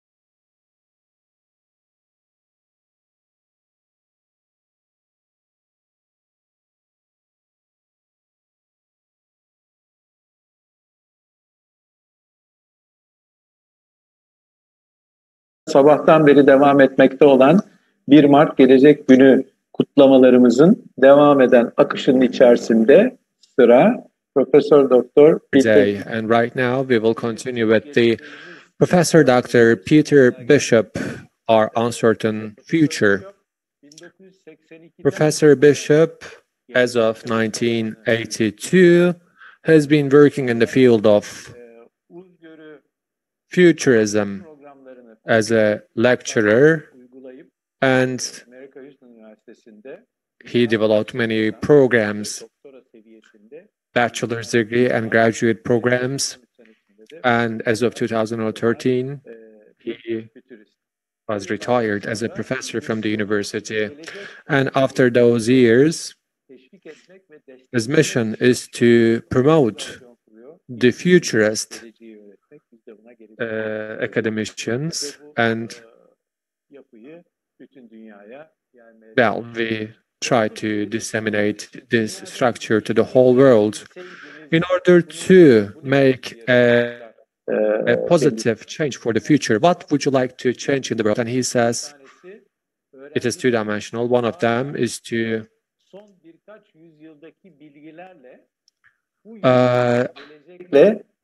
understand that our learning and the knowledge of the previous two centuries, so we should question it, because they are trying to deal with the problems of today with the knowledge of the past. That's why his recommendation is that the change should be something which should be materialized by each student and each teacher, so that they can start working on the future. And in his projection, he is actually working on that mentality. So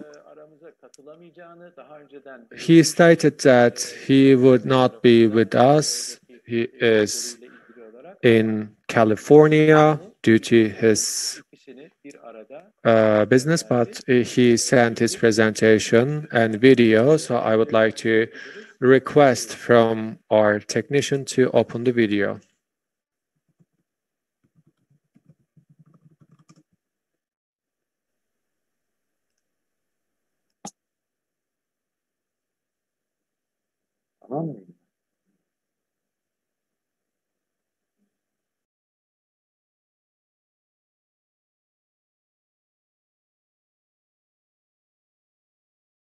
In 2013, I created this organization called Teach the Future, which is an attempt to bring exactly the same futures thinking that we were teaching graduate students to all students in secondary school, even elementary school, and of course in undergraduate college.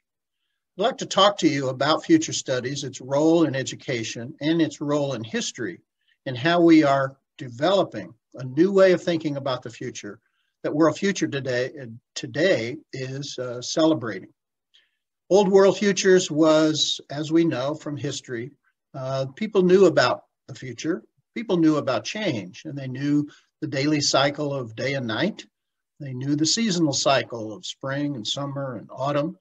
And of course, they knew the life cycle, which is that every living being is born, comes into the world, grows and develops, and ultimately ages and passes away. So they knew about change. What they did not know about, however, was the change in the society. J.B. Bury wrote this book called The Idea of Progress. It was about progress, the concept of progress beginning in the 19th century. Prior to that, people were basically born into exactly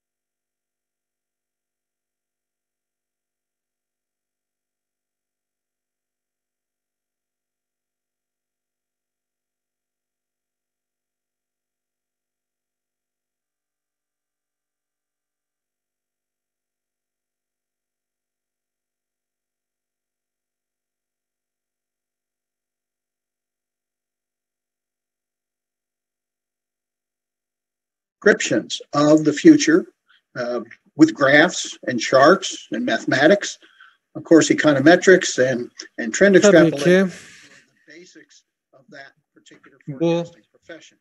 söz konusu öngörme işinin nüvesini oluşturmakta. Tabii ki planlama da var bu işin içerisinde. Fakat daha öncesinde herhangi bir sistematik araç yoktu proje yönetimi yapabilmek ve planlama yapabilmek için. Bunlar tabii ki zaman içerisinde gelişen ve 20. yüzyılın en fazla istifade ettiği araçlar içerisindeydi. Diğer taraftan On the other hand, each of these Diğer tools taraftan bu araçların her biri aslında belirli öngörüleri de beraberinde getirmekteydi. Tabii çok aslında kötü öngörüler değil, fakat bir yıl olabilir, 5 yıl olabilir. Bir ekonometrik model geliştirdiğimiz zaman o döneme kadar geçerli olması gerekecektir ve bununla birlikte beklenmedik bir durumla olması gerekecektir. Planlamanın kendi öngörüleri de bulunmakta. Tabii ki yeni bir ürün ortaya çıkaracağımız zaman bunu nasıl yapacağımızı biliyoruz. Hangi aşamaları takip edeceğimizi biliyoruz ve ancak bu şekilde planladığımız hedeflere erişebiliyoruz. Tekrar altını çiziyorum. Böyle bir durumda beklenmedik sürpriz bir şeyle karşılaşılmayacaktır. Ama tüm bu ifadeler 21. yüzyıl için ne kadar geçerli? Hele ki pandeminin ortasında iken. Geleceği tahmin edemiyoruz ama ister inanın ister inanmayın herkes geleceği öngörmeye çalışıyorlar. Aslında onların hatası değil. Sadece başka bir alternatifleri olmadığını düşündükleri için. Özellikle geleceğe yönelik öngörülerle hareket ediyoruz. Peki bu 1970'lerden beri bu algıyı yıkan şeyler nelerdir diye bakacak olursak her bir endüstriyi değişen yıkıcı yenilikleri burada görmekteyiz. Endüstriyel değişimler hayatımızı da tabii ki değiştirmeye başladılar. Ondan dolayı artık bu alandan hareketle hesaplamaları yapmamız ve dış değerleri bulmamız çok daha zor hale geldi. 21. yüzyılda Fred Polak mesela Hollanda'da 1950'lerde planlamanın başındaydı. Bu ülke 2. Dünya Savaşı'nın yıkımıyla ve tabii ki 1. Dünya Savaşı'nın da yıkımıyla çıkmıştı. Peki Herman Kahn Amerika Birleşik Devletleri'nde planlama ve savunma bakanlığı ile birlikte nükleer savaşın yıkıcı sonuçlarını değerlendirmeye çalıştı. Rachel Carson bu alandaki ilk çevrecilerden bir tanesiydi ve sanayinin çevre üzerindeki etkilerini değerlendirmeye çalıştı. Bertrand de Juvenal, Alvin Toffler ve Daniela Meadows özellikle geleceği tasarlarken farklı bakış açılarıyla geleceğe yaklaşmaya çalıştılar. Bugün yine aynı kişilerin eserleri var. Yeni kişiler gelecekle alakalı öngörülerde bulunmaya çalışıyorlar. 1960'lardan bu yana devam eden bir çalışma alanı bu. Mesela Dünya Gelecek Çalışmaları Federasyonu Millennium Projesi gibi artık kurumlar var ve tabii ki Fütüristler Derneği gibi dernekler var. Artık makaleler yayınlanıyor, dergiler var ve yine hükümet organlarının da bu alanda gerçekten çalışmalar yürüttüğünü görmekteyiz ve biz geleceğe adım atarken işte bu alandaki değişiklikler geleceği şekillendiriyor. Peki okullarda neler değişti? Çok şey aslında değişmedi. Geleceği nasıl öğreniyoruz? Belirli mevcut bilgilerimiz üzerinden geleceğe yönelik bir takım tamamen hatalı olmayan ama tamamen de doğru olmayan öngörülerde bulunuyoruz. Şimdi bilim derslerinde geleceğe yönelik öngörülerde bulunuyoruz. Bilim derslerinde biliyorsunuz denklemleri yazarsınız, koşulları belirlersiniz, matematiksel işlemleri yaparsınız, elinizde bir sonuç olur ve laboratuvarda da aynı sonuçları elde ederseniz Mezun olursunuz, iyi not alırsınız. Dolayısıyla geleceği öngörmüş olursunuz. Bilim derslerinde bunu yaparsınız. Tıpkı bir nehir gibi. Nehir akıp gidecektir ve su yolunu bulacaktır. Dolayısıyla bu bilim dersleri de bir varılacak hedef gibi değerlendirilir. Yani yolun sonu veya nehrin yatağını bulmak gibi düşünülür. Bir de tarih derslerinde geleceğe yönelik öngörülerde bulunuruz. Tarih aslında 3 basamaklı bir hikaye gibi düşünülür.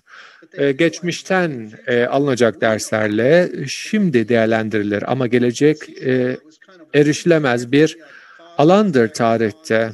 Dolayısıyla sadece nedensellik bağlamında etki tepkiler değerlendirilir. Fakat tarihte elde ettiğimiz, çıkarmış olduğumuz ders nedir? Savaşın, olası savaşların sonucunu bilmeyiz. Yani aslında tarih bilinmezliklerle doludur deriz. Dolayısıyla burada aslında yaşadığımız dünyada geçmişte yaşayan insanlar da tıpkı bizler gibi yaşadıkları için böyle bir sonuçla karşılaşırız deriz. Bununla birlikte öğretmenlerimizden, ailemizden veya motivasyon yapan herkesten duyduğumuz şey şudur. Yeteri kadar çalışırsanız, kendinize inanırsanız istediğiniz her şey olabilirsiniz derler. Bu kısmen doğrudur aslında.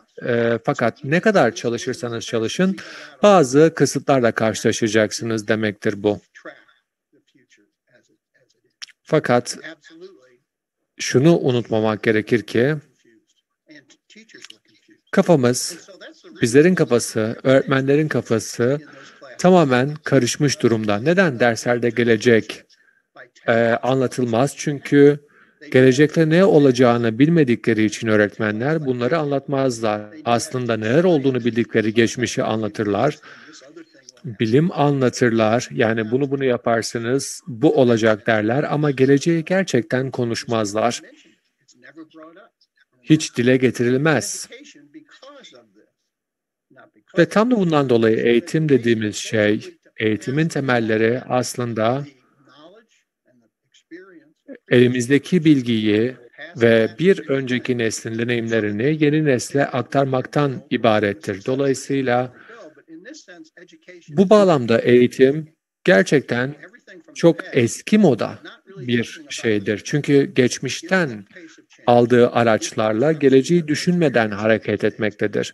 Günümüzde yaşanan bu yıkıcı yeniliklerle birlikte aslında çocuklarımızın ve torunlarımızın geleceği bugünden çok daha farklı olabilir. Dolayısıyla geçmişteki bilgileri yeni nesillere aktarmak belki faydalı olacaktır ama yeterli olmayacaktır. Sizlerle paylaşmak istediğim 2 tane şey var. Bir tanesi gelecekte tıpkı bir yol gibi, tıpkı bir nehir gibi midir? Hayır, bir değildir. Tıpkı denize akan su kanalları, nehir kanalları gibi birçok kanaldan oluşmaktadır. Ve bununla birlikte bir ağacın dalları gibidir aslında gelecek, tek bir daldan oluşmaz. 3 farklı gelecek vardır. Herkesin beklediği gelecektir.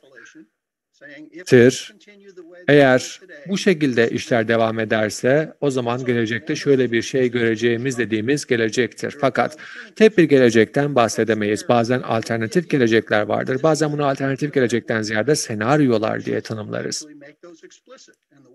Bunları daha sarih bir şekilde anlatmamız gerekir ve alternatif geleceklere yönelik iş yapabilmek için veya yönetebilmek için gerekli araçları geliştirmemiz gerekir. Bir de tercih edilen gelecek vardır. Yani hedeflerimize bizi ulaştırabilecek, tercih etmiş olduğumuz bu gelecek söz konusudur.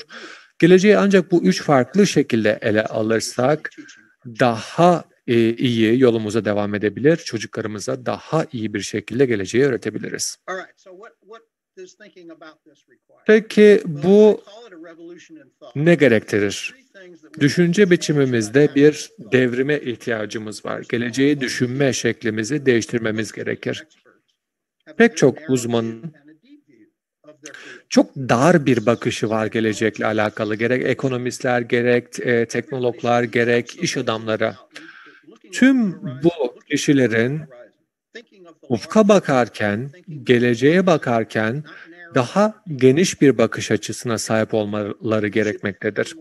Biz daha derinlemesine öngörüleri ele almamız gerekir. Gelecek şu anda inşa edilmedi. Gelecek dediğimiz şey sadece şu anda imgelemimizde, tahayyülümüzde ve fikirlerimizde var. Fakat imgelemimiz öngörülerimizle şekillenen bir şeydir. Eğer bu öngörüleri aslında sınamaya tabi tutarsak farklı bir geleceğe erişebiliriz. Ve gelecek dediğimiz şey uzun vadeli bir şeydir. Bir sonraki gün, bir sonraki yıl değildir. Çocuklarımızı yetiştirirken onların 70-80 yıl yaşayacaklarını düşünerek onları yetiştirmeye çalışıyoruz. Bunu unutmamamız gerekir. Ve planlama bir meslektir. İnsanlar her zaman planlamadan istifade ederler. Yol inşa ederken, bir makine üretirlerken ama gelecek dediğimiz şey inşaya dayalı bir süreç değildir. Yetiştirmeye dayalı bir şeydir. Yani çocuk yetiştirenler bilir. Yani çocuğunuz için bir planınız vardır ama çocuğun da gelişirken, büyürken söyleyeceği muhakkak sözler vardır. Ondan dolayı ailelerin, çocuk yetiştirenlerin bu değişikliklere kendini adapte edebilmesi gerekecektir. Ve bununla birlikte ipleri ele almak, çocukların geleceklerine etki etmek, böyle kademe kademe yapılacak bir şey değil, kendimizi değişikliklere adapte edebilecek, mukavemet gösterebilecek bir şekilde gerçekleşmesi gereken şeydir. Şimdi mukavemet, direnç dediğimiz şey özellikle pandemi döneminde sıklıkla dile getirilen kavramlardan bir tanesi.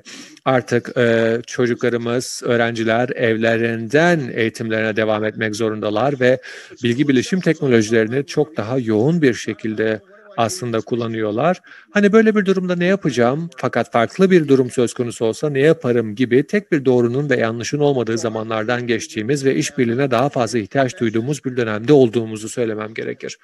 Tüm bu alanlar aslında gelecek çalışmaları için stratejik alanlar olmakla birlikte herkesin değişikliği algılayabilmesi ve yönetebilmesi bu yüzyılda başarılı olması gerekli olacaktır. İlla ki geleceği görebilmek için fütürist olmanıza gerek yoktur. Gelecek okuryazarlığı diyoruz. Artık dijital okuryazarlık diyoruz, medya okuryazarlığı diyoruz ve gelecek okuryazarlığı da gerçekten değişikliği anlamak ve geleceğe etki etmekle alakalı bir şey olacak. İlla ki muhasebeci olmanıza gerek yok finansal okuryazar olmanız için. İlla ki teknoloji alanında çalışmanıza gerek yok dijital okuryazar olmanız için. Tam da buradan hareketle geleceği okuyabilmeniz için illa ki fütürist olmanıza da gerek yok.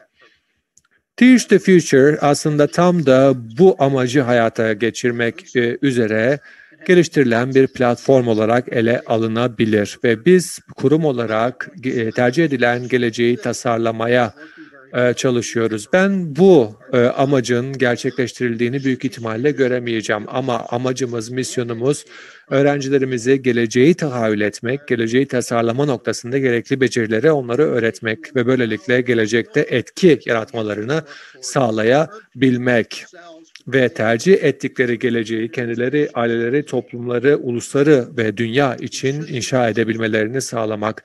Biz sadece geçmişi değil, geleceği de her okulda öğrencilerimize öğretmeliyiz ve böylelikle geleceği bugünden öğreterek yola koyulmamız lazım. Nerede böyle bir şey oluyor diye bir güzel örnek vereyim sizlere. İstanbul'da şu anda aslında biz tam da bunu yapıyoruz.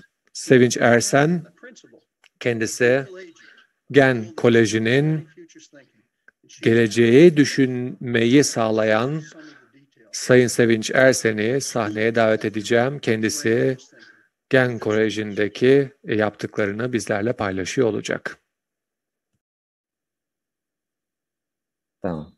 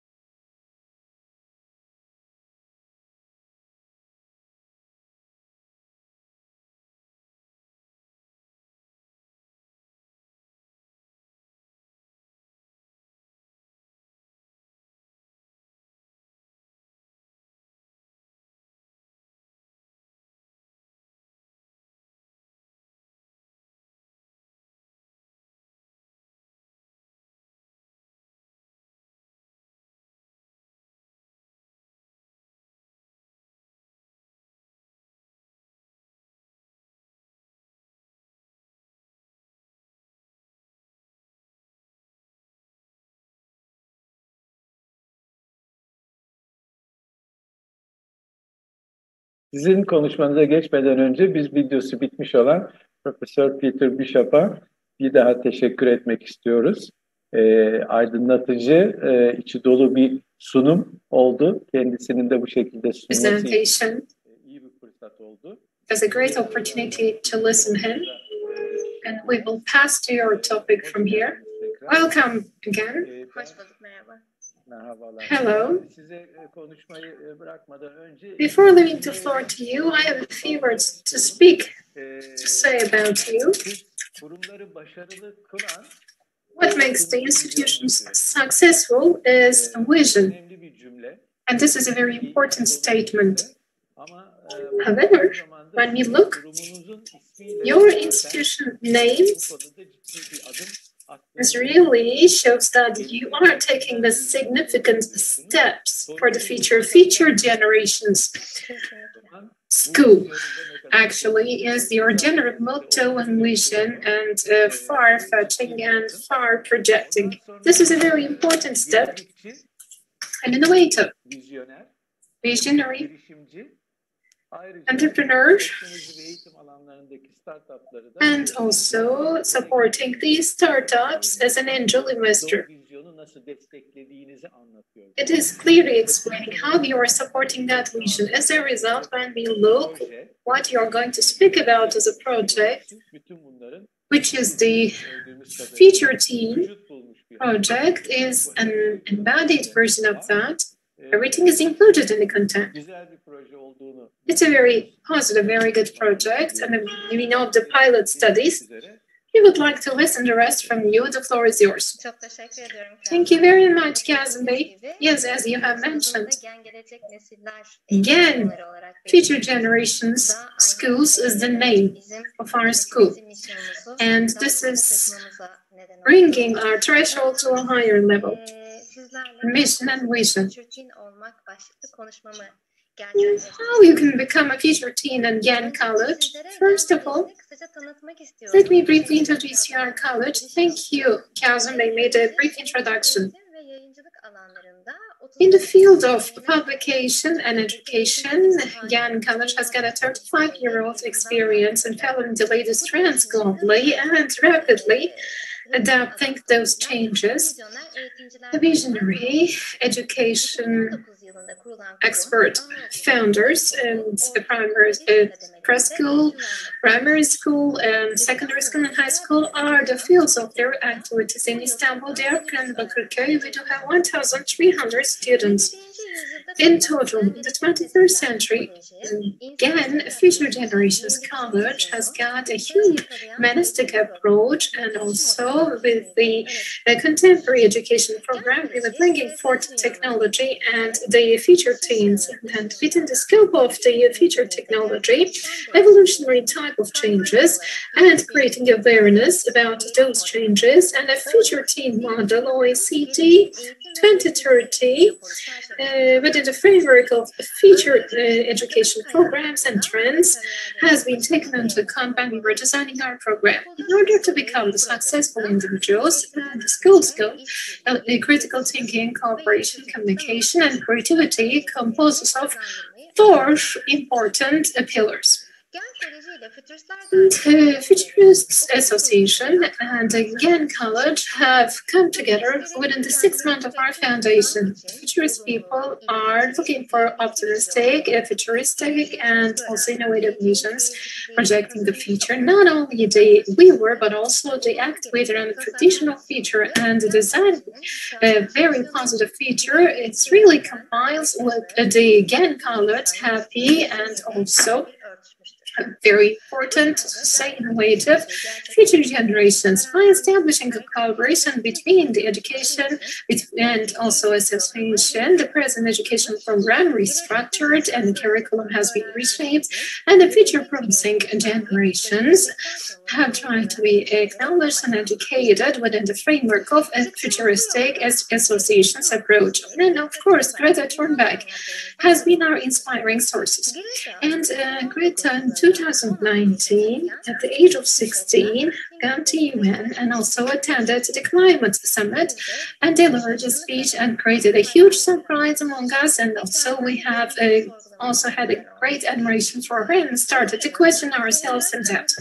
Greta, and also asking for the account of her actually feature, the account of her feature, and also has got the dares and also creating an awareness in the future generation, and also feeling themselves belonging to humanity and the world and the planet, and also keeping its responsibility and also contributing to the development has got a significant importance, and she has shown and reminded that to us. By placing futuristic approaches, we would like to educate Greta-like students and foster SDG. Those we would like to educate NEET and young activists, and we believe that they will play a crucial role. And Mahatma Gandhi, the political leader and also the philosopher of the whole world, unity with change you wish to see in the world, has been also a motto for us. Dr. Mustafa Aykut's leadership, Professor Peter C. Bishop's leadership, and with the empowerment of Futurist Association and Young College's open-mindedness, we have established a collaboration with 4 pillars, and we have made a unique example all around the world. K-12 students have had a future course within their curriculum for the very first time from present time, and with the support of Futurist Association, we have started to implement our project, and it's a great honor for us. 2020-2021 education term, the second term, the 5th class and high school 9th class students have come across with futurism, and our students have started to have the awareness of yesterday, today, and tomorrow, and by keeping the responsibility of future, we want them to be educated as a leaders of future rather than the watchers of future. And science and technology and social sciences and theological type of futuristic courses have started to be integrated in our curriculum, and also the games and also the projections have been created by Peter C. Bishop. And under the leadership of him, we have created our content in the future years at every level within the framework of 2 years program. We will start to implement it. And from the very first year of the education, we have started to pass the methodologies, and we need to write the future scenarios and the future knowledge course.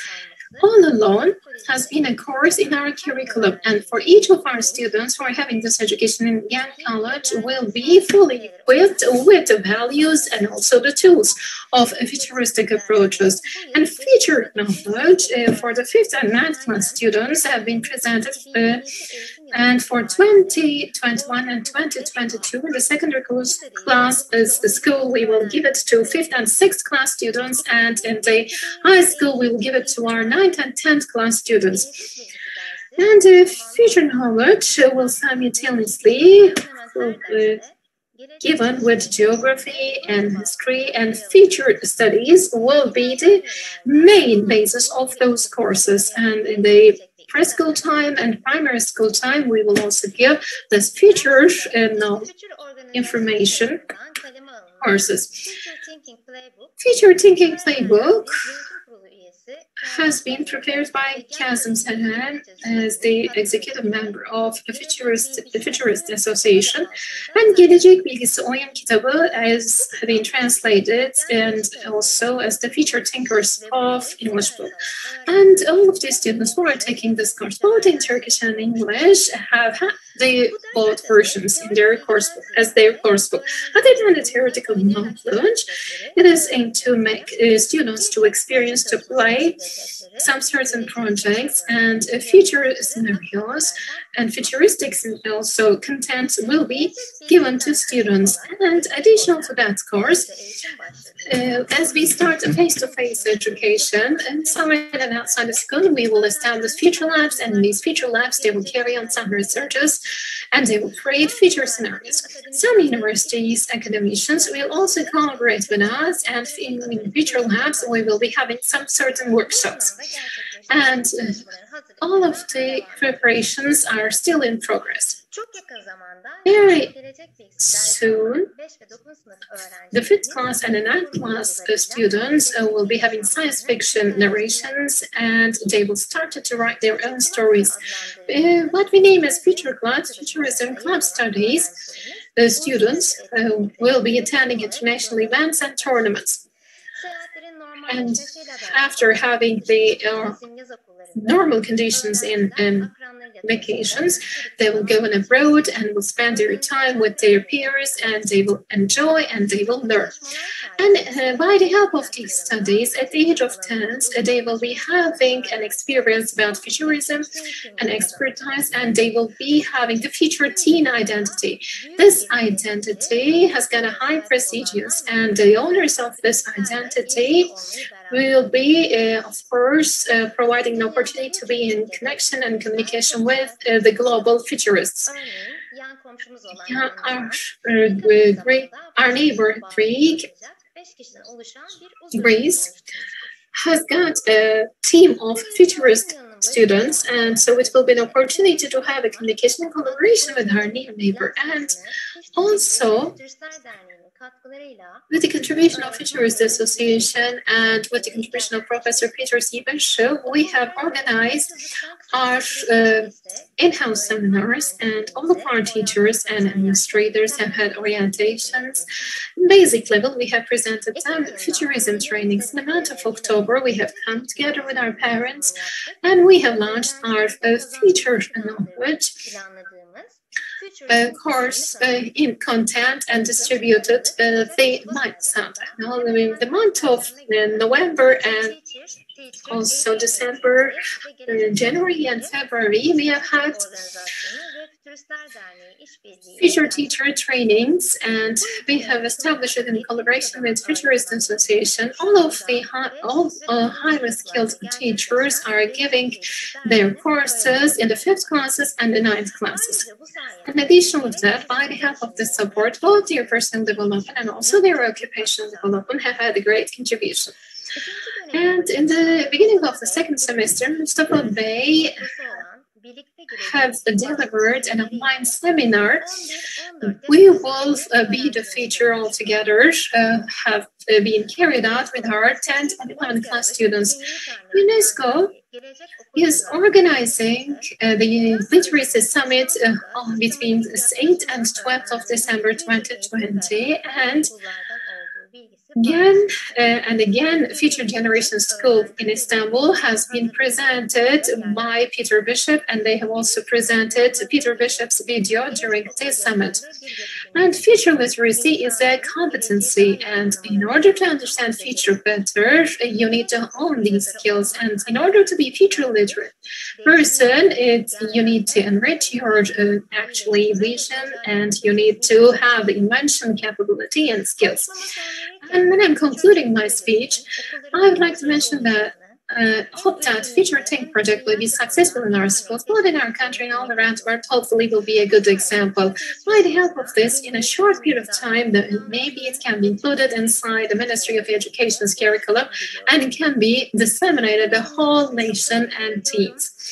And thank you very much for listening to me. I would like to thank the Futurist Association and also Teach the Future organization. And at the same time, I would like to thank Ufuk Tarhan, who has mentioned this idea for the very first time in Turkey. And I would like to celebrate your 1st of March Future Day.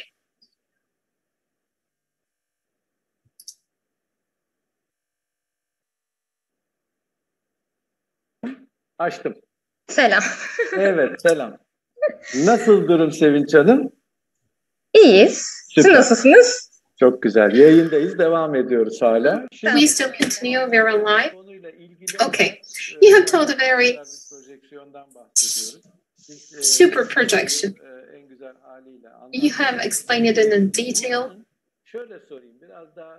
I would like to say something.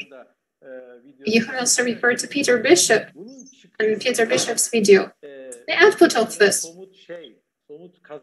project, what are the three actually contributions that you can present? The output of this project is, of course, creating a future awareness. After having the future awareness, we are aiming to create a motivation starting from today. So we would like to have future projecting type of students will be planning today better, and we'll think that their family and their teachers would not feel necessary to mention that if you do this for your future, it will be much more better. It won't be necessary to have such kind of statements, which is one of the best actually outputs. Mustafa has got a very good statement. We have heard it a few times. Our children, heart eye and brain eye, mind eye, and also their original eyes should be opened widely. First of all, we need to teach them love and high empathy skills. And on the other side, we would like to empower them, which are hugging the whole universe. We would like to open their heart eye. And in order to open their mind eye, they need to be literate, they need to listen, they need to make research. And so we would like to acknowledge them, and also we want them to be acknowledged in many fields. And last but not least, they would like to open their real eyes.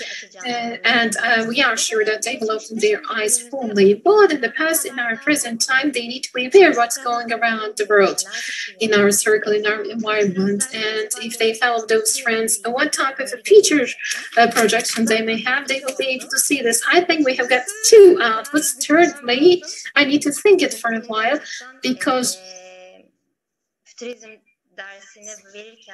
when we are giving the futurism course, the actually outputs. We do have a huge network, a very valuable network, so there are many futurists all around the world, and it will be one of the best learning outcomes. When we are listening, we are opening an inspiration door. And everybody do have some outcomes, learning outcomes, and hope that by the help of these environments, our students will be finding an opportunity to create their own ideals and find their idols, to have these ideals, and will have an achievement and will become successful. There is a short question in the chat box I would like to share with you. And Ertuğ is writing, how should we design the school buildings in the future? When we are discussing the mass education, what type of transformation and change is expected to be seen in the field of education?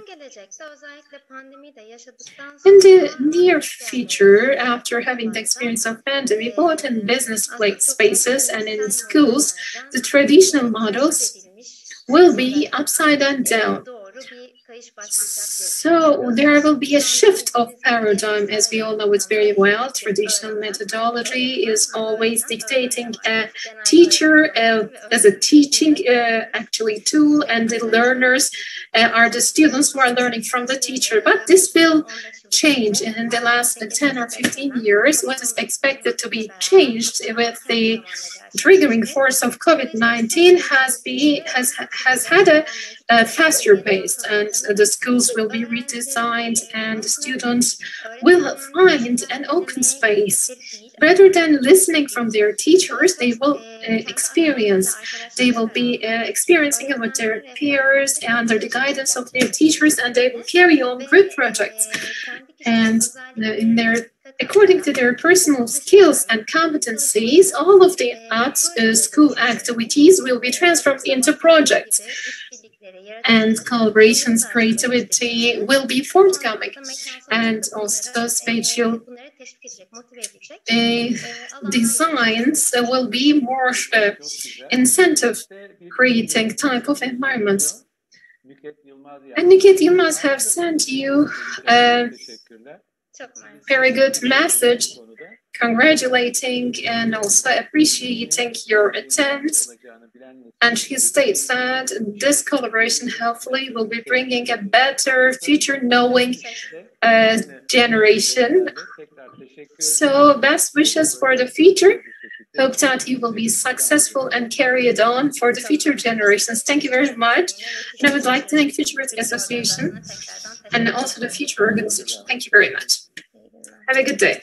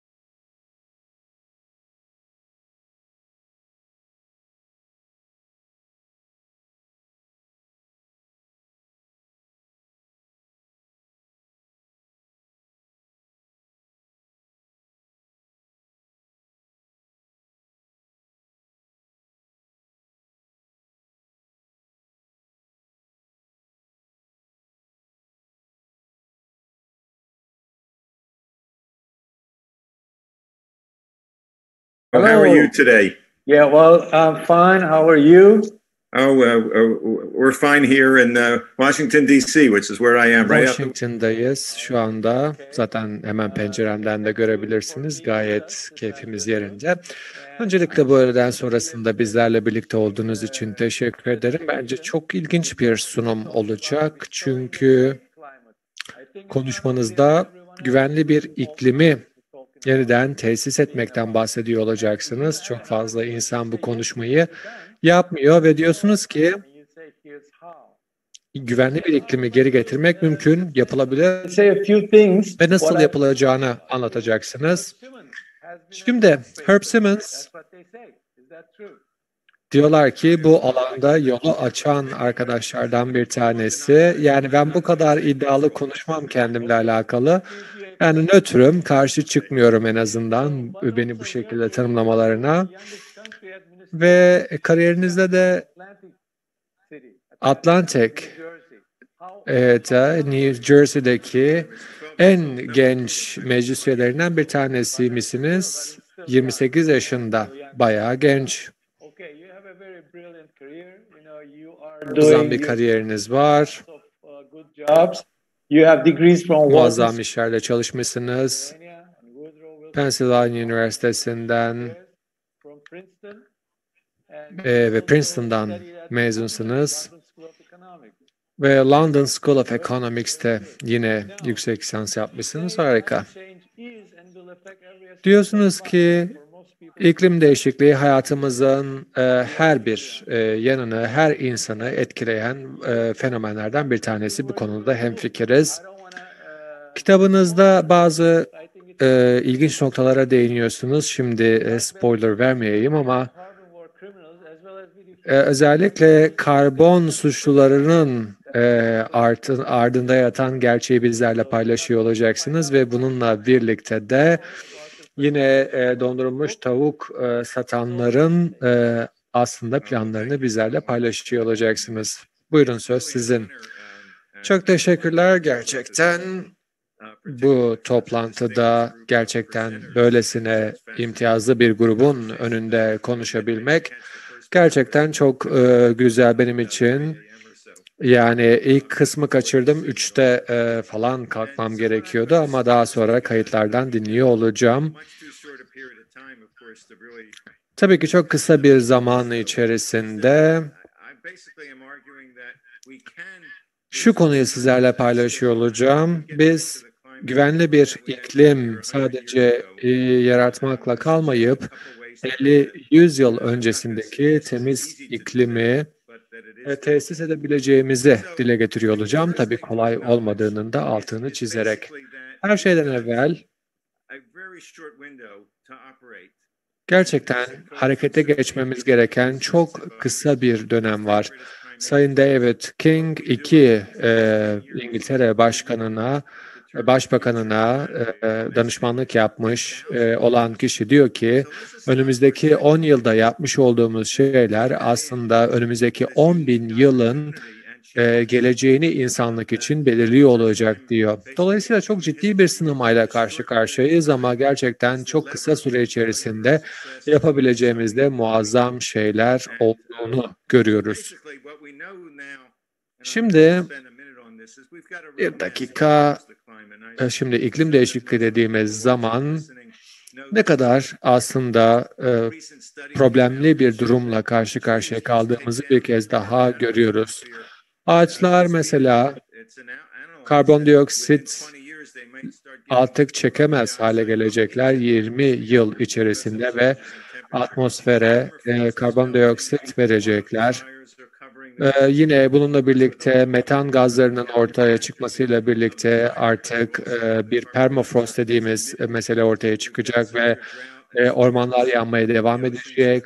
Yine okyanuslar artık ölüyorlar. Daha asiditesi artıyor ve okyanustaki türleri kaybetmeye başlıyoruz.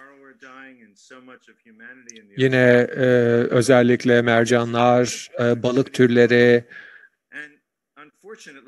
yok olmanın eşiğinde ve yüzlerce konferans yapılmasına rağmen, yüzlerce tartışma süre gelmesine rağmen emisyonlar noktasında kat etmek istediğimiz yolu hala kat edebilmiş durumda değiliz ve bilim adamlarının tekrar tekrar altını çizdiği üzere yani dünyayı daha da hızlı bir şekilde kirletiyoruz. Yani böylesi bir çöplük içerisinde acaba bu problemlere nasıl çözüm bulabiliriz? İşte bu ideal resmi hayata geçirebilirsek, ister resim deyin, ister eskiz deyin, ne derseniz deyin. Çok ağaç dikmemiz, güneş panelleri, rüzgar türbinlerini daha fazla kullanmamız lazım ki temiz elektrik enerjisi üretim ve fosil yakıtlar kullanmaktan vazgeçelim. Yani bu model gerçekten aslında doğru model. Fakat çözüm önerilerinin yalnızca bir parçasını oluşturmakta.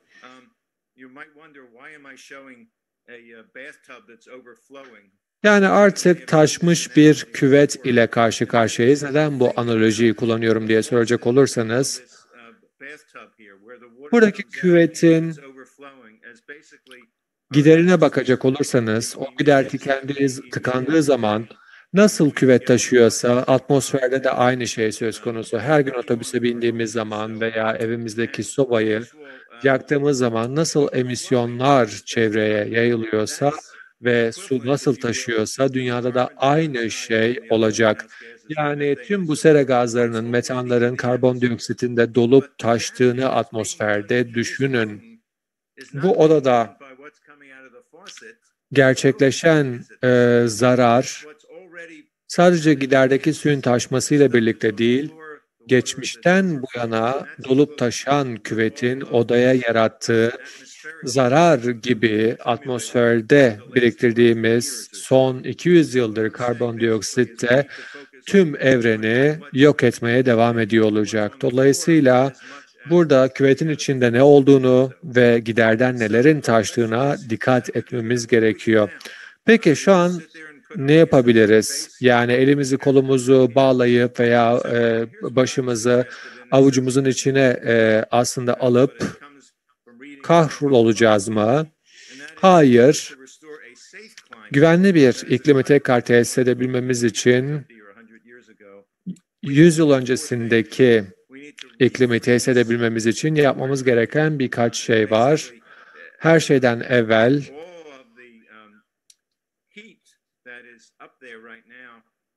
şu andaki artık buzullar çok daha hızlı bir şekilde eriyor ve bu da atmosfer istikrarına ciddi bir darbe vuruyor. Bu kadar fazla karbondioksit ve metan atmosfere salarsak ilk etapta emisyonları azaltmamız gerekecektir ve bunu da yapabilmemiz için az evvel görmüş olduğunuz dünyayı tesis etmemiz, güneş panelleri, rüzgar türbinlerinin kullandığımız bir dünya tesis etmemiz gerekecektir.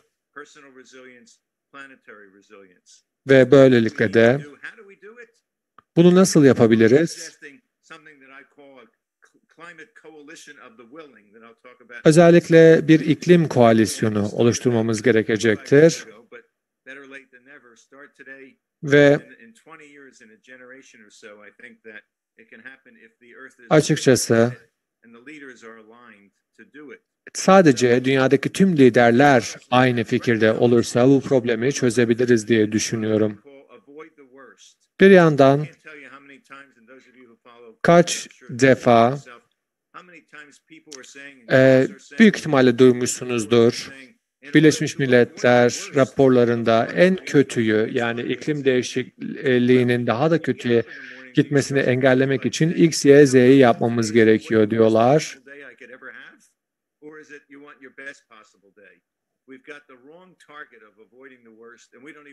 Ve tabii böyle bir durumda bu ne demek? Ona bakmamız lazım.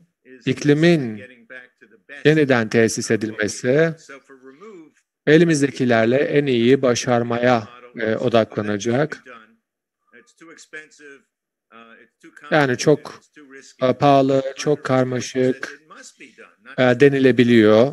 Fakat iklim aslında değişikliğini, yani güvenli iklimi tesis etmek olmazsa olmaz.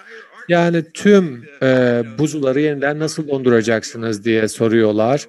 Yani bu böyle aslında bir odanızı soğutmak gibi bir şey değil diyorlar ama bunu yapmamız gerekiyor. Yeniden üçüncü kutbu, yani Himalayalardaki Asya'daki bu üçüncü kutbu yeniden sıcaklığını düşürmemiz gerekecek.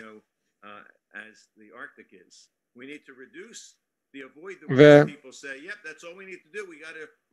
yani yapmamız gereken şey bu diyebilirsiniz. Hani sıfır emisyon tesis edebilmek gerçekten çok önemli. Ve bu tabii işin yalnızca 1/3'ünü çözecektir. Daha dirençli olmamız gerekecektir iklim değişikliğine yönelik ki böylelikle daha az bir kaos oluşsun. İlk etapta buzulları soğutmamız gerekiyor ki tüm dünyada sıcaklıklar yeniden düşebilsin. Bu tekniklerin hiçbiri şu anda kullanılmıyor. Bununla alakalı bazı araştırmalar var ama basit tekniklerden bir tanesi de bu. Baktığınız zaman burada buzullarda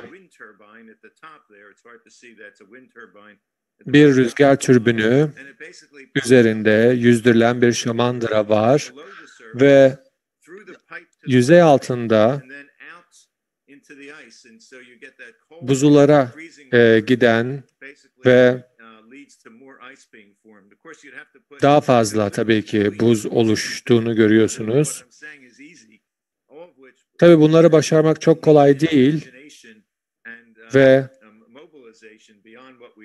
bir seferberlikle birlikte başarılabileceğini düşünüyoruz. Bir diğer yaklaşım şu olacaktır. Burada 3 tane tepecik görüyorsunuz. Nedir bunlar? Bunlar silikondan yapılmış bir özellikle Arctic Ice Project adındaki projede bunu çalışıyoruz. Böyle bir malzeme geliştiriliyor ve bu malzemeyi buza spreyledikleri zaman ki alanda da çalışmaları yapıyorlar. Beyaz da olduğu için daha az ısı soğuruyorlar ve bir materyal ne kadar daha hafif olursa o zaman daha da soğuduğunu görüyoruz. Ve bu malzemenin spreylenmesiyle birlikte stratejik bir olarak buzullarda buzulların erimesinin birazcık daha önüne geçebileceklerini düşünüyorlar. Ve sülfür dioksit özellikle yüksek rakımda bir uçakla birlikte stratosfere soğutma etkisi yaratacak şekilde bunun serpiştirilmesi düşünülüyor. Yeniden sıcaklığı düşürmek için kullanılabilecek yöntemlerden bir tanesi bu.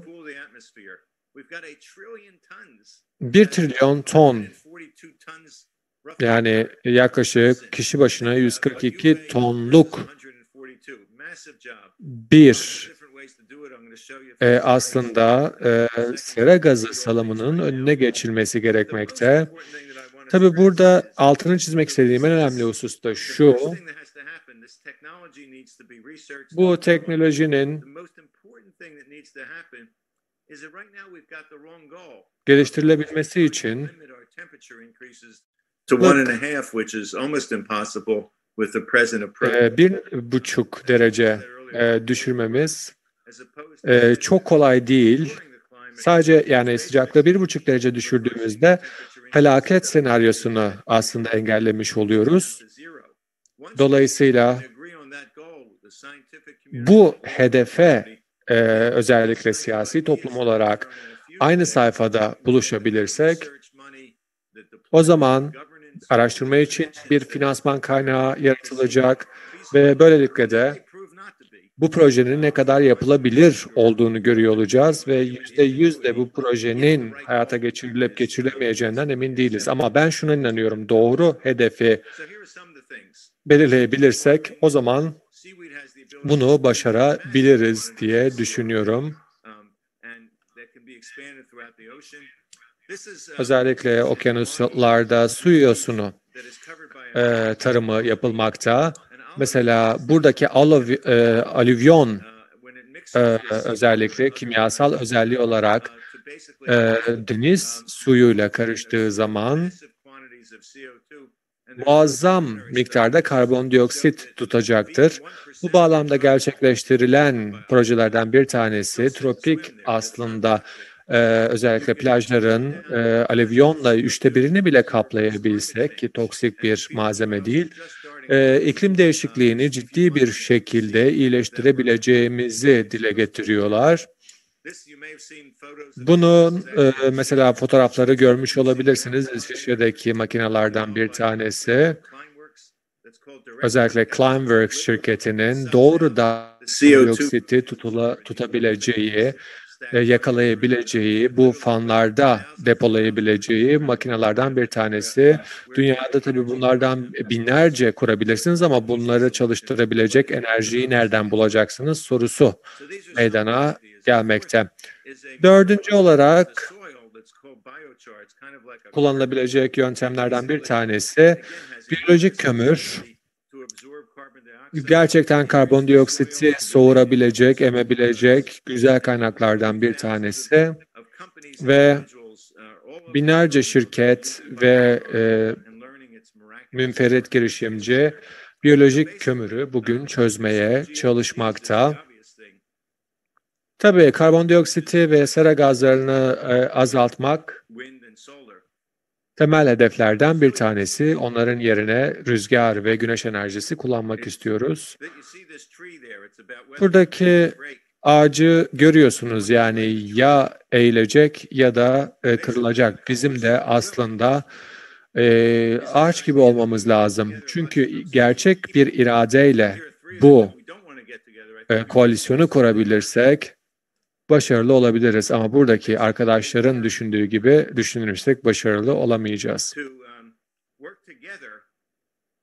Birlikte çalışarak, işbirliği dahilinde, zaman içerisinde bu güveni tesis edebilirsek, o zaman işte bu problemin üstesinden gelebiliriz. 2040 yılına geldiğimiz zaman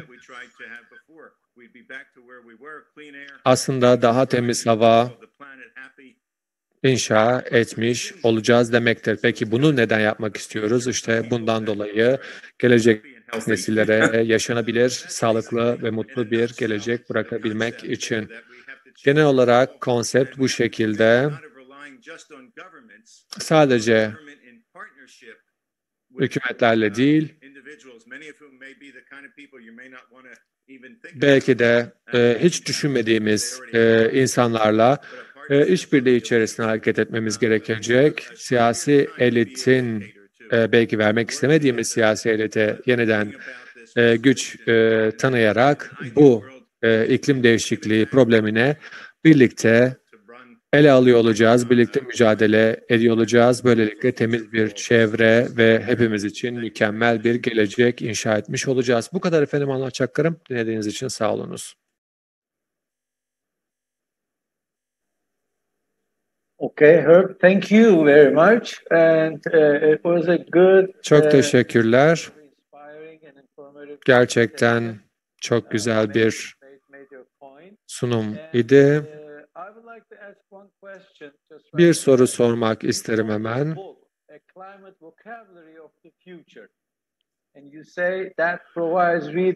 Geleceğin İklim Değişikliği kitabı adını verdiğiniz bir kitabınız var. Yani hangi terminolojiyi kullanmamız lazım? Bununla alakalı bir terminoloji kitabı yazmışsınız. Neden bu kitaba iklim değişikliği sözlüğü, iklim değişikliği terminolojisi diyorsunuz? 3 yıl öncesinde yazmış olduğum bir kitap bu.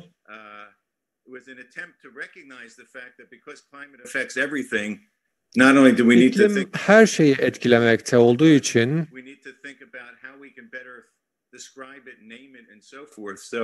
Bunu daha iyi tanımlamak gerçekten çok önemli ve birkaç yeni kavram bu bağlamda geliştirdik. Gelecekte de karşımıza çıkabilecek, kullanabileceğimiz terminoloji yaratmak istedik.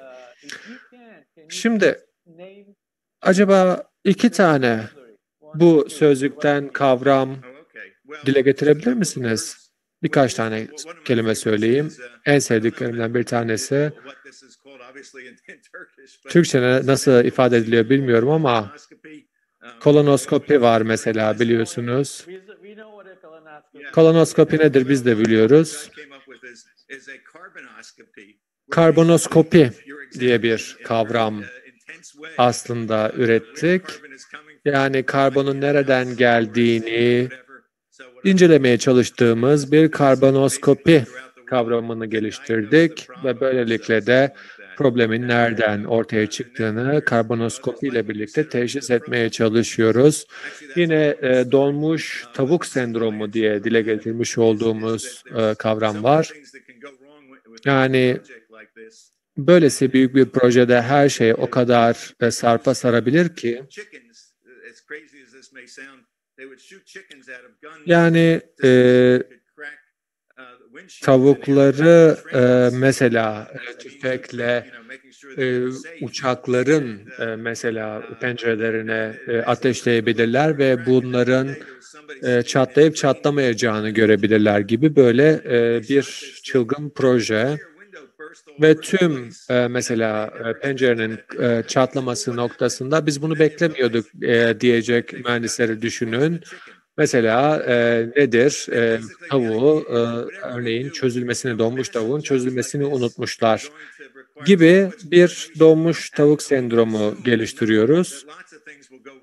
Tabii pek çok şey bu süreç içerisinde yanlış gidebilir. Ondan dolayı bu süreci biz donmuş tavuk sendromu diye tanımladık. Gerçekten çok açıkçası eğlenceli kavramsallaştırmalar, ezberlemesi de daha kolay oluyor tabii böyle olunca.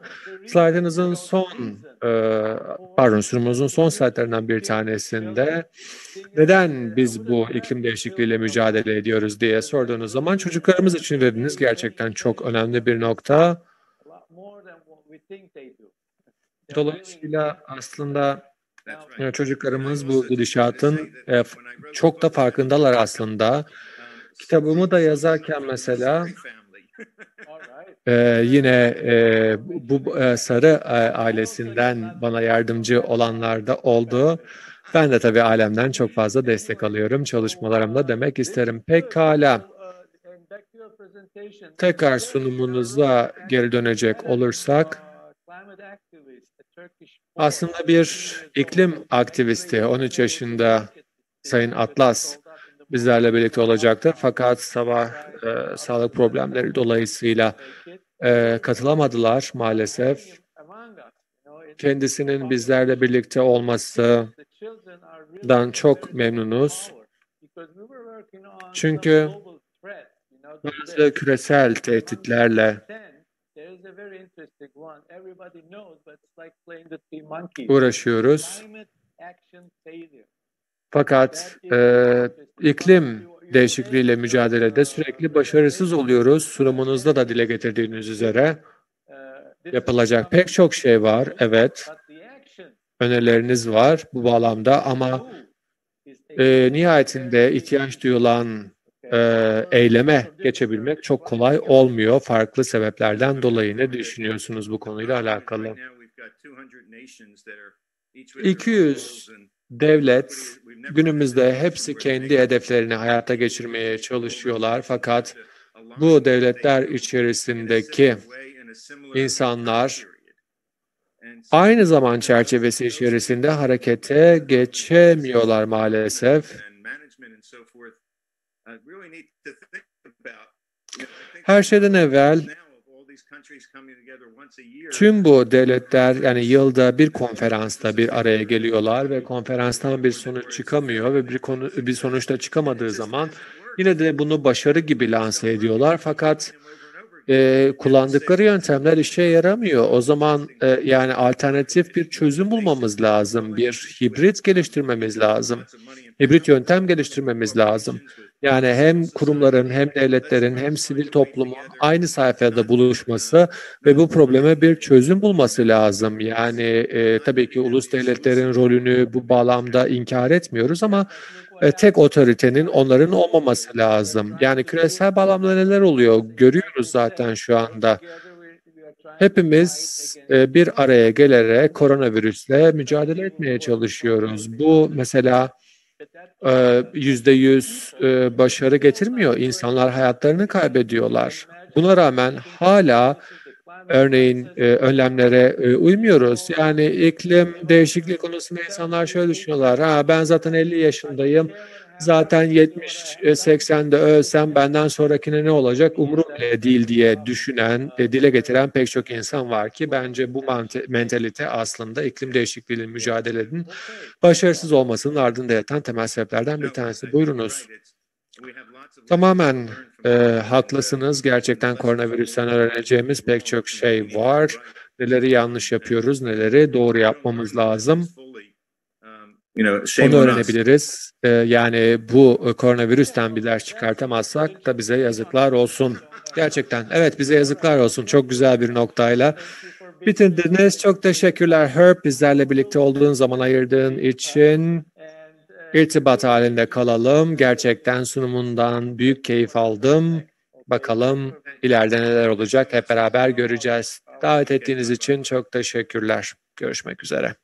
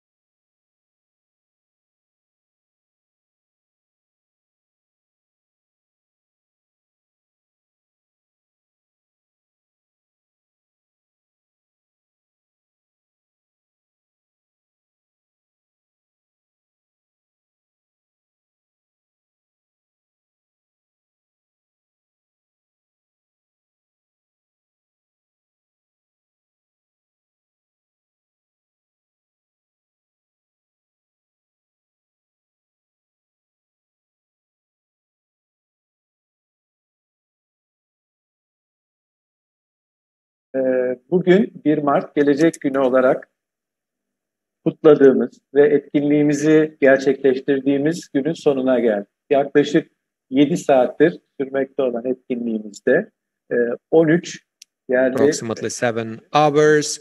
We have listened to 13 experts, Turkish and foreign, who are experts in their fields, who participated in our meeting. At the end of the day, approximately 3,800 people watched our conference, which is actually quite satisfying. If you would like to follow our meetings, if you have questions or concerns about future, and as we speak about Future 2.0 during the pandemic, if you have question marks in your minds from what we can learn and how we can design the positive future, and if you are willing to contribute to the future, our doors are open for you. Maybe you are curious to see what will happen in the future. That might be the reason. Curiosity is the beginning of everything. Or you might participate in this meeting for learning certain things. It's still nice. And maybe you are here because somebody you know is with us or making a presentation. And this also shows that you are sensitive about being together. All of you are welcome, and hopefully you have found the information that you are seeking for. Hopefully you have thought about something that you hadn't thought before. Let's take a closer look once again what we have spoken so far. First, we have spoken about the artificial intelligence, and we have spoken about the divergent pathways for the future. So we have asked this question whether the artificial intelligence is an opportunity or a danger for future. And then we have discussed the big data, which is as important as the artificial intelligence. So big data, at the end of the day, is also the data being collected from our laptops and our mobile phones, but there is also another aspect to that, for example, the IoT. Although we cannot travel today, but on a normal day, even when we are planning to travel, the plane is also contributing to the big data.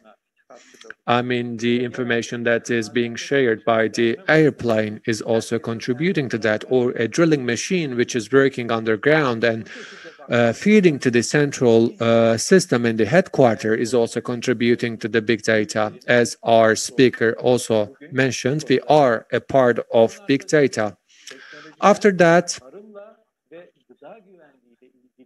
we have listened to a speech by food safety and climate change, and we have stated that we are still in our infancy, and we still have understood that we still have a lot to learn and a lot is needed to be done. We have discussed technology and agriculture, but then we have discussed the life. We have discussed the death of death. This is a topic which covers and excites many people, and at the same time creates question marks in the minds of many people. As I told,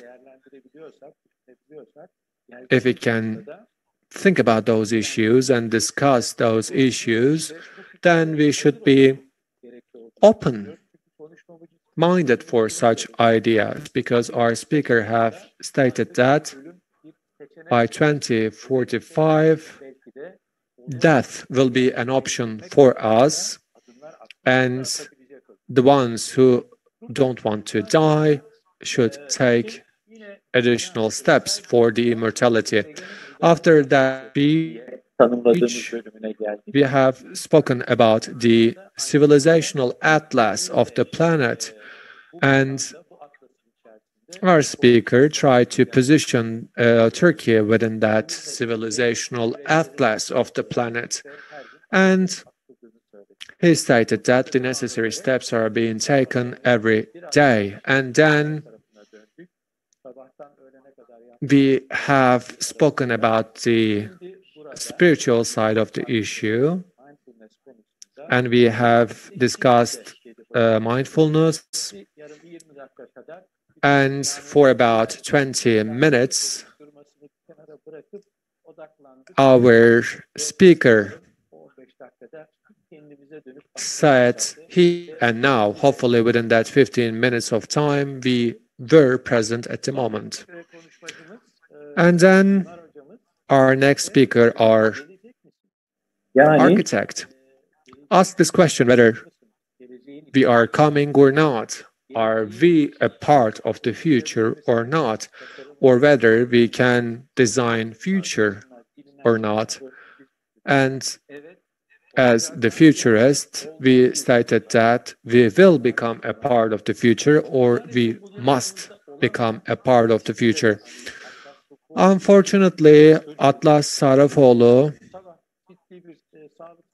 couldn't be with us due to a health problem,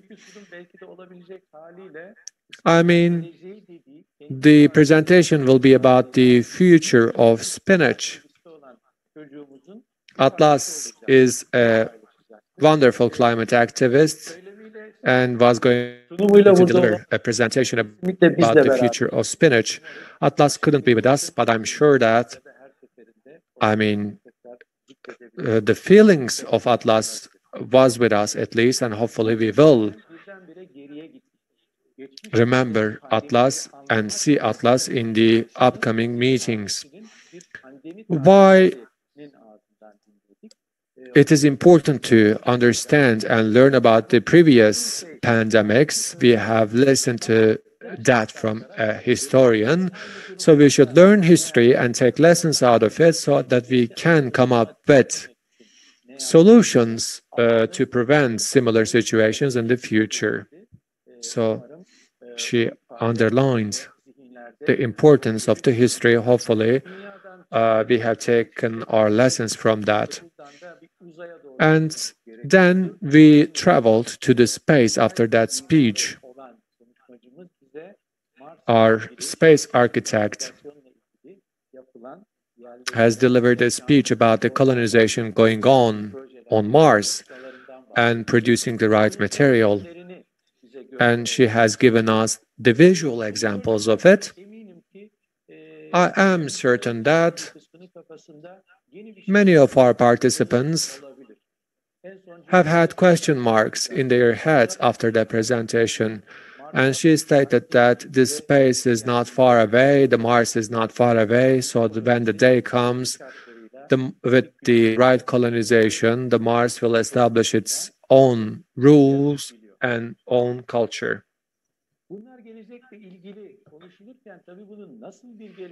As we were discussing those issues, what kind of a future we will see was mentioned by another speaker, and the title of his speech was Our Uncertain Future. I mean, we know what is going on today, but we can have, visions for the future. We can follow what is going on in different cities, and that's how we can design our future. But on one side, the future is something we didn't experience yet. I mean, future literacy was also mentioned in his speech, so these are the things that we should teach to our kids if we are parents, and if we are, youngsters. This should be the thing that we should learn and that we should articulate for the future generations. And then, as we discussed, youngsters and future, we have once again mentioned how important the future is. The sooner the next generation gets to know the future thinking, then they can actually shape their energies accordingly, and they can focus on their futures, and they will be much more successful, as it was mentioned by our next speaker. And then we again return back to our own reality, our own world, and we have seen and we have felt the climate. So the environmental pollution, again, the carbon dioxide problems. And we see that the trees which was present in our neighborhoods are not present anymore. There is the problem of water scarcity, and they all take place due to the climate change and the melting ice glaciers in the polars. Unfortunately, we lose our potable water, so the green areas are becoming extinct, or at least losing their functions. This was mentioned in the last presentation, and our speaker has also presented wonderful recommendations. At the end of all those 7 hours, we wandered around the world, not only around the world, but we also went up to the space and to the Mars, and we have come back to where we have started. But after listening to those 13 experts and speakers, I am certain that, and hopefully, we have reached to a different point from where we have started, mindfully at least. So hopefully this will be the feeling that we share, and hopefully all of those speeches will increase our awareness. With those feelings and words in my heart and mind, I would like to adjourn this session. And before adjourning the session, I would like to thank everyone who contributed to the organization of this event and conference. And I would like to thank, the whole team. I would like to thank the members of the Association of Futurists, who are the real hosts today. And I also would like to thank our corporate members who have been the sponsor of this meeting. I am actually obliged to thank each one of them. And hopefully we will see each other by 1st of March 2022 in our next meeting. I wish all of you a wonderful evening.